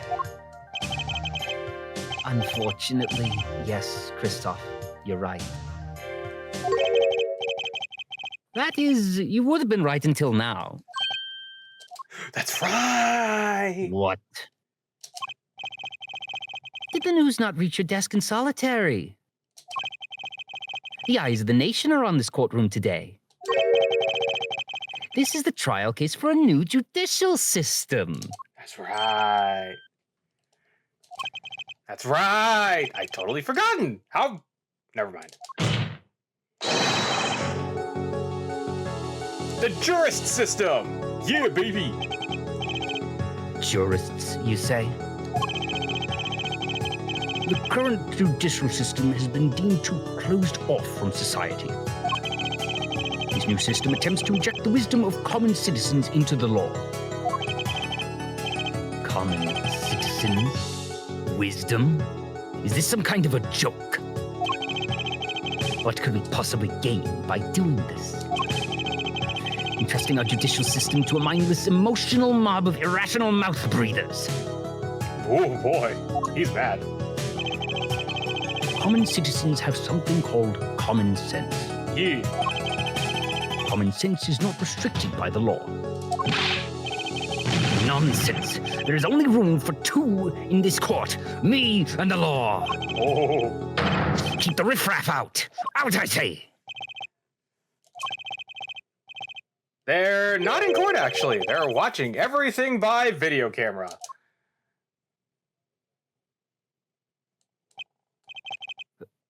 How can you allow this? Incidentally, the one responsible for making this happen was Phoenix Wright. Phoenix, right? Oh, there's the breakdown. So, everything was leading to this. Of course. Right.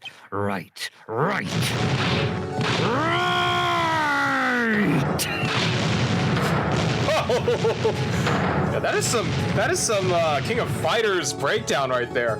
For those who are not aware, there's that. Oh, damn, son. I won't accept. I can't accept. This is no court. Law. The law is everything. Law is absolute. You will let ignorant swine soil your courts. Christoph, it's over. Clavier. The law is absolute. Can't be serious. What? Odd. I thought you spent your life looking for loopholes. The law isn't absolute. It's filled with contradictions. Law is the end product of many years of history, the fruit of human knowledge. Like a gem, polished to gleam through trials and errors. It is this fruit we receive and pass on and face in our time. And it is always changing, growing, nurturing it as our task as human beings. Except for you, Christoph. You aren't changing. You've stopped. You're not needed anymore. Couldn't think of anything to say. Maybe because I still haven't seen enough.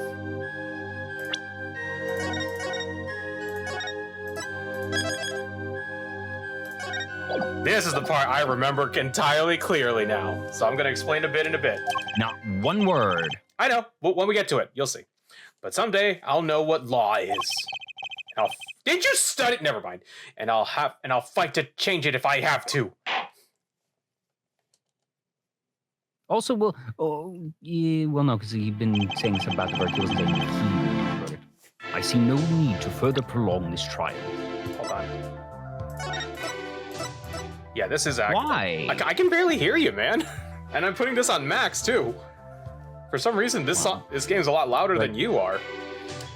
Then check my levels, dude. Yeah, your levels are fine. Yours, I put you at like the highest. I put you at like the highest on Discord too. So I don't know what's going on that. Anyways, continue forward. Well, Ivan never said anything. I think it might be just your local volume of the game, not the stream volume of the game, but fine. All right, we'll see. All right, continue forward. I already said the line. This began as the trial of Vera Misham, accused of murdering her father. The painter drew Misham. However, several other incidents were reviewed, and so we seem to have reached a conclusion.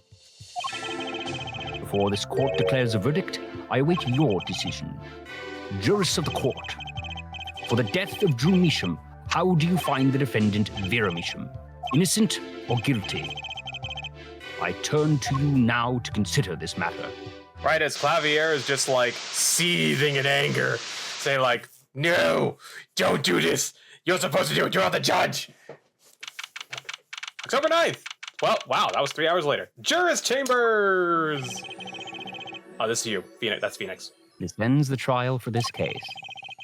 Only the verdict remains to be declared. Defendant Vera Misham is currently in intensive care. If a decision cannot be reached today, it may never be reached. The factors involved are simple. Did the defendant poison her father that night?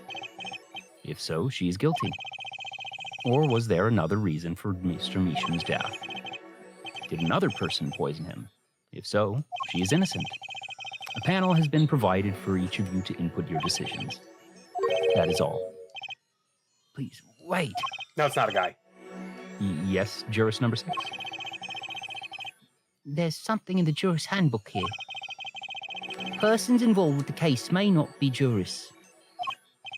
That is correct. Oh, That is correct. I've looked into all your dossiers. None of you were involved with the development of this case. With the development of this case. I see. Does that answer your concern? It's time for your verdicts. Make a decision in the case against Vera Measham. After 7 years, the truth is ready to be heard. Judge wisely, judge well. So, this is where we reach the end. So, I'll let you decide. Oh. So. Ha ha ha. Also, that's not legal for multiple reasons. Anyways, so. Like, that's fundamentally not legal for multiple reasons, what's happening right now. No, but as he said, it was not part of the creation or connected into this. Because again, she wasn't there entirely at all. But she's not a citizen of... Oh, yes, she is a natural-born citizen of the country. Yes. Yes. So, I'm going to tell you what happens right here. So, if you remember case 2, in the case for Ace Attorney 2, you actually choose a good or a bad ending, right? Yeah. This one is also choosing a good or a bad ending. Now, obviously, if you choose... Now, obviously, what are we going to choose? We're going to choose not guilty. Exactly. So, I'll completely summarize what is up with if you choose guilty. So even though they press guilty... I mean, you want to just play through both? Just No. save now, play through both? No. Because we're not going to have time. I'll do a short summary. Is that... I can stay extra if you want to do No. extra. No. But anyways. Okay. So, guilty is... Do you want me to explain it? Sure. Because unless you want me to save and you want to see that guilty... Well, yeah, no, that's what I was saying. That I was saying save here and let's play through both endings. Oh, we can't save! Well, we saved pretty close to here anyways. We could just speed through the stuff. All right, anyways. But yeah. No, we can't because we can't... Never mind. Never mind. Let's just do it. Confirm. So why are you so close to playing through both, dude? Like that. That's really funny. But why are you so opposed to playing through both, RJ? I know, You but could have made it work. I know, but I feel like it would be easier considering the time limit that you said we have. But anyways.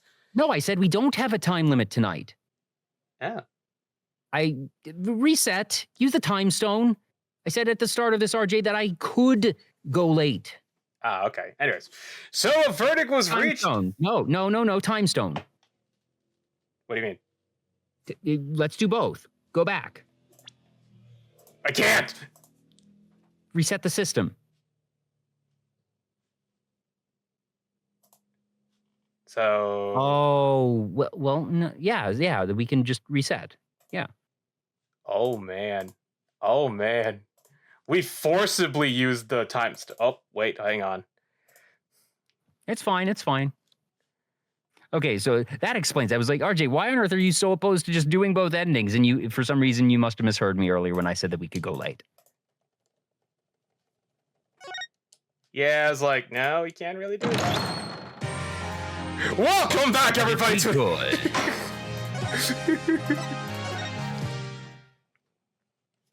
All right.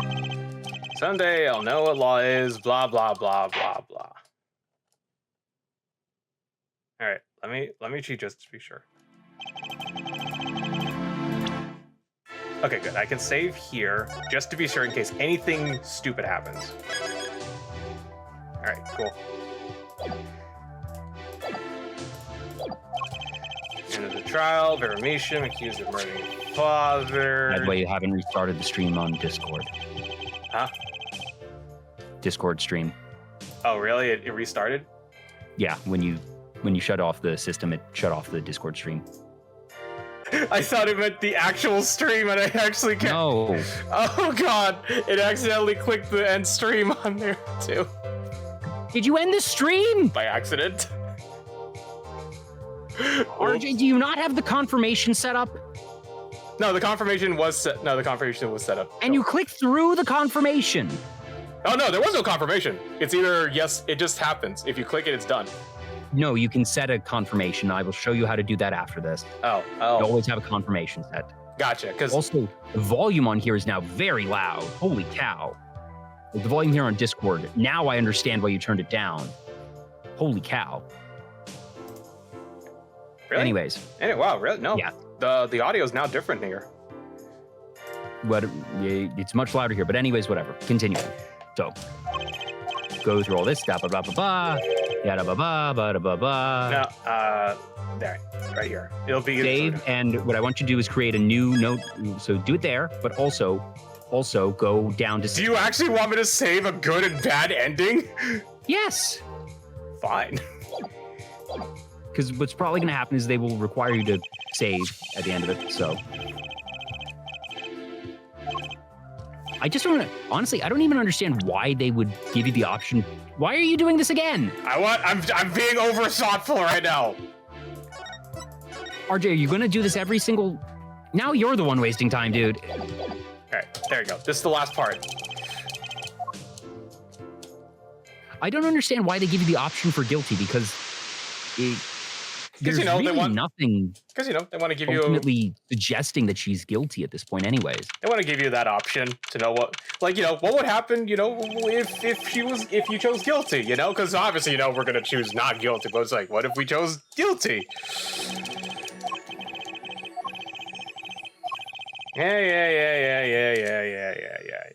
Actually, hang on. Can we actually? Nope. Yep. Okay. So right when we Yeah. reach this video part, then Yeah. we're done. But it's fine. We saved beforehand. We're good. Panels are fired.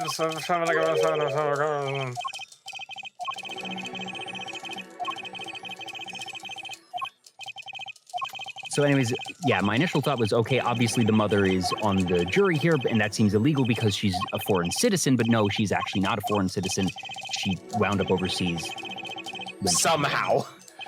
Yeah. Okay. So let's look at the bad ending, and then we'll use the time stone. Let's look at the bad ending where the mother sentences her daughter to death. Yeah. Not her daughter, but sure. Oh, yeah, sorry.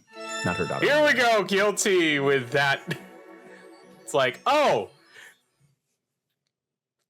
this is okay. So this is you doing it. And so a verdict was reached on October 9th, 2:14 p.m. First verdict under the juris system. A hung jury. Final verdict would have to wait for the following day. But fate had different plans.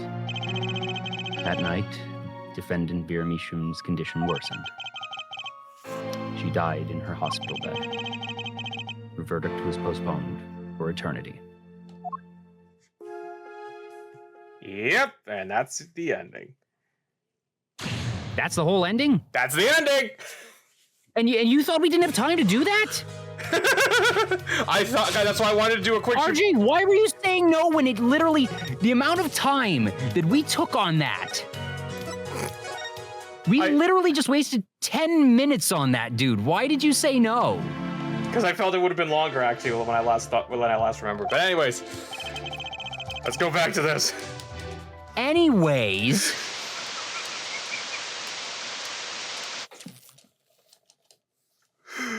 I can't believe you, dude. I thought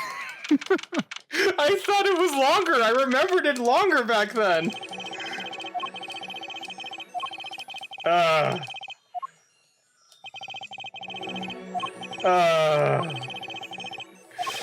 This is why I said I should have just said the whole thing. But anyways.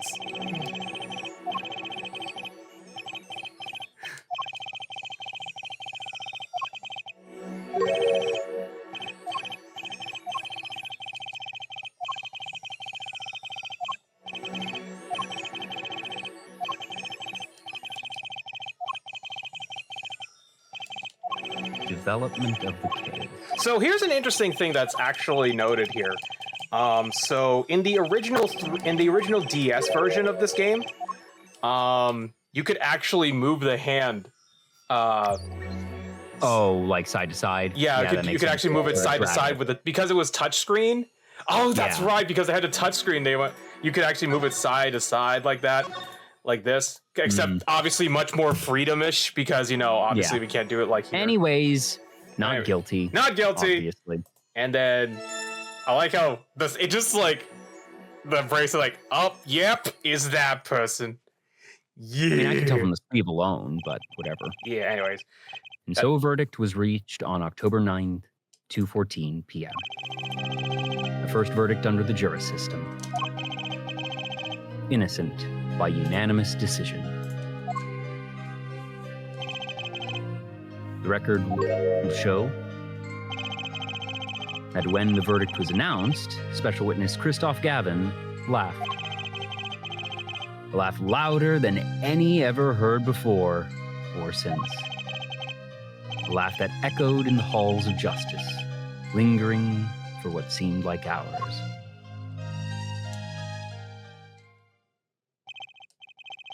October 10th, 8:30 a.m., the morning after the trial. In an intensive care ward, a true miracle occurred. Vera Measham opened her eyes. wait. Why is she? Never mind. I'm not even. Apparently, she can just sort of sense everything in the world, and it also apparently affected her medical condition. Don't worry about it. No. I mean, wait. Why does she have the same amount of? Where did she get these DVDs? Where did she get that totally bottle of grape juice? And why is she like? This was Phoenix Wright's hospital bed in the second trial. We couldn't afford a new background. Fine, I guess. At the end of the game, we ran out of budget. There, I'm so glad. See, this is what happens when you try to die for Comey. She almost died. Don't cry, Apollo. I'm happy too, and proud. You did well, Apollo. When I thought about what if you had... Hey now, don't you start crying. We already saw that already. I had the time stone with. I mean, sorry. What? Don't you start crying too. Sorry, you had to see us like this. Fair. Thank you so much, Apollo. Thank you. No, I'm sorry. I shouldn't have pressed you like that. If I hadn't, you never would have bitten your nails. No, I was wrong. Staying locked inside like that, clinging to my good luck charm. Fair. Wait, how old is she again? Like, I think they said she was 14 or 19. She's currently 19 years old. She could be in No, wait, she's been homeschooled. Never mind. When I opened my eyes, I saw you. I finally understood. Oh, I get it. She opened her eyes to justice. Haha. It's important to be part of the world. To see things with your own eyes. Even though you're not. Never mind. Looks like that poison had some effect after all. It killed off whatever was holding Vera back from life. I knew you'd pull through, Vera. I mean, that's what Apollo was fighting for the whole time. Your future. I won't forget it. Here, let me thank you. No, really, it's okay. What? Ooh, look, it's me. I love it. Thanks. Is that me? Or my hair? You really captured your essence, Apollo. Well, I think so, at least. That reminds me. Do you know where the other lawyer is? The other lawyer? Oh, you mean Daddy. Except he's not a lawyer anymore. It's my fault, isn't it? I'm sorry. Oh, no. That's not what I meant. No, it's okay. I'm through looking away from the things I've done. I hope I can look him in the eyes again someday and apologize. I'm sure he'd be happy to hear that. He brought all these things for me when he came to visit earlier. Oh. Well, that's a good explanation, at least. It's like, hey, here's all these... Hey, a friend of mine gave me all these Steel Samurai DVDs, so I think you'd enjoy them too, even though you're kind of almost dying. But sure, have fun with these. I also have some grape juice. It's totally grape juice. You mean that stack of videos? Just I finished watching them all? I mean, it's fit. I mean, when you're kind of doing nothing, you have no choice but to do that. You know, I knew my real daddy was alive. Huh? I was there 7 years ago, remember? I was the one who helped him vanish from the courtroom. You do what? How? Not telling. All right, because you're a magician. He promised me that day he went away. We may not meet again for some time, Trucy. But know this, I will be watching, and one day I shall return. You're the next Grammary, after all. Oh, Trucy, in the end, he couldn't keep that promise, could he? It's okay. Phoenix is my daddy now, even if he can't really play the piano. That he can't. Oh, and I've got you too, even if your voice is kind of loud sometimes. I had a major list. Hey, come to think of it, where is daddy? The one who can't play. Do you know, Apollo? I think he said he had to meet someone. I wonder. Maybe it's a new mommy. New mommy? Excuse me? Oh, Trucy? Yes, Vera? I was wondering, could you show him to me once more? Sir Hat, was it? Oh, he's not been knighted yet. Here goes. Do us an impersonation, Mr. Hat. Objection! Ahem! Not loud enough. And I like Miss Magic Underwear better anyway. That's magic panties, Apollo. Meanwhile... So, your memory's returned. Mr. Wright, was this all part of your plan, too? I don't know what you're talking about. When I lost my memory, I was reborn as La Mirar. But you knew my true identity, did you not? That is why you chose me as one of your jurists. You're thinking into it too much. Besides, there's no guarantee that regaining your memory would make you happy. Of course it is a happy thing.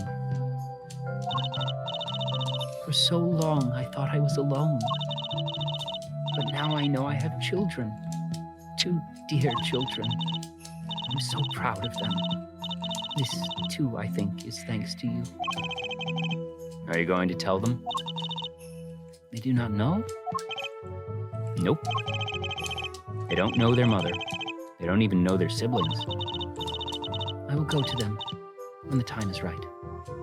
Until then, Don't worry. I'll take care of them for you. They're very important to me, too. A little annoying at times, but still. I have to keep an eye on her, at least. Because I'm the only one who knows how she really feels on the inside. Your bracelet.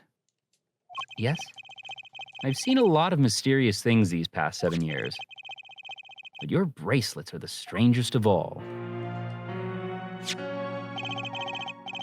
I remember meeting him half a year ago now in Christoph Gavin's office. And then I met you. 2 fates destined to intertwine. And I was there when they crossed. I'll never forget that. Such a small thing, that bullet. It tore who I was away. Oh, animated this time. Oh. 10 years ago, during a simple rehearsal. It was a miracle no one died. But I didn't survive that accident.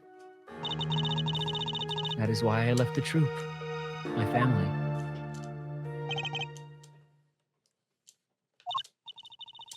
Now my memory has returned. I am myself once more. For the first time, I am glad to be alive, Mr. Wright. Speaking of miracles, Vera Misham regained consciousness this morning. I can only hope she's as glad as you are. It is a strange thing, fate. Sometimes a life is taken. Sometimes a life is spared. You know what I've been thinking? People don't die that easily, really. As long as they've got something worth living for. And that's pretty much the end of my story for now, anyways. I've still got a long way to go, and this power of mine, well, it needs some work. But there's hope now. We've lost it, but somehow we found it again. Oh, this is auto-scrolling. Okay, that's why people are smiling again. Hope. Yeah, I think I'll keep it a lawyer's thing for a while. Oops, training time. Gotta go to those courses. Here comes justice. Objection. And now here's the part with the yay! Oh, also this is the part where And we have. still made it in time anyways. Yeah, sorry, here. Yeah. I'm glad you're staying with the agency, Apollo. It's like I've found my long-lost big little brother. Oh, and don't you worry about your grammar. Trucy's on the case. Now that I had this, thanks to Daddy. Trusty Grammary, frankly, I've got my doubts, but Hat Grammary, now that'll pack 'em in. Ooh, look at them photos. Ooh. Play, yay! But yeah, there's about to do some auto scrolling, so we won't have any time to do anything. Anyways, here you go. It's not every day you get the trial that rocks harder than one of our gigs, yeah? That's why it's over. The Gaviniers are breaking up. The news caused a run on tissues at supermarkets nationwide. You're the real stars now. I look forward to our next jam session.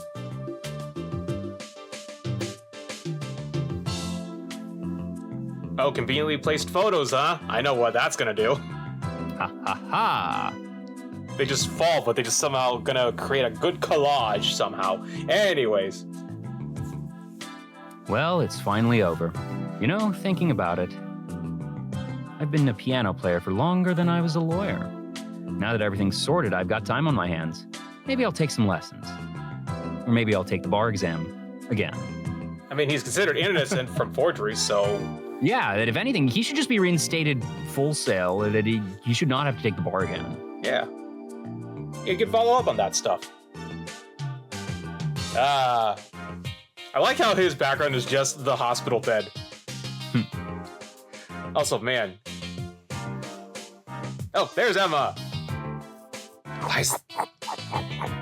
So, I was standing around eating snackoos the other day when I got this crazy idea. What if they were golden? You could augment the crunch, or better yet, make them ding. The power of science. Well, the preservatives might not be 100% safe. That's Cheetos. She's saying it's Cheetos basically, except they don't ding when they're gold, because that sounds painful. All right, who's next? Oh, there you are. In unlikely event you are wanting Russian feast, come to Borscht Bowl Club. The only thing colder than restaurant is borscht. But if greater challenge is being required. And come to Hideout. You know who to ask for.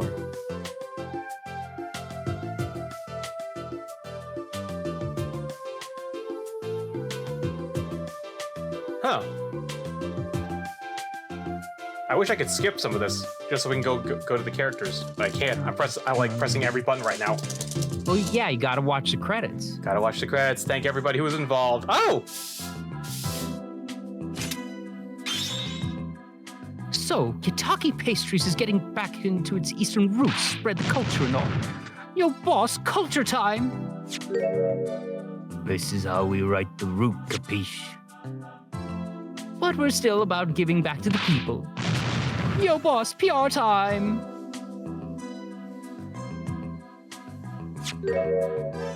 And this is how we write people, all right?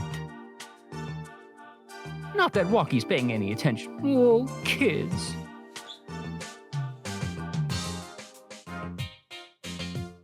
Oh, Walkie's next, isn't it?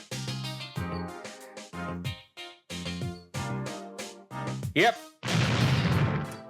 Zoy, Chinese characters on a cake was a fly idea like 3,000 years ago. Believe that. Man, you want to make it today, you gotta keep it real, you know what I'm saying? Yo, that's why I made the OG cracker for real. I don't know who looked like no cracker. Gee, you want me to call an OG muffin? Was that hard? Wow. Was that hard to say it? A little bit. A little bit. I maintain that I'm reading the script.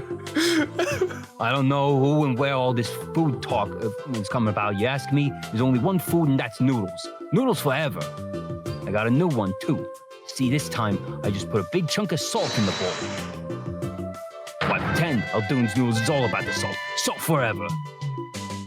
Call that the salt of the earth.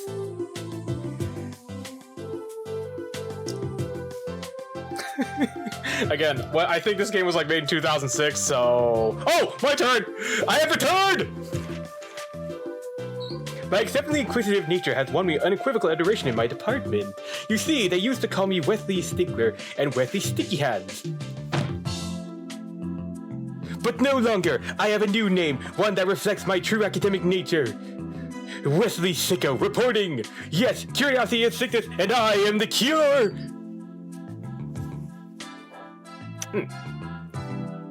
I'm surprised you didn't say anything.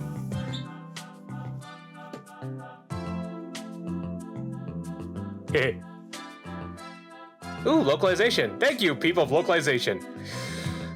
I'm surprised you kept that 2006 OG speak on walkie. I am legitimately surprised, especially in this day and age. I had to read very fast. I didn't even realize what was going on. I don't know how to thank you for all you've done. Light has returned to my life, and with it, joy. I may have lost years, but I have gained a treasure. 2 treasures, in fact. I will think of them when I write my next song. And she's not wearing a veil anymore. So wait, how is she gonna stay in America now, or is she gonna go back to... I'm actually wondering that. Oh, what the... Brussel. Brussel here, back on the beat with another interview. How do I feel about things turning out? Things turned out? No scoop yet, but journalist confidence in mint condition. End quote. Is that how... That's his freeze frame moment. Brussel was a really fun one. Yeah. Hey, Keiichi Inafune! That outside of the Gavins, I think Brussel was probably my favorite character. I decided to keep painting. Originals only, of course. I suppose I'll have to see a bit of the world outside to find what to paint. But I know there are good people out there now. I've met them. The door is open. The world is waiting. Thank you. That is a screenshot-worthy moment.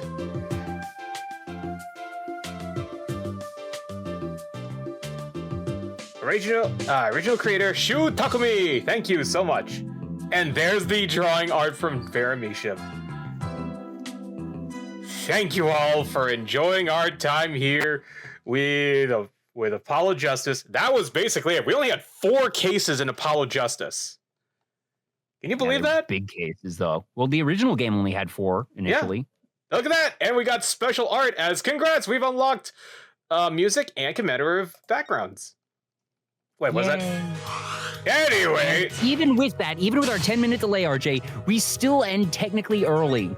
Oh, it's like background. Let me see this for a second. Backgrounds. Oh! Oh, that's so cool! So if we set it like that, it'll look like that. That's well, cool. I'm looking forward to our next Apollo Justice game, which will be starting next week. Actually, hold on. Wait, hold on. Switch games. So what you're saying is, our next game is the first 3DS game in Apollo Justice in the Ace Attorney series with the return of a Dual Destinies. Dual Destinies. You want to actually do a little bit of a preview, or you want to? No. Nah. All right. No, it doesn't make sense. All right. Well, I'm gonna keep. Well, I guess that's gonna be our ending for tonight then. Yeah, and we still made it on time, even after you thought we weren't gonna make it. Yeah. Good anime opening, though. Very good anime opening. But as always, thank you so much for tuning in and for joining us with Ace Attorney Apollo Justice. Can't wait to start Dual Destinies. Please remember to like, share, and subscribe, and follow us across social media for updates. Thanks for watching!